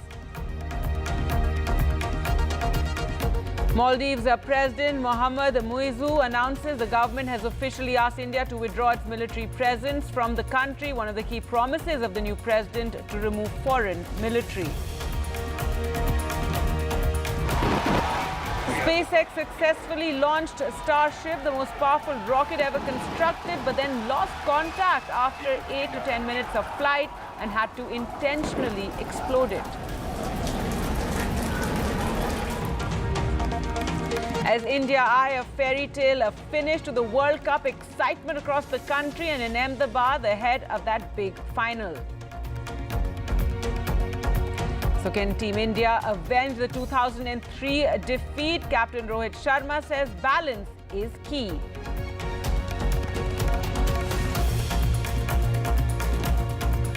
Today on the show, we're going to take a look at the Uttarakhand tunnel disaster, where 41 workers remain trapped now for a week after the tunnel that they were working in Uttarkashi district caved in last Sunday.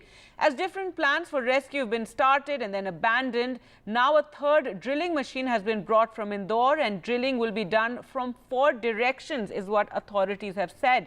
They have also said it could take another 5 to 6 days. But NDTV has also found building plans for the tunnel that clearly show an escape tunnel was supposed to have been built in case of any accident, and this was never done. We will be discussing these issues ahead, but first, Kishore Rawat reports from the accident site. शुक्रवार से drilling machine का काम नहीं चल रहा है। वजह अंदर लैंडस्लाइड हुआ था और कुछ तकनीकी कारण के कारण काम नहीं हो पाया है। लेकिन प्रधानमंत्री के पूर्व सलाहकार भास्कर खुर्बे और प्रधानमंत्री के डिप्टी सेक्रेटरी मंगलेश घड़ियाल पहुंचे और उन्होंने यहां पर अधिकारियों की मीटिंग ली और पूरे इलाके का दौरा किया और इस नतीजे पहुंचे हैं कि इस पर 5 तरीके से टनल में ड्रिल किया जाएगा। पहला, ये सामने सिलक्यारा टनल से ड्रिल किया जाएगा। दूसरा, जो सामने सबसे बड़ा काम जो शुरू हो चुका है, वो सामने पोकलैंड मशीन काम शुरू कर दिया, वो सड़क बना रही है और वर्टिकल ड्रिल किया जाएगा। इसके अलावा बरकोट, जहां पर इस टनल ने मिलना था, वहां से भी ड्रिल किया जाएगा। इस टनल के हॉरिजॉन्टल यानी इस साइड और इस साइड यानी राइट और लेफ्ट साइड से दोनों जगह से भी ड्रिल किया जाएगा। इसमें एक्सपर्ट्स ने एक राय दी है कि यहाँ से खतरा ज़्यादा है क्योंकि तेज़ी से मलबा नीचे आ रहा है, इसलिए ड्रिल दोनों तरफ से किया जाए। हॉलैंड से एक मशीन आनी है, उसमें भी करीबन 16 से 17 घंटे लग सकते हैं और जो ड्रिल करेगी वो भी लगभग यही समय है कि 16 से 17 घंटे वो ड्रिल करेगी। उसके लिए सड़क बनाई जा रही है और लगातार काम किया जा रहा है। इसमें सतत जल विद्युत परियोजना, NHPC, NHI, DCL, इसके अलावा ONGC, Rishikesh Karnaprayag rail line के एक्सपर्ट्स और PWD तमाम जो जुट गए हैं एक्सपर्ट्स कि किस तरीके से यहाँ पे 5 जगह से ड्रिल करना है, कैसे इसको पूरा अंदर तक जो लोग फंसे हैं उनको कैसे बाहर निकालना है। लगातार सभी की राय थी कि इस पे लगातार डील किया, यानी 5 का प्लान शुरू हो चुका है और प्रधानमंत्री के पूर्व सलाहकार भास्कर खुल्बे ने साफ कहा है कि इस ऑपरेशन में 5 से 6 दिन लग सकते हैं, यानी 7 दिन उनको फंसे हो चुके हैं और अब ऐसे में 5 से 7 दिन उनको इंतज़ार करना पड़ेगा और जब इंतज़ार करना पड़ेगा उनके समय है बढ़ जाएगा। लेकिन उम्मीद यही है कि जो भी प्लान तेज़ी से एग्जीक्यूट करेगा और जो भी ड्रिल करके उनसे जल्दी पहुंचेगा उनको बाहर निकाला जा सकेगा। कुल मिलाकर सभी एक्सपर्ट और सारा पूरा तंत्र प्रशासन रेस्क्यू ऑपरेशन में जुट गया है और उम्मीद है कि जल्द उनको निकाला जाएगा, लेकिन फिलहाल उनको 5 से 6 या 7 दिन इंतज़ार करना पड़ सकता है। कई तरह के सवाल उठ रहे हैं कि आखिर ये 40 जिंदगियां क्यों फंसी। लगातार जो काम कर रहे श्रमिक है, जो उनके साथ काम कर रहे हैं, उसके स्थानीय लोग हैं, उनका कहना है कि जो टनल है इस टनल में एस्केप टनल नहीं बनाई गई, ह्यूमन पाइप नहीं डाला गया जिससे वो बाहर निकल सकते थे। इस तरह के कई तरह के सवाल है और लगातार इसमें सवालों पर जहाँ ये कंपनी है वो घिर रही है। चूँकि अगर कोई भी टनल बनती है उसमें नॉर्म्स ये बताए जा रहे हैं कि 3 किलोमीटर तक की टनल में जब भी बनती है उससे ज़्यादा उसमें एस्केप ह्यूमन पाइप या टनल होना चाहिए, जबकि इस जगह पर ये जो मलबा है वो गिर रहा था। एक मैप की बात करता हूँ, ये मैप बेहद ही इम्पोर्टेंट लगता है और इसमें 2 चीज़ें हैं, मैं इस तरह से दिखाता हूँ। ये देखिए, इसमें लिखा है proposal for the drifting rescue tunnel with the pipe flooring. ये मैप वो मैप है जिसमें बताया गया कि ये टनल का शेप है और इसमें कैसे एस्केप टनल बननी है। ये 400 mm का फ्लोर कंक्रीट है और एक हाइट दी गई है, इस हाइट से ये निकालना है। इसमें हर चीज़ है, propose length 63 metre, 114 metre, pipe proofing 369 RM। ये जो पूरी चीज़ें दिखाई गई है, ये मैप जब वीके सिंह आए थे उनके जो डिस्प्ले किया था उस मैप में ये दिखाया गया था। इस मैप की अगर बात करें, या तो ये मैप जब ये बनाया गया था उस समय का मैप है कि कैसे हम एस्केप टनल भी इसमें डिज़ाइन की जाएगी ताकि कोई घटना होती लोग आएंगे, या फिर अब की बात कर रहे हैं। अब में तो कुछ ऐसा लग नहीं रहा है कि ये लोग फंस गए और इस तरह से टनल निकाली जाएगी, जो एस्केप टनल निकाली जाएगी। लेकिन ये जो मैप है, मैं एक बार फिर से दिखाऊंगा, ये मैप बहुत कुछ कह रहा है। इस मैप में एस्केप टनल बनानी थी, कंक्रीट बनाना था, लेकिन नहीं बनाया गया। यानी जो सवाल उठाए जा रहे हैं वो कहीं ना कहीं इस हद तक सच हो रहे हैं इस मैप के ज़रिए कि गलतियां हुई है जिसकी वजह से ये 40 लोग अंदर फंसे हैं। और इनके साथ जो काम करने वाले श्रमिक हैं उनका यही कहना है कि पहले भी लैंडस्लाइड हो रहा था, वहाँ पे एस्केप जो टनल्स थी यानी ह्यूमन पाइप लगाए थे वो बाहर निकाल के रख दिए गए हैं। All right, so many questions are being raised about this tunnel and the operation there, and you know, there is a committee also to look into what led to this accident. But as Kishore was reporting, an escape tunnel was never made. Now this accident has also raised concerns about construction activity in Uttarakhand, especially around the ambitious Char Dham project to build all-weather roads and tunnels in Uttarakhand that will connect to pilgrimage sites, and whether enough caution is being taken as this project is underway. To talk more about this, we're joined on the show by Naveen Kumar Bhatnagar, former DIG, NDRF, Anup Nautiyal, social worker from Uttarakhand, and Dr. Sameer Parekh, a psychiatrist. Naveen Bhatnagar, first to you, if you can talk about this, how challenging this entire operation has been. It's been a week now since these 41 men have been stuck inside, and according to authorities, it's going to take 5 to 6 more days. There have been various plans. A drill was first got from Haridwar, then another drill was gotten from Delhi, and then from Indore, and now it seems the plan is to drill from all 4 directions. Yeah. So, in fact, all the preventive measures has been taken before construction this tunnel, and also it was audited, and as well as the experts gave their opinion after making this survey and all this thing. So there is no compromise in the quality, and but in this process, some thing goes wrong, as I felt it. Means it may be caused due to this construction, or maybe caused to this natural something goes wrong. Anyhow, it's our prime duty to save the people.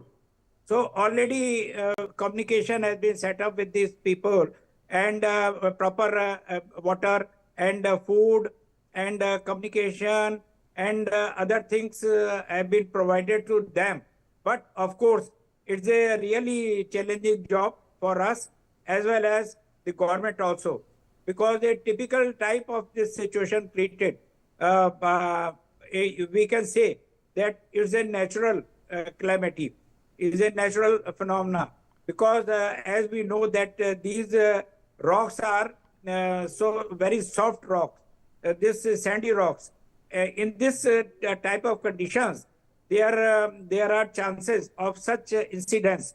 But anyhow, the proper adequate measures, safety measures were taken. I don't know what is the opinion of the other people, but to me, all the safety measures. And the committee is going to look into these aspects, what led to this accident, but there have also been concerns over projects in the hills, and how ever since there's been a lot of drilling, a lot of tunnel digging, road widening. This has just increased the number of landslides taking place, and every time then rescue operations have to be launched to rescue people in the landslides. Yeah, definitely. It happens. It happens. It's a natural phenomena. It may happen. So, but anyhow, proper after making this survey and audit and all these things, it was started. As per my experience, which I have felt in previous area also, that we have succeeded in these conditions. So anyhow, it is the first time that is a typical challenge that we have failed in this rescue operation. Anyhow, there are 5 plans already going on, and experts from Norway and other countries also, they are there to give the aid and to help the people. Anyhow, our NDRF is expert in this field. So whenever we will be able to approach the our target, means the people were stuck, 40 people stuck. So whenever we will be able to approach there, so immediately our expert NDRF people will go there inside, and they will take out first to the people who are very weak and somehow mentally disordered. So we'll take out these people and give the medical aid. Right. So slowly everybody will come out. See, I'll pray from the God and also from you people that throughout the India, we should pray for them. No, absolutely. And, it's been absolutely, it's so concerning and it's so worrying also. And one can just imagine what the families, what those men are going through. Anup Nautiyal, talking about, the impact these projects has had on Uttarakhand, that once again, those concerns have been sparked. It's said that ever since, 2010 onwards, a number of landslides in the region have increased because of this constant activity and drilling. And what's welcome is the Chief Minister has said that they're going to, take a look and review other tunnel projects as well. Gargi, thanks for having me on your show. First of all, let me express my complete disapproval, and if I may say so, also dismay at what Dr. Bhatnagar has said. I completely disagree with the fact that this is a natural, what is happening in Silkyara is a natural phenomenon. Let us be super clear and let us be emphatic about the fact that this is a completely man-made tragedy. This is not at all natural. In fact, this is a very, before of course I answer your question, but this is a very, very dangerous tendency to shift the goalpost and, put blame either on the climate crisis or either on a natural phenomena. So this, as when you began your program, you mentioned several times about the fact that this particular 1,400 crore project had to have an escape tunnel. And of all the people, there is a cabinet, Central Cabinet Committee on Economic Affairs chaired by none less than the Honorable Prime Minister, which has, given approval to this particular project with specific mention of an escape tunnel. I will in fact go one step further and ask, rather demand, that why these companies, they should not be booked for culpable homicide for putting the lives of 41 innocent, poor men, on the mat.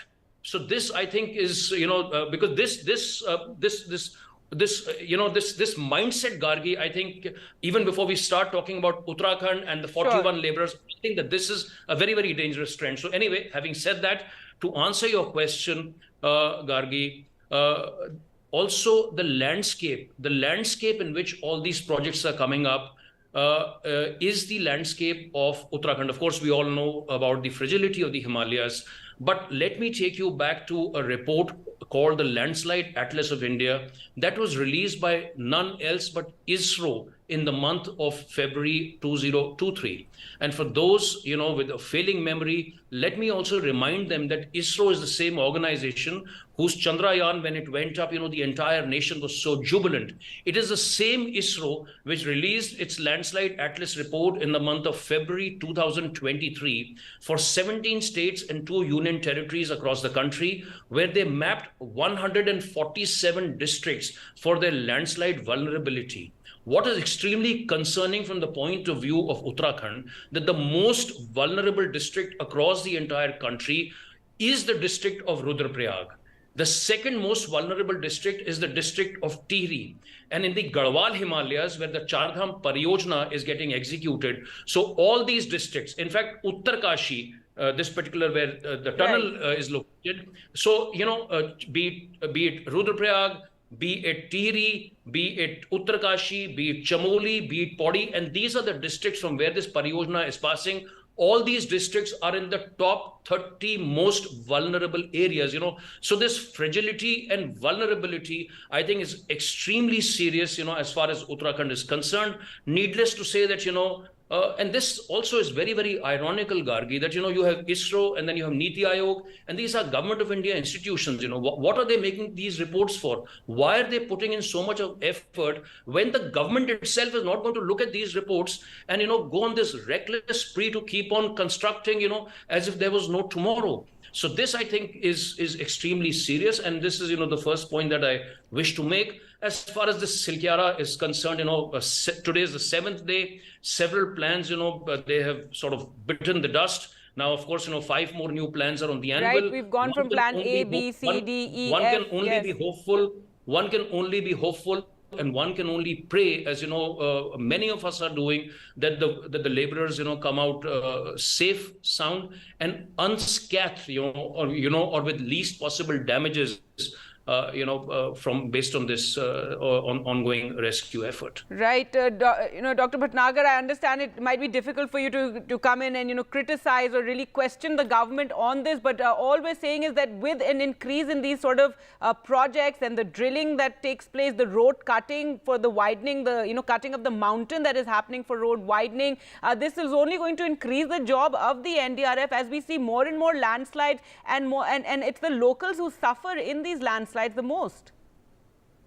Actually, my concern is about the rescue operation and how we can rescue the people, how, in what way, and how much instrument or equipments we require for the rescue. So we are concerned about it.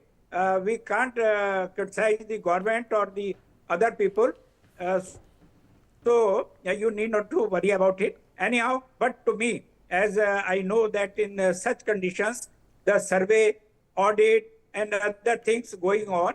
But as my dear friend, expert, is saying like that, so it may be, but I'm not competent authority. Because one of the criticisms, we do know the Chardham Yatra, the project was actually taken to the Supreme Court, but finally when it came to the issue of national security and having roads that lead to China, the Supreme Court also gave in. But let's now focus on the workers who are trapped. It's been 1 week, and Dr. Samir Parekh, you've been waiting very patiently, but it's been a week now. Today, authorities have said it could take another 5 to 6 days. They're going to start drilling from all sides. We do know that if you could talk about how important it is to keep their morale up. We do know that there's communication, they're talking to them through the walkie-talkies. Medicines are also being given to them, vitamins as well as antidepressants. These are not circumstances we prepare for. There are no toolkits and there are no skill sets. This is just I think the most extreme experience individuals can experience. And for us to even try and give a, do-it-yourself toolkit or something is as insensitive as it gets, to be honest. Let's look at what is possible and what should be given or done. One, obviously, we try and take care of nutrition and hydration to the best that we can, our most basic requirements. Second is communication, which is very, very important, because communication also, A, with your own family, B, communication if we can about what is happening, because that communication of what is happening instills a sense of hope, because it would be as human to lose a sense of hope as time progresses.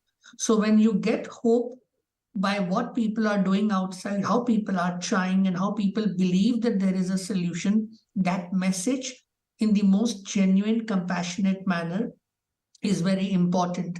Third aspect is how individuals together become cohesive, become more a group, because from motivation to hope to helplessness to distress to anxiety to all of the various emotions that you can imagine will keep happening to individuals, and you'll need someone to help and hold hand of someone else, and probably as time passes it's taking turns for each other. And I think deep down faith plays its own part, the hope and positivity of faith. That's what we can do, and right. Simultaneously taking care of the families. And we must understand how tough it would be to be on the outside knowing that your loved one is trapped inside. We need to bring the best out of our responsibility and compassion, and we need to be as genuine as we can.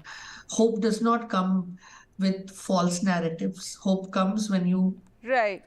No, absolutely. And, the morale of the workers is very, very important. I was reading in the papers how one of the workers, when he was talking to his brother, said, just don't tell our mother. And he didn't want to, he was concerned about the mother knowing that he's trapped in the tunnel. I can't imagine what he's going through, and the fact that his, utmost concern is his mother. It's just it's very, very, concerning, and everybody, I hope, prays for the workers to be rescued safely and soon. As much as we're praying for the World Cup tomorrow, we should pray for these workers as well. Finally, Anoop Nautiyal, the committee has been set up to look into what led to this disaster, whether the company was cutting corners, whether safety was compromised, and also the larger picture about, like the Chief Minister said, once again I say it's a very welcome statement that they're going to look at other tunneling projects as well. Gargi, the track record with all these committees, sadly has not been the most encouraging so far. And, so committees come and committees go. But we have so many disasters all the time, and from each disaster, we are frankly not really learning anything. We are lurching from one disaster to the other. But I know that we don't have a lot of time, but perhaps before we go, I would like to share a new perspective, Gargi, with you and, with people who are watching this program, which is also the economics of the Himalayan region. So this, also when we are stepping back and really trying to understand that why so many projects are happening. So the government of Uttarakhand, like the rest of the country, also has a very ambitious goal to double its GSDP in the next 5 years. So is that the reason why so many projects? So this 12,000 crore Char Dham Pariyojana, the 23,000 crore rail link between Rishikesh to Karan and a slew of other projects, a host of other projects. So this economic angle also, I think, needs to be laid bare, to be discussed. Because a lot of these projects are coming up due to these economic reasons, as we've already spoken. This particular landscape is not the most favorable from a construction and infrastructure standpoint. Uttarakhand as a state also stands out, for the massive devastation that has happened here. One more factual information which I would like to share with you and with others is data that was shared by the Honorable Environment Minister on the floor of the Lok Sabha a few months ago, when he informed the country that the largest forest diversion across all Himalayan states in the country, in fact, he was speaking about the entire country, right, but it is Uttarakhand. So Uttarakhand has had the maximum forest diversion of more than 14,000 hectares in the last 15 years. And just to give you a sense of perspective, Gargi, right. Well, the area of Himachal, I know we don't have time, but the area of Himachal Pradesh is a little bit bigger than Uttarakhand. Himachal Pradesh forests have been diverted less than 7,000 hectares. So there are so many perspectives when it comes to construction, infrastructure. Absolutely. And right now, you know, we're praying that these workers are rescued, but also the larger concerns regarding the kind of construction work taking place in the hills. I also dread that once these roads are there, the amount of tourists coming in and the impact that is going to have on the state as well. Thank you so much all for joining us on the program this evening. Moving on to some other news now, and SpaceX today carried out the second test launch of Starship, the largest rocket ever built that Elon Musk hopes will one day colonize Mars. While NASA waits a modified version to land humans on the moon, it comes after a first attempt to fly the spaceship in its fully stacked configuration back in April ended in an explosion. And today as well, it blasted off, but however, it lost communication 8 minutes after blasting off and finally had to be blown up while the ship continued on track.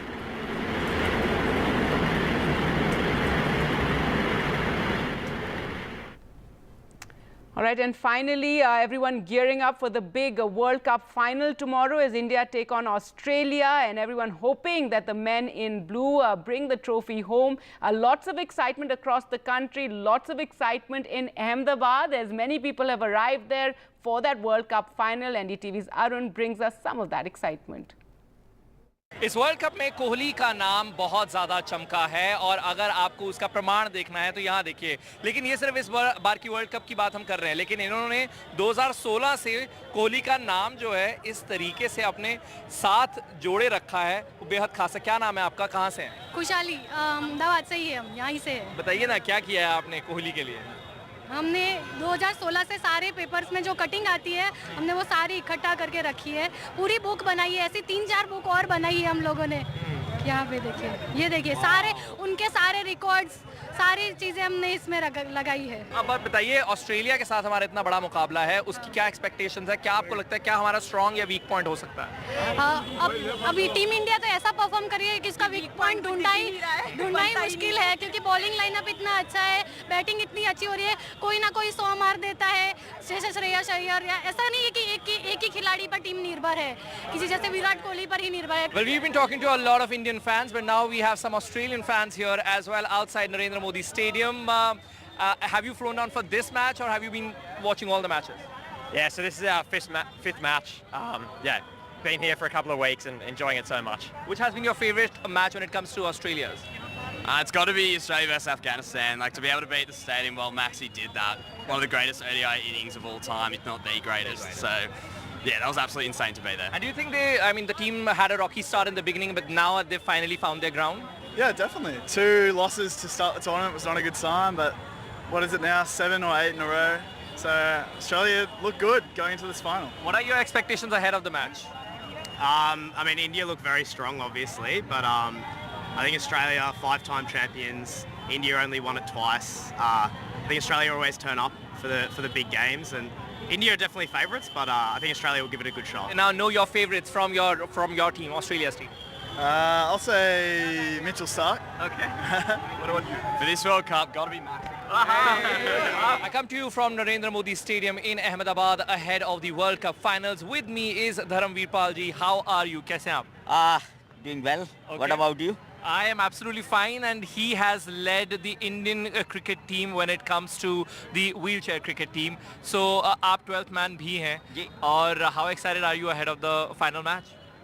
I don't have word. How can we explain for? मतलब भगवान से यही प्रार्थना है, दिल से यही दुआ है, कैसे भी करके हमें वर्ल्ड चैंपियन भगवान बनाए। और सबसे इम्पोर्टेंट चीज़ है, जैसा हम प्रीवियस मैचों में करते आ रहे हैं और करेंगे, और जैसा वर्ल्ड कप में किया है, मतलब एक्साइटेडमेंट का कोई कंट्रोल नहीं है रहा। अब तो सिर्फ वर्ल्ड चैंपियन बनना है। ऑस्ट्रेलिया इतनी बार चैंपियन रह चुकी है, तो वो कहीं ना कहीं कुछ डर या भय लाता है? नहीं, देखो, ऑस्ट्रेलिया एक चैंपियन है, एक अलग टीम है, लेकिन जो हमें प्रेजेंट में हम क्रिकेट खेल रहे हैं, वो हम as a like a champion ही खेल रहे हैं। NDTV for news you can trust. No sensationalism, no ugly debates, no agenda. We strive to be transparent and unbiased in our reporting so you can get news that you can rely on.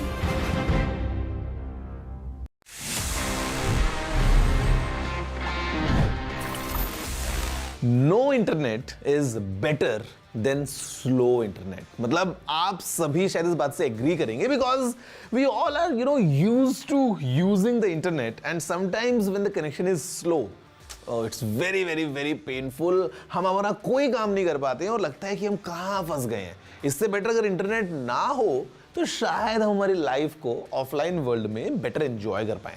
But guys, you know what, speaking of internet, I am sure आप सभी ने speed test किया होगा eight times at home और may be testing your new 5G network और आप देखते हो कि आपका इंटरनेट कितना फास्ट काम कर रहा है.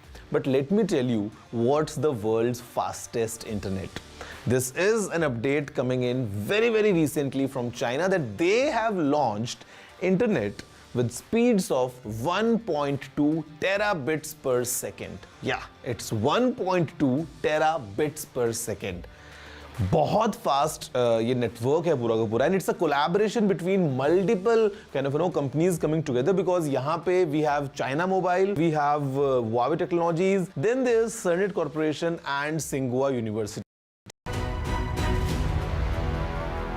Welcome to Serious Business on NDTV. 30 minutes of hard business news.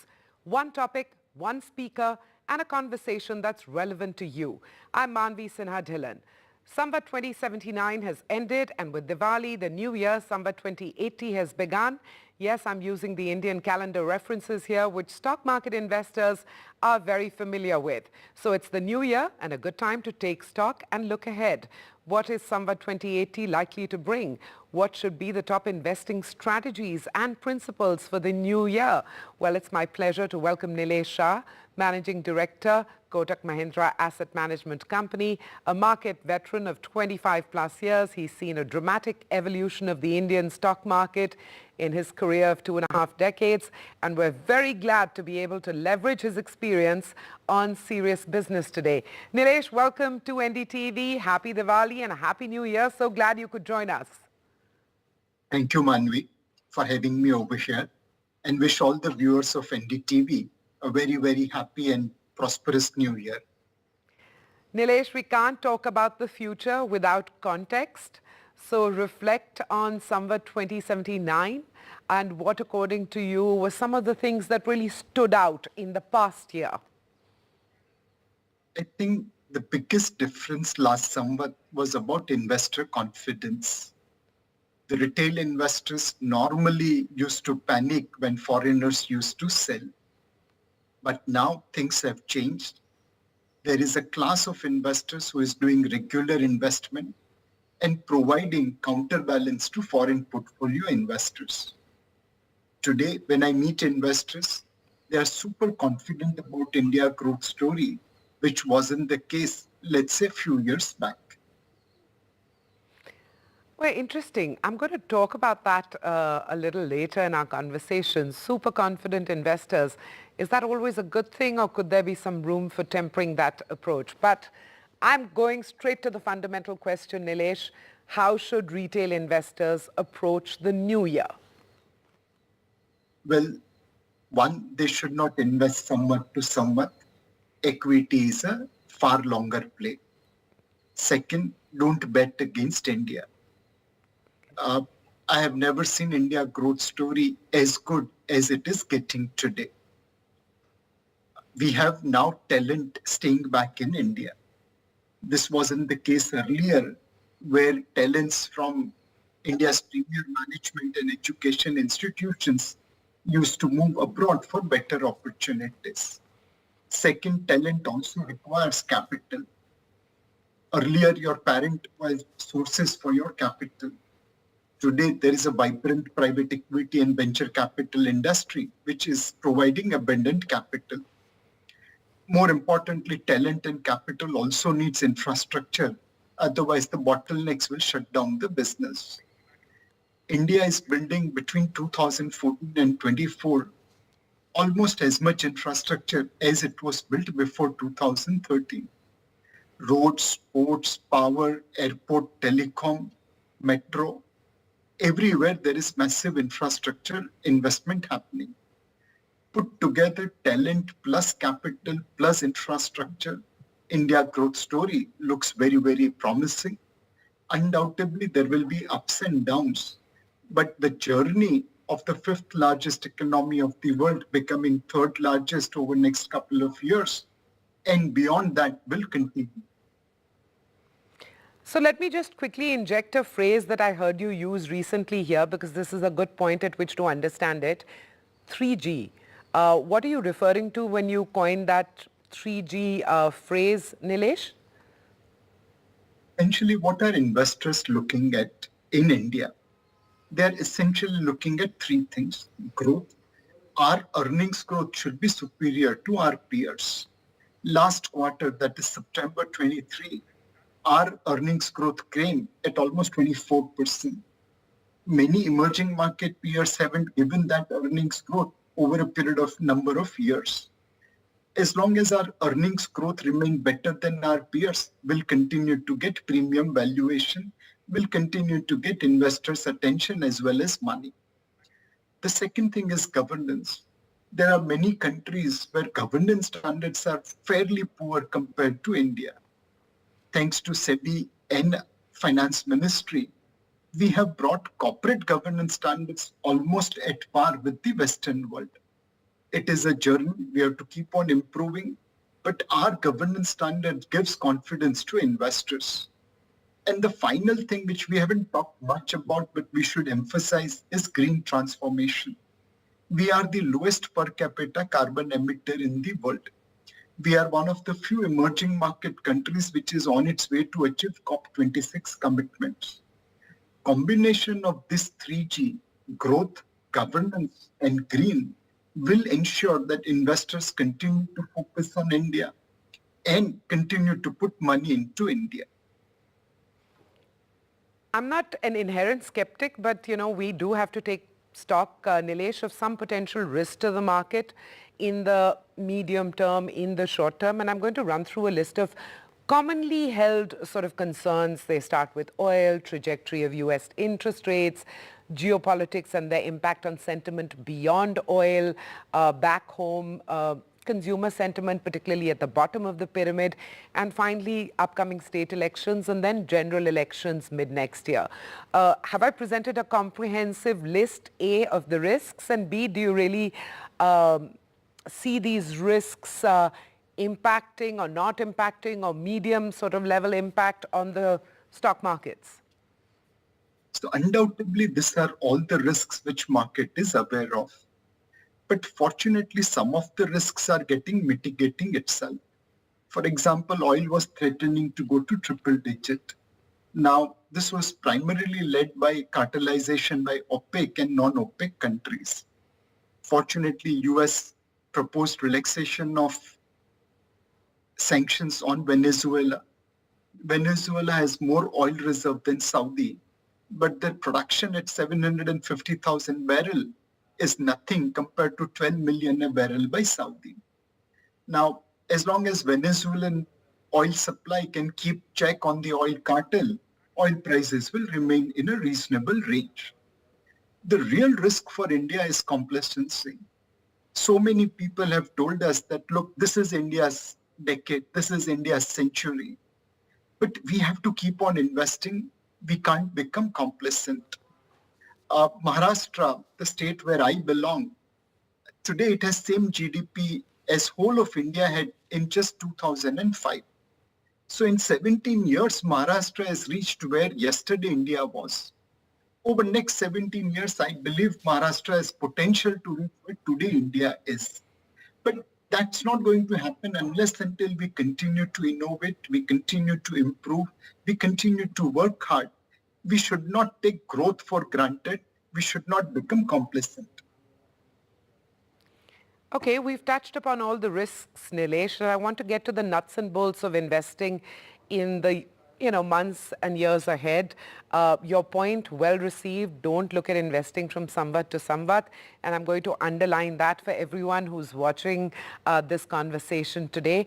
But nuts and bolts of the strategy. And I'm going to just give you a flavor of the kind of insights one is looking for. You've said again in recent conversations you've had over the last couple of days, invest not looking at the past, invest looking at valuations. So I get the sense that valuations sort of is being underlined in your advice to retail investors? Undoubtedly, yes. Today we are living in a strange market where many of the smaller caps and micro caps and mini cap stocks are trading at a higher valuation than large cap. This does give them great performance track record, but at this valuation, does it make sense to invest in them? And if yes, what kind of return you can expect? Some of these stocks, especially at the lower end of the market capitalization, had very, very limited floating stock, 4, 5, 10%. This is in the hands of few investors, and which is why valuation and consequently prices are higher.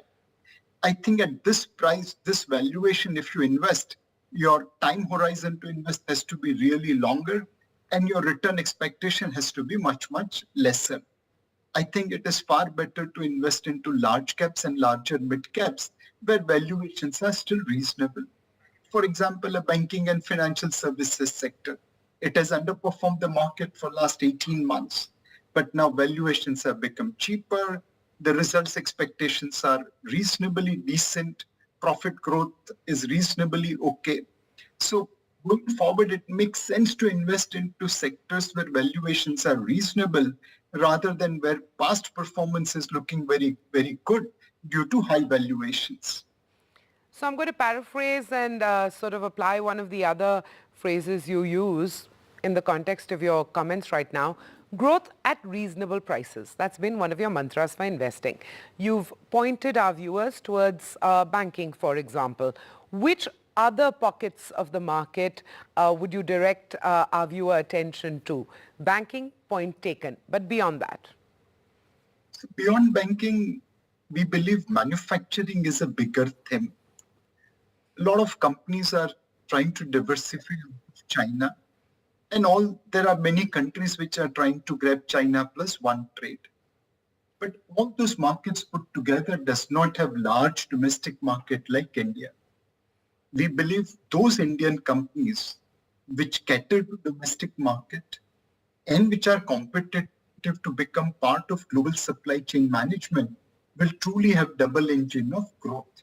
Local market plus global market. This can create a multi-year growth for them in business as well as margin. So any company which is riding this China plus one trend and which is competitive, I think that theme is a multi-year theme. It will reward investors handsomely. We saw that kind of trailer or film in tech sector, in generic pharma, in chemical sector. Undoubtedly in those sectors there were ups and downs, but the underlying theme of competitive solutions was always there. There will be many such sectors in manufacturing whose performance will be like the techs, generic pharmas and chemicals of yesteryear. Again, I'm sort of zooming out and asking for a bird's eye view.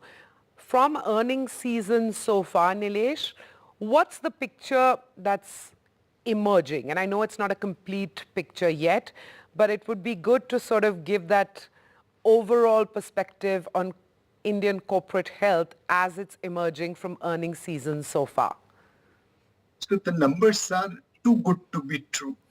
This is probably first quarter after many, many years where every single sector collectively has outperformed expectations of investors or meet the expectations of investors.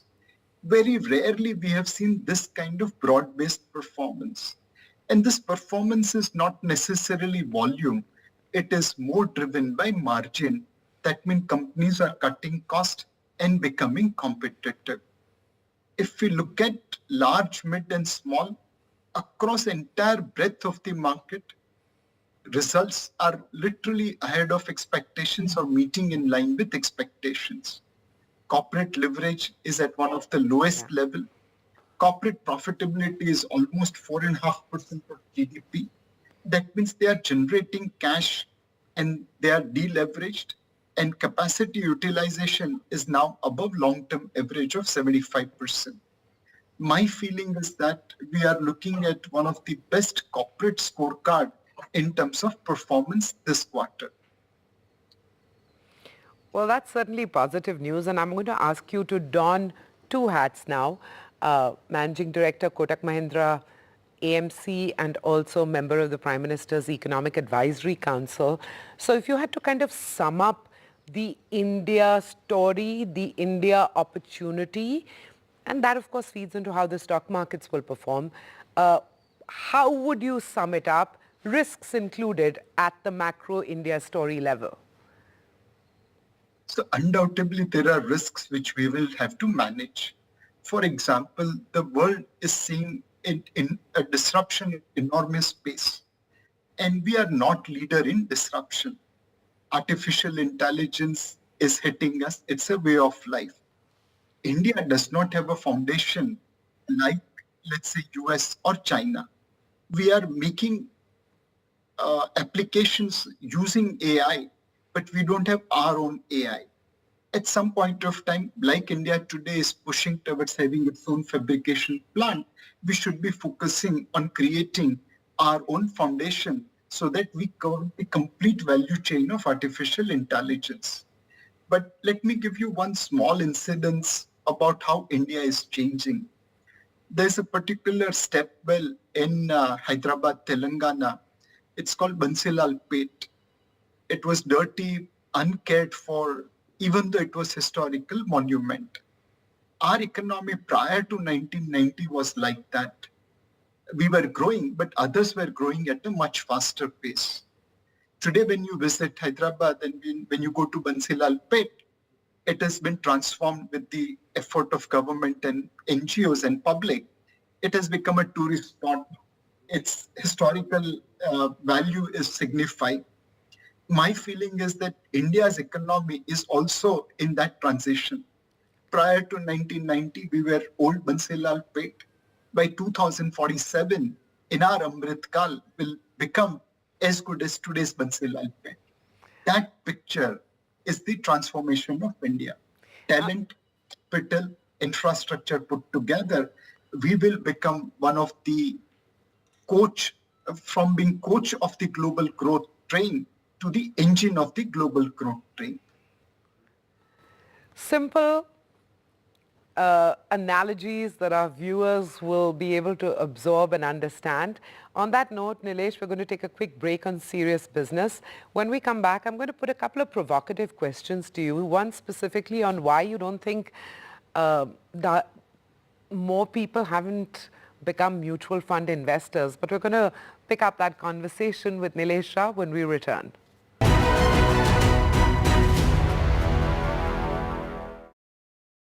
This show isn't just about news from the southern states. It's one that looks at the rest of India and the world from a diverse South India point of view, because NDTV has always taken the southern view seriously. The Southern View with Veera Raghav, only on NDTV 24/7. Hello, Namaste and Salam UAE. We are here to celebrate exceptional success stories of leading individuals in the reality industry across UAE. The Reality Awards, brought to you by NKN Media in partnership with NDTV, will also provide a vision for the reality landscape in UAE. Coming soon, only on NDTV. When it comes to sports, we set the ball rolling. Because we have our eyes on the ball. Because we want to get you the best. Latest updates, Top interviews, and analysis from around the globe.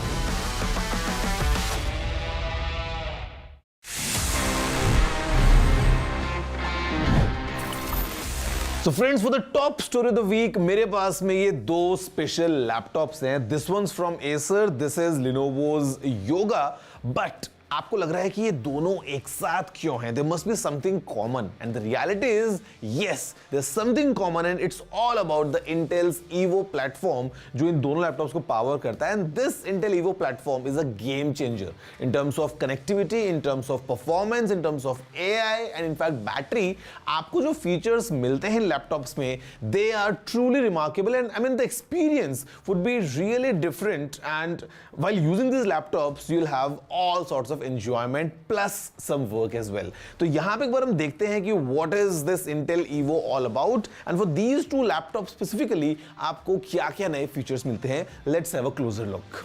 Intel का Evo platform एक premium tier है for laptops that come with Intel hardware. Intel calls these premium devices as fast-paced, lifestyle-focused devices. और एक laptop के लिए Evo platform badging के लिए eligible होने के लिए it needs to offer great performance whilst being lightweight and managing great battery life. Which means Evo platform current generation of workforce की lifestyle demands को ध्यान रख के डिजाइन किया गया है. The platform comes integrated with advanced features like Unison, which is an aptly named app since it brings in unison all your devices. आपका Evo certified laptop natively आपके Android and iOS phones के साथ connect हो जाता है, so your laptop mirrors your phone's notifications and you can use your laptop for calls and messages. And in devices के बीच में data sharing भी बहुत easy हो जाती है. And the Evo platform offerings go above and beyond.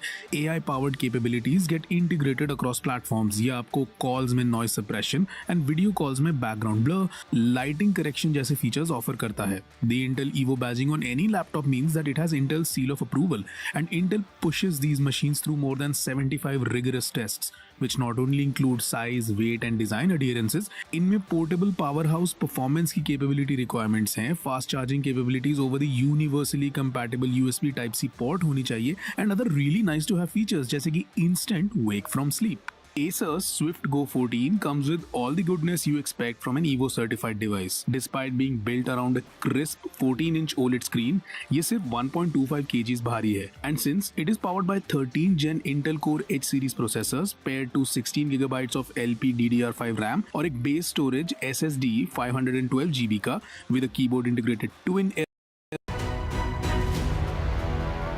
Welcome back to Serious Business on NDTV. We're in conversation today with Nilesh Shah, Managing Director of Kotak Mahindra AMC, a veteran, respected investor in the Indian stock market.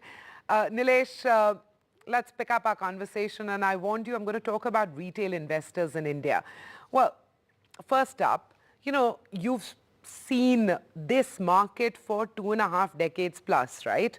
So you've seen the evolution of the institutions, the framework, the structures, but you've also seen the change in the mindset, homework, attitude of the retail investor. How would you describe the retail investor today?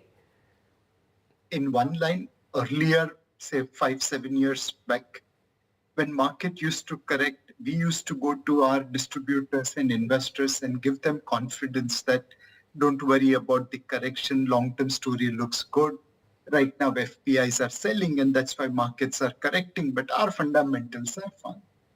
Now, when markets correct because of FPI selling, those guys call us up saying that you don't worry, Nilesh bhai, we are sending you money through our SIPs, our lump sum investments.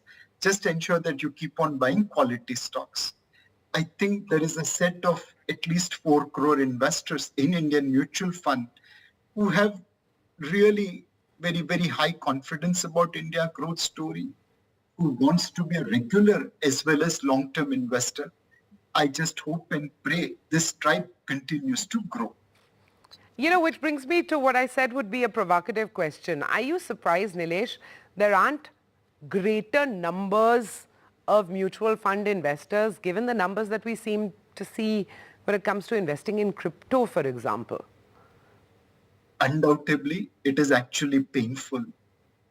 Wherever there is an opportunity to lose money, I see people lining up.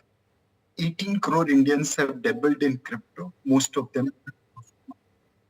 More than 2 crore investors, especially at the bottom of pyramid in rural India, have dabbled in Ponzi schemes. Most of them would have lost money. There are so many people who trade in futures and options. Majority of them end up losing money. So it is very, very painful to see where there is a sure shot way of making money, securing your financial future. We are not seeing as much participation as before. But then I go back to what I learned in my career at Franklin Templeton, when their founder, Charles Johnson, had come. He had mentioned that mutual funds are always J-curve. You keep on working hard for decades and people keep on observing you, testing you with small sums of money. And eventually your time comes where you take off. So be very, very patient with mutual fund industry. It's a J curve. And my feeling is that we have reached the inflection point now. What was our investor base prior to COVID, we are almost increasing it by 50% in post-COVID era. As we get more and more happy customers, hopefully we'll be able to spread this tribe from 4 crores to 40 crores. Okay, I'm coming back to those who are already invested in the market, whereas, you know, we hope the tribe will grow, but those who are already invested. For the medium term, what is that one mistake, Nilesh, that today, sitting here in November 2023, you would caution retail investors against making that mistake in the months ahead? You talked about the bullishness of retail investors. Again, pardon the skeptic in me, I'm wondering if some of them could be over bullish, for example, when it comes to the small and mid-cap universe. But that's just me talking. We want to hear from you. So there's always one mistake made by investors, which ensures that the fund return and investor return differs. Globally, we have seen that people who are dead, that means who haven't touched their mutual fund, they have actually benefited maximum out of mutual funds. Now, obviously, we don't wish our investors dead. But many a times what happens, people invest looking at past performance. They end up chasing past rather than future potential performance. And as you correctly mentioned, Manvi, the small and mid-cap performance look good. A lot of flows are coming over there. My recommendation to investors will be a regular investor, because little drops of water will make an ocean. Be a long-term investor, because, you know, jaldi ka kaam shaitan ka. I really don't know the English proverb for that. And finally, don't invest looking at the rear view mirror. Look at investing in the future potential. If you maintain a disciplined asset allocation between debt, equity, gold, and real estate, I think you are set for financial security. And those are wise words at which to end our conversation. Nilesh Shah, it's always a pleasure talking to you. Thank you so much for making the time to join us on Serious Business on NDTV. Thank you so much.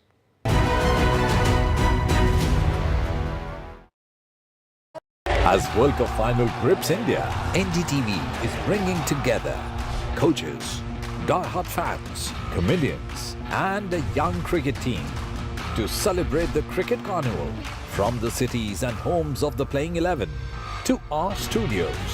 Cheer for India with us as match, music and masti comes to life all day on NDTV.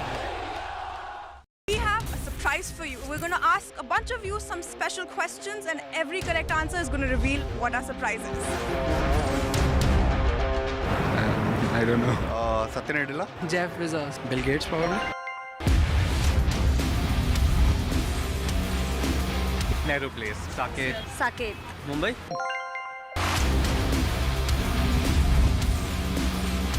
Technical Guruji. Tech Guruji. Technical Guruji. Technical Guruji. चलिए शुरू करते हैं.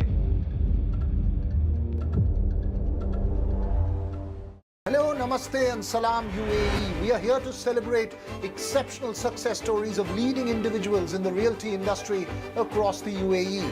Realty Awards, brought to you by NKN Media in partnership with NDTV, will also provide a vision for the realty landscape in the UAE. Coming soon, only on NDTV.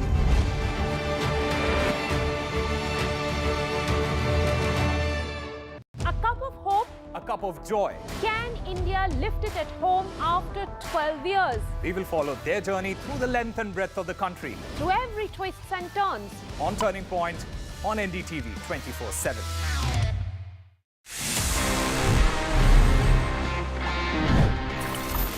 But sometimes the experience is not really great, especially in the terms of printers. जब आपको एक important print निकालना होता है, and you realize that the ink is over, the cartridge is finished. वो experience I know it's very painful because you have a printer lying next to you but it's not usable. Now I will tell you what, आप अगर एक अलग type का font use करते हैं ना, a font which is kind of thinner, तो आप इंक बचा सकते हैं. As much as up to 10 to 15% of ink you can save in a longer run you just change your font and change the font size. तो अगर आप अभी देखते हो कि आपको कैजुअली बहुत सारे प्रिंट्स निकालने हैं and you are using a thicker font, just change it so that आपको इमरजेंसी में जो प्रिंट निकालना पड़े तो आपकी इंक खत्म ना हो, आप पैसे बचाएंगे और अपना जो काम है you will make sure that you will not ruin that just because of a printout which you can't take.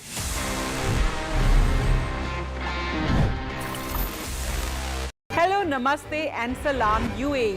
We are here to celebrate exceptional success stories of leading individuals in the realty industry across UAE. The Realty Awards brought to you by NKN Media in partnership.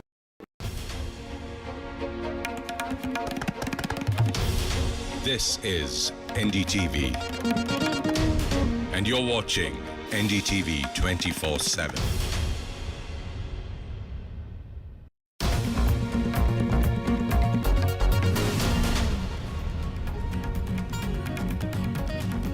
Day 7 of the rescue operations as the Uttarakhand tunnel collapse leaves multiple labourers trapped under the debris. The rescue operations could take 5 to 6 more days, say officials. The latest plan to drill from 4 sides now, but lapses also are now being reported. Escape tunnel was planned but never built. In a controversial move, the Yogi government bans the sale of halal products. The ban is in the interest of public health, says the Yogi government, but this contentious move comes after a case was registered against halal certification firms. Maldives asks India to withdraw army presence. This as India says it's discussing workable solutions for cooperation. This is what sources tell NDTV. Home Minister Amit Shah releases the BJP's manifesto for poll-bound Telangana. The BJP promises abolition of 4% religious quota. The BJP promises an OBC chief minister if the party comes to power. The SpaceX rocket is lost in its second test flight. The contact was lost after a successful liftoff. And well, unbeaten India to take on Australia in the big finale.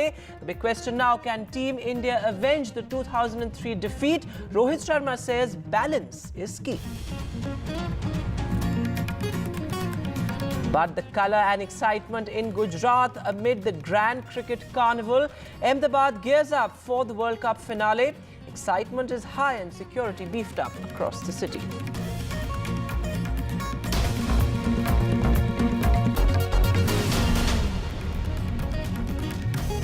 Hello and welcome. You're watching NDTV. I'm Vedant Agarwal. Our lead story, well, it's day 7 of the rescue operations in Uttarakhand. It's been more than 150 hours and multiple labourers have been trapped under the debris in Uttarkashi.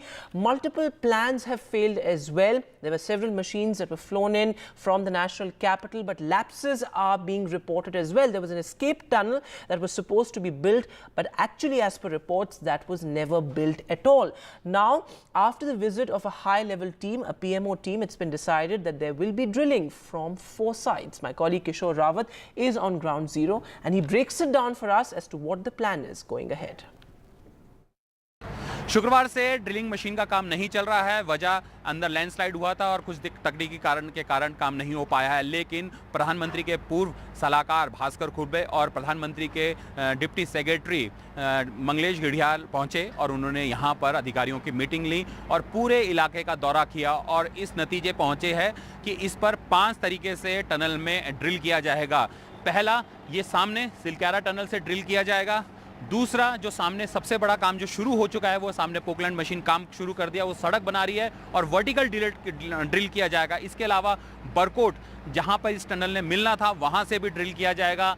इस tunnel के horizontal यानी इस side और इस side यानी right और left side से दोनों जगह से भी ड्रिल किया जाएगा.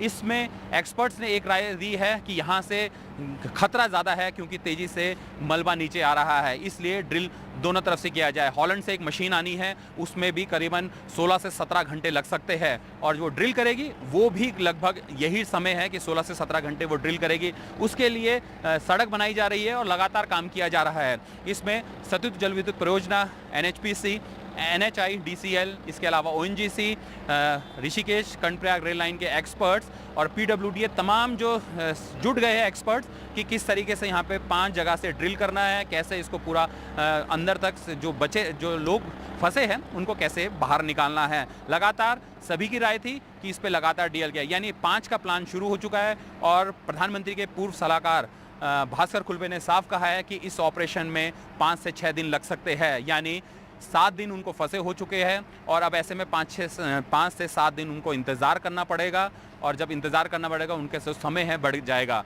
लेकिन उम्मीद यही है कि जो भी प्लान तेज़ी से एग्जीक्यूट करेगा और जो भी ड्रिल करके उनसे जल्दी पहुंचेगा उनको बाहर निकाला जा सकेगा। कुल मिलाकर सभी एक्सपर्ट और सारा पूरा तंत्र प्रशासन रेस्क्यू ऑपरेशन में जुट गया है और उम्मीद है कि जल्द उनको निकाला जाएगा, लेकिन फिलहाल उनको 5 से 6 या 7 दिन इंतज़ार करना पड़ सकता है। So, well, concerns also over the physical and mental health of the labourers trapped under the debris.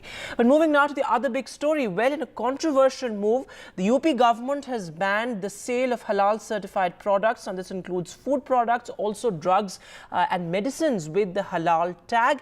The UP government, though interestingly, has made an exemption for exports. My colleague Tanish Punjabi is now live with us on the phone line. So, Tanish, give us a bit of a background, because the Yogi government was mulling this move for a long time now. Why has the government decided to ban, the sale of halal certified products? Yes, Vedant, as you said, the move comes after a police case was filed against the company and few other organizations for allegedly exploiting people's religious sentiments to boost sales by providing, quote-unquote, forged halal certificate. So a case has been registered against entities such as Halal India Private Limited Chennai and several other organizations like that for allegedly exploiting religious sentiments to boost sales by providing halal certificate to customers of a specific religion. The UP government that it said in a statement. The complainant raised concerns over a large-scale conspiracy indicating attempts to allegedly decrease the sale of the products from companies that lack the halal certificate, which is illegal, the UP government said. So the statement said that these companies allegedly issue forged halal certificate to various companies for financial gain, fostering not only social animosity but also violating public trust. Let me just tell you that there is no certified authority from the government that issues halal certificate. So these companies used to issue halal certificate, and this is seen as an action against them. So nothing, no product with a halal tag can be sold or stored or distributed in Uttar Pradesh except the exports of halal tag products. So as the Uttar Pradesh government said, a ban is imposed on manufacture, storage, distribution and sale of the products with immediate effect. The Food Commissioner's Office said in an order. Halal certification of food products is a parallel system which creates confusion regarding the quality of items and is not tenable under the Section 89 of the Food Law Safety and Standards Act. The order said. This is what the order says, that the halal certification of the food is a parallel system and it creates confusion regarding the food quality. So, as I told you, that move comes after a police case was filed. It was filed in Lucknow against a few organizations, a company and a few other organizations for allegedly exploiting people's religious sentiments. Right. So, of course, this is being seen as a very controversial move. We have to see how the public reacts to it and what will happen after this. Right, Tanish, thanks so much for joining us with all those details. And importantly, the government has also said that action will be taken against the firms in question. Now, moving now to the other big story. Well, Maldives has asked India to withdraw its military presence from the island. Now, this, of course, comes as the newly elected pro-China president had campaigned on the India out policy. It was seen as a foregone conclusion that Maldives will ask India to withdraw its military personnel there. Kadamini Sharma is now joining us live from the newsroom. Kadamini, so of course, this was, as I said, seen as something that this president will go on to implement. But what is India's stand on this, and what will effectively change on the ground?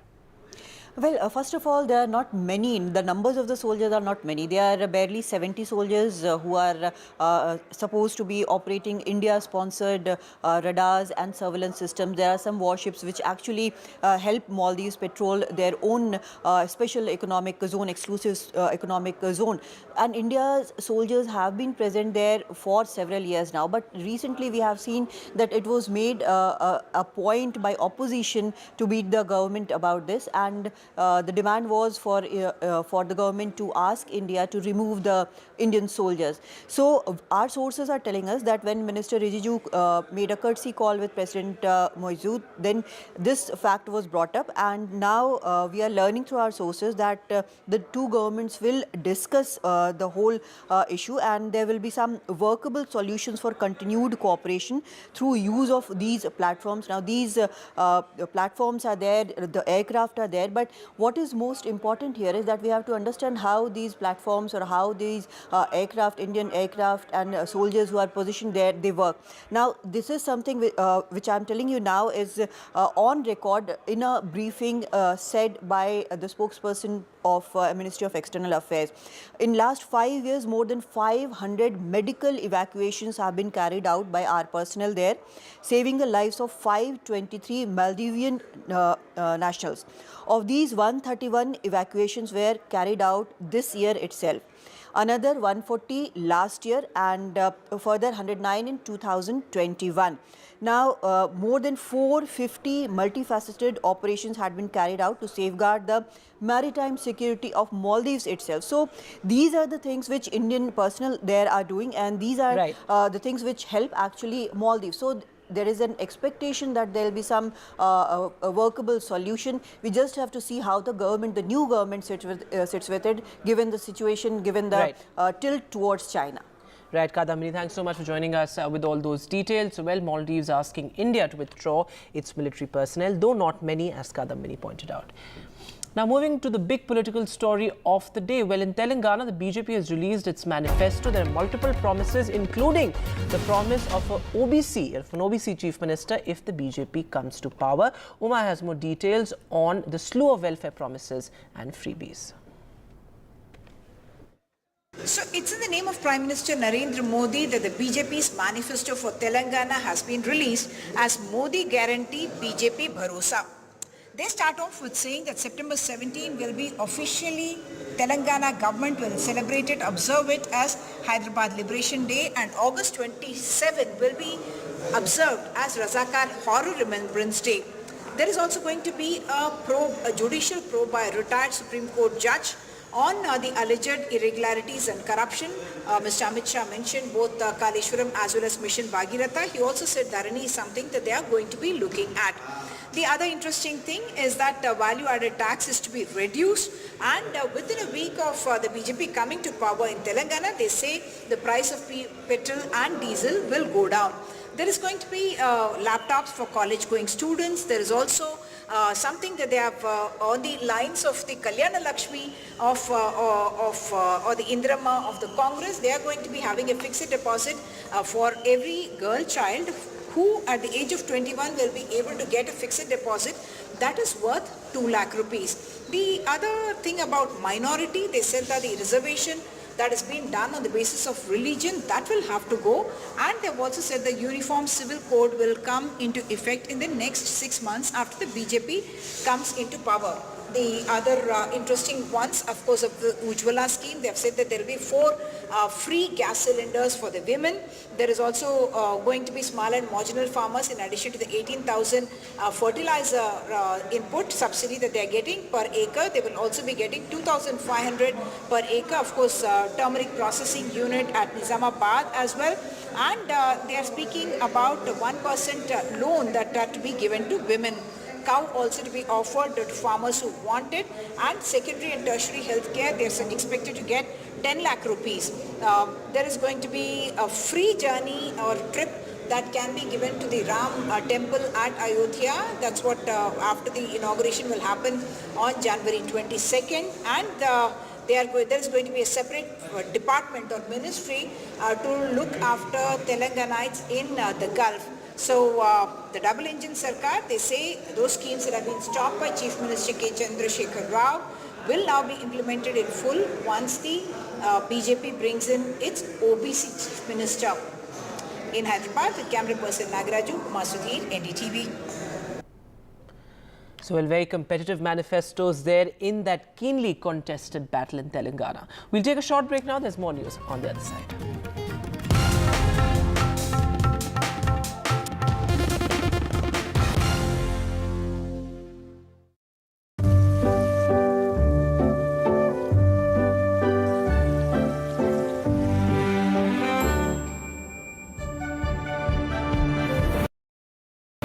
A debate has many facets, perhaps no one right answer.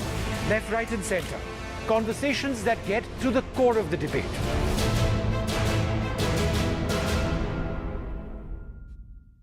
And there's too much talking but very little being said. Too many voices but hardly any being heard. You turn to a show that puts you front and centre.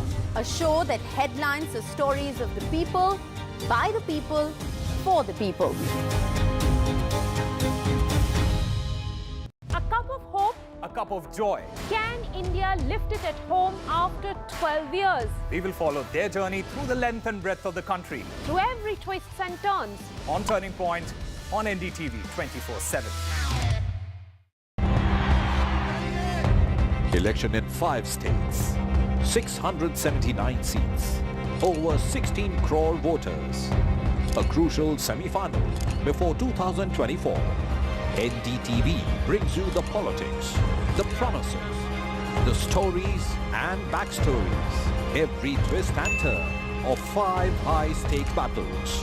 When it comes to elections, India trusts NDTV. Hello, Namaste and Salam UAE. We are here to celebrate exceptional success stories of leading individuals in the realty industry across the United Arab Emirates. The Realty Awards, brought to you by NKN Media in partnership with NDTV, will also provide a vision for the realty landscape in the UAE. Coming soon, only on NDTV. NDTV for news you can trust. No sensationalism, no ugly debates, no agenda. We strive to be transparent and unbiased in our reporting so you can get news that you can rely on.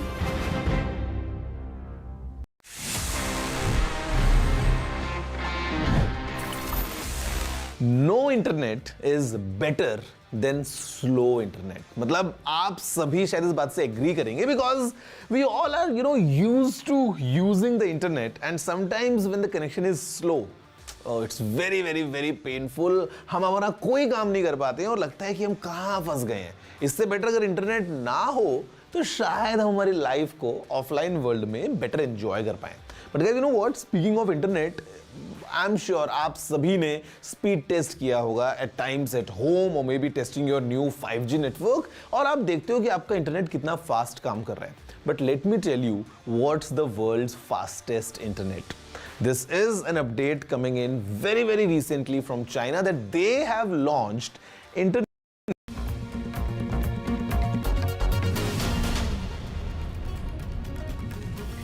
Welcome back. Let's get to the latest on the Israel-Hamas war. Well, satellite images surfaced today of innocent civilians in South Gaza trying to flee. So nothing is really safe, nowhere is really safe for civilians in Gaza as casualties continue unchecked. Take a look at this report.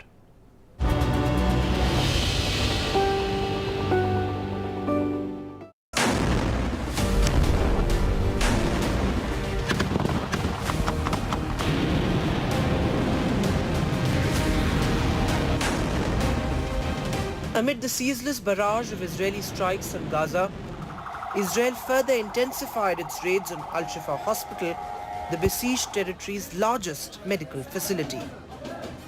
אנחנו ממשיכים להעמיק את הפעילות המבצעית בבית החולים שיפה, לאתר תשתיות תת-קרקע, איתרנו היום עוד תשתיות תת-קרקע, ולאסוף כל פיסת מידע על החטופות והחטופים. כוחותינו פועלים כעת במרחב, חוקרים ובודקים את הפירים המבצעיים שאותרו בבית החולים.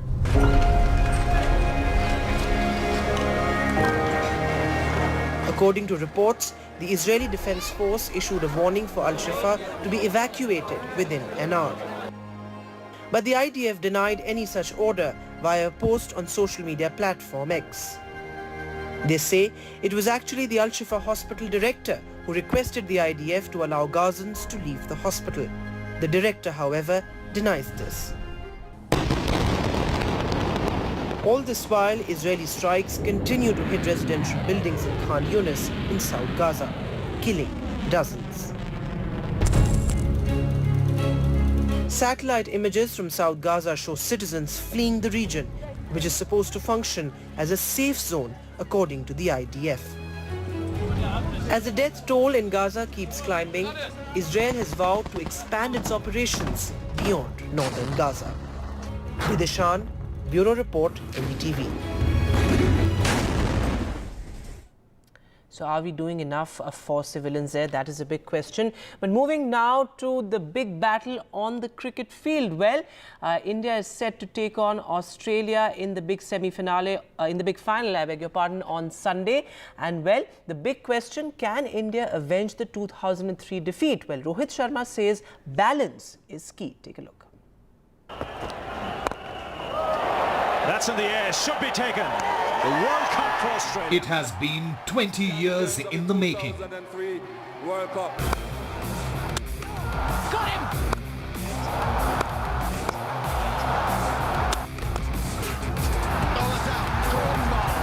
A repeat of the 2003 final. Australia, the five-time champions, taking on India. This is an exhibition. But unlike 2003, this time the Indian juggernaut has bulldozed everyone who has come in the way. The unstoppable force India meets the immovable Australia. देखिए emotionally बहुत बड़ी चीज़ है, बहुत बड़ा occasion है, without a doubt, क्योंकि आप जो भी मेहनत और जो भी सपने देखते हो वो इस चीज़ के लिए देखते हो, और आज वो दिन, आज नहीं कल वो दिन हमारे सामने होगा. बट देखिए प्रोफेशनल एथलीट्स का यही सबसे बड़ा चैलेंज होता है कि आप ये सब चीज़ को साइड में रखकर अपने काम पर कैसे ध्यान दे सकते हो. India have been flawless in the tournament so far. Rohit Sharma leading the pack fearlessly with the likes of Kohli, Shreyas and KL Rahul dominating in the middle order. That goes into the crowd again. While Shami, who came into the team after Hardik's injury, has taken the opposition by the scruff of the neck. The entire bowling unit has been dominant, running over the opposition at will, brimming with confidence, but the hitman believes that staying in the present is the key. मैं नहीं उस चीज़ पे believe करता हूँ, और वो सब चीज़ पे. ये मैंने जैसे बताया कि आपको उस दिन पे अच्छे तरीके से ग्राउंड पे आना है और अच्छा क्रिकेट खेलना है. ये चीज़ मैं बिलीव नहीं करता हूँ कि पिछले 10 मैच में हमने क्या किया. ऑफ कोर्स कॉन्फिडेंस लेना बहुत ज़रूरी है ऐसे मैचेस में. 10 मैचेस हमने अच्छे तरीके से खेला है. आई थिंक अपने आप को बैलेंस रखना, अपने आप को काम रखना, ज़्यादा आगे पीछे का सोचना नहीं चाहिए. प्रेजेंट का सोचो और अपना game Khelo. On the other side of the ring is Australia, a team that always finds a way to win in big tournaments. Australia started shakily in the tournament but came into their own with the likes of Maxwell and Adam Zampa leading from the front. Captain Cummins believes that shutting down the crowd is the aim for the feisty Aussies. Fans and experts believe that the match would be decided in the power plays. Rohit Sharma's all-out attack versus Mitchell Starc's pinpoint accuracy. A mouth-watering contest everyone is looking forward to. India wins the heartbreak of 2019 in the semi-final. As India go up against the 5-time champions, the big question is, will India take the revenge for 2003? Usama Shah for NDTV. So well, fingers crossed there for the men in blue, as the big question now is, can India lift it at home? But it's a great cricket carnival in Gujarat. Ahmedabad is colourful and vibrant as India is all set for that finale on Sunday. There's colour, excitement on the ground in Ahmedabad. Arun sent us this report. इस world cup में कोहली का नाम बहुत ज़्यादा चमका है और अगर आपको उसका प्रमाण देखना है तो यहाँ देखिए। लेकिन ये सिर्फ इस बार की वर्ल्ड कप की बात हम कर रहे हैं, लेकिन इन्होंने 2016 से कोहली का नाम जो है इस तरीके से अपने साथ जोड़े रखा है, वो बेहद खास है। क्या नाम है आपका, कहाँ से हैं? खुशहाली, अहमदाबाद से ही है, हम यहीं से हैं। बताइए ना, क्या किया है आपने कोहली के लिए? हमने 2016 से सारे पेपर्स में जो कटिंग आती है हमने वो सारी इकट्ठा करके रखी है, पूरी बुक बनाई है, ऐसी 3-4 बुक और बनाई है हम लोगों ने।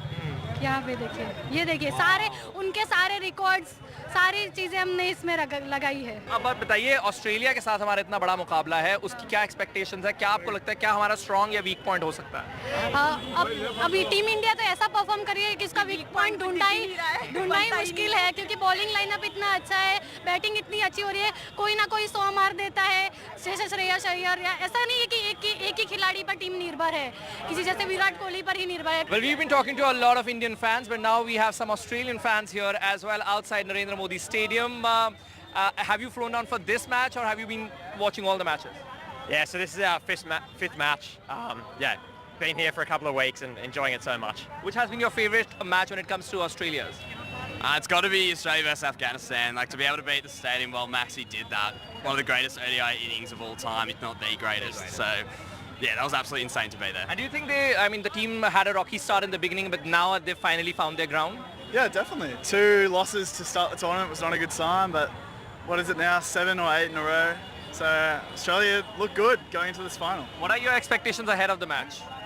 I mean, India looked very strong, obviously, but I think Australia, 5-time champions. India only won it twice. I think Australia always turn up for the big games, and India are definitely favourites, but I think Australia will give it a good shot. Now, know your favourites from your team, Australia's team.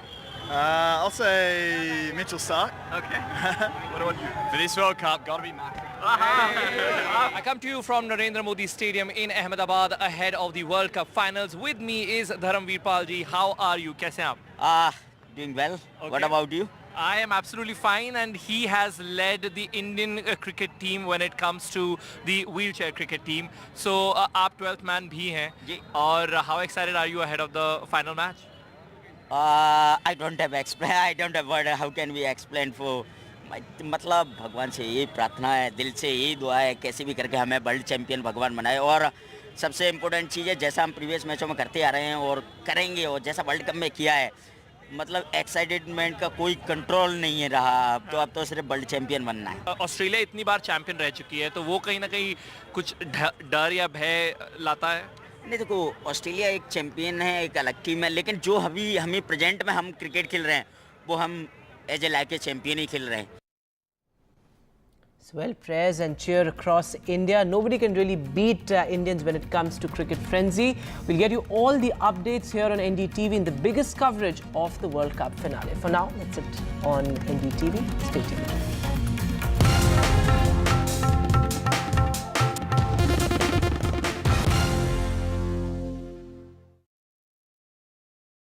This show isn't just about news from the southern states. It's one that looks at the rest of India and the world from a diverse South India point of view, because NDTV has always taken the southern view seriously. The Southern View with Veera Raghav, only on NDTV 24/7. Hello, Namaste and Salam UAE. We are here to celebrate exceptional success stories of leading individuals in the reality industry across UAE. The Reality Awards, brought to you by NKN Media in partnership with NDTV, will also provide a vision for the reality landscape in UAE. Coming soon, only on NDTV. When it comes to sports, we set the ball rolling. Because we have our eyes on the ball. Because we want to get you the best. Latest updates, Top interviews and analysis from around the globe.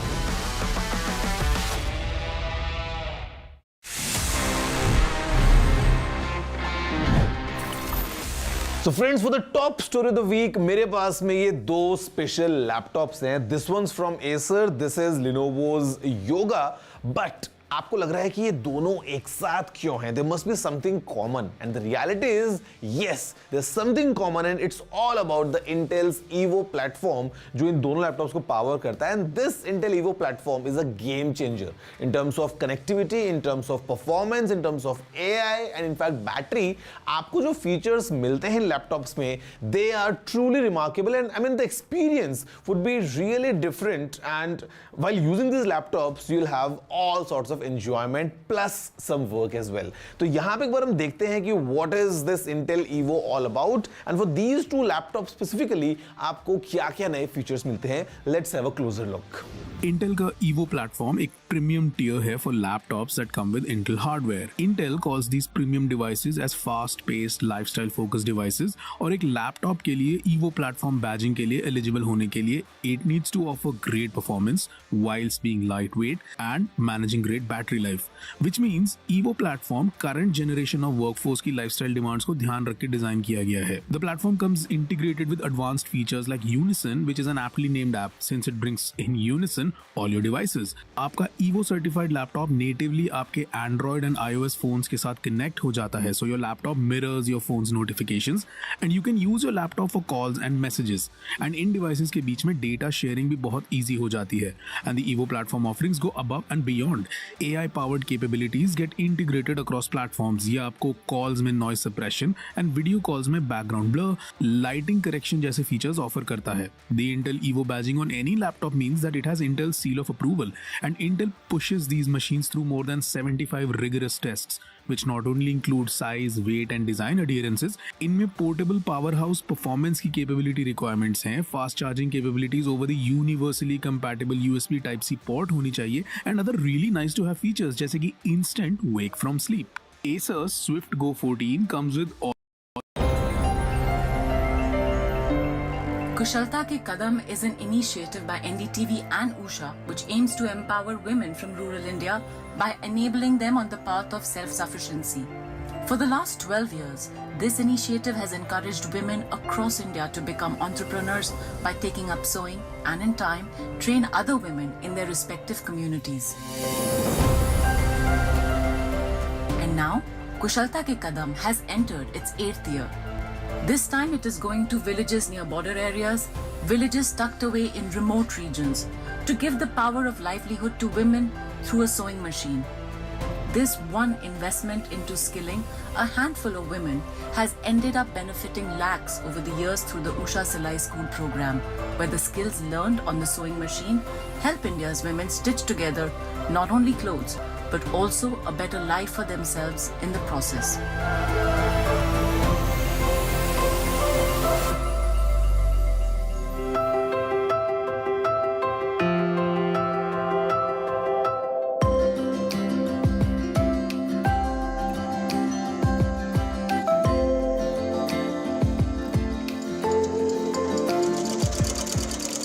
One of those women is Durga Rani, whose transformative journey began when the sewing machine entered her home. Corona के pandemic के time में सभी अपने अपने घर में रहते थे, तो उस टाइम में मैंने क्या किया, यूट्यूब से थोड़ा बहुत मास्क वगैरह देखना शुरू किया. और उस टाइम मशीन तो थी नहीं, तो मैंने क्या किया, जस्ट कटिंग की और सुई धागे से सिलाई की करना शुरू किया. सिलाई के साथ जुड़ने का थोड़ा सा और मौका मेरे को कॉन्फिडेंस बढ़ा कि हाँ मैं कुछ कर सकती हूँ. उषा सिलाई मशीन के साथ मैं 2022 में जुड़ी. उषा और सिद्धि दोनों मिलके इन्होंने जो किया था, एक प्लेटफॉर्म किया था जो विश्व विनायक मंदिर में. तो पंचायत ने मेरा नाम, उनको पता था कि इनको थोड़ी बहुत इंटरेस्ट है स्टिचिंग के प्रति, तो उन्होंने मेरे को कॉल किया कि ऐसे है दुर्गा, मैं आपका नाम डाल दूं. मैंने कहा हाँ ऐसा अवसर मिलता है तो थैंक यू, आप डाल देना.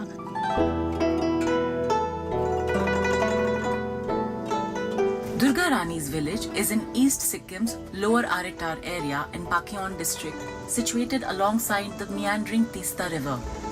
On a clear day you can see the Kanchenjunga peak from Durga Rani's village.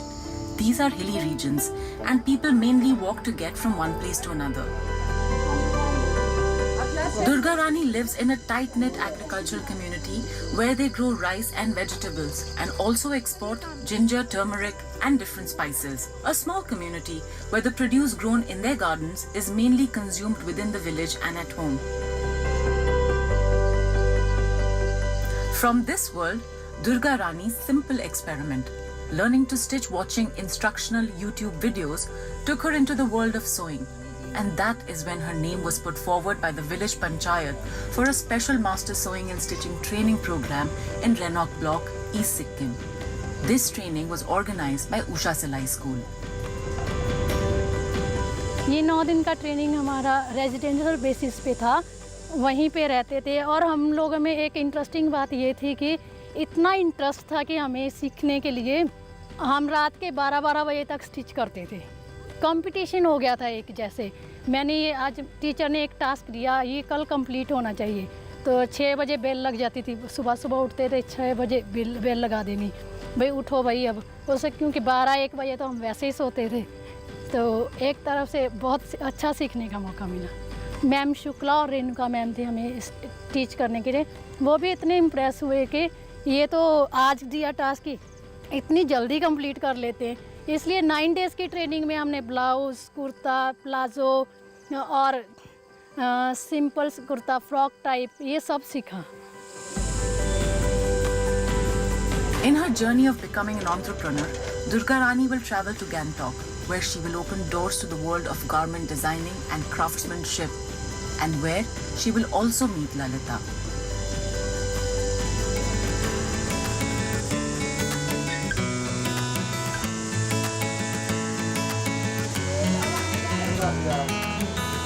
"38-year-old Lalita Rai. Lalita lives in the village of Agri Gaon in Pakyon district.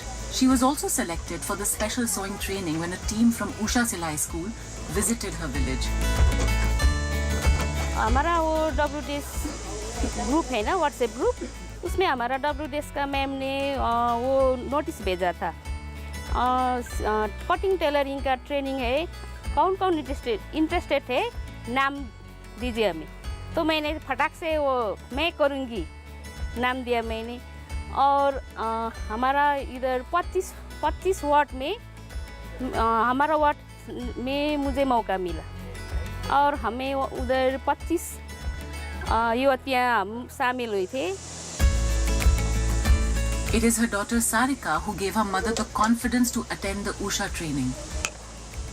First support तो मुझे मेरी बेटी ने किया, क्योंकि जब ये ट्रेनिंग का मैसेज आया था ना, मैंने मेरी बेटी मुझे मेरी फ्रेंड्स की तरह है, मैंने अपने बेटी को ये शेयर किया, तभी मेरी बेटी ने बोला हाँ करो माँ करो, क्योंकि अब तो हम हैं घर संभालने की। मुझे अफसोस हो रहा था कि मैंने लाइफ में कुछ भी नहीं कर पाई, मैं सिर्फ बच्चे की माँ, मैं हाउसवाइफ, ऐसे ही मेरी ज़िंदगी चली जाएगी, ऐसी सोच आती थी। और जब मुझे ये मैसेज टेलरिंग के बारे में आया, मैंने अपने बेटी के साथ शेयर किया, तब मेरी बेटी ने मुझे हौसला दिया, माँ मैं घर संभालूँगी, मैं भाई बहन पापा को मैं संभालूँगी, आप जाओ, आपका जो करना है आप करो, घर मैं देखती हूँ। और फर्स्ट कॉन्फिडेंट, फर्स्ट हेल्प मुझे मेरी बेटी ने किया, और सेकेंड में मेरे हस्बैंड में भी 25 मेंबर्स में हम फर्स्ट हुए थे। और तब मुझे कॉन्फिडेंट और मेरा कॉन्फिडेंट लेवल बढ़ा कि हाँ मैं कर सकती हूँ। इसीलिए वो 25 मेंबर्स में हम फिर 10 सेलेक्ट हुए, और 10 में भी हम करते करते स्कूल यूनिफॉर्म का कॉन्ट्रैक्ट मिला गवर्नमेंट से, उसमें किया 2 महीने हमें उसमें काम किया, और हमारा कॉन्फिडेंट लेवल बढ़ गया। और वो काम करते करते हमें नॉर्थ ईस्ट फैशन वीक में जाने का मौका मिला। This is the East India Fashion Week's 5th edition in Guwahati. Upcoming designers from Northeast participated in this fashion week, and it is here that Usha Silai School forged a partnership with Northeast Fashion and Design Council to showcase the craftsmanship of women who they had trained in their Silai Center. We want to pronounce from Usha Silai School. we have very beautiful Lolita Rai and Miss Durga Rani. In an unforgettable journey from their villages in the Pakhyon district of East Sikkim to the city of Guwahati, Durga Rani and Lalita were among the top 10 women selected to attend the East India Fashion Week. Amidst the lights and camera, they discovered a world that was entirely different in terms of design, details, fabrics, and presentation. What we wanted to do is we wanted to give this women tailors from Usha Silai School an opportunity to understand not just tailoring but also how the whole business of garment works. What we did is we recognized 5 topmost designers from Northeast India.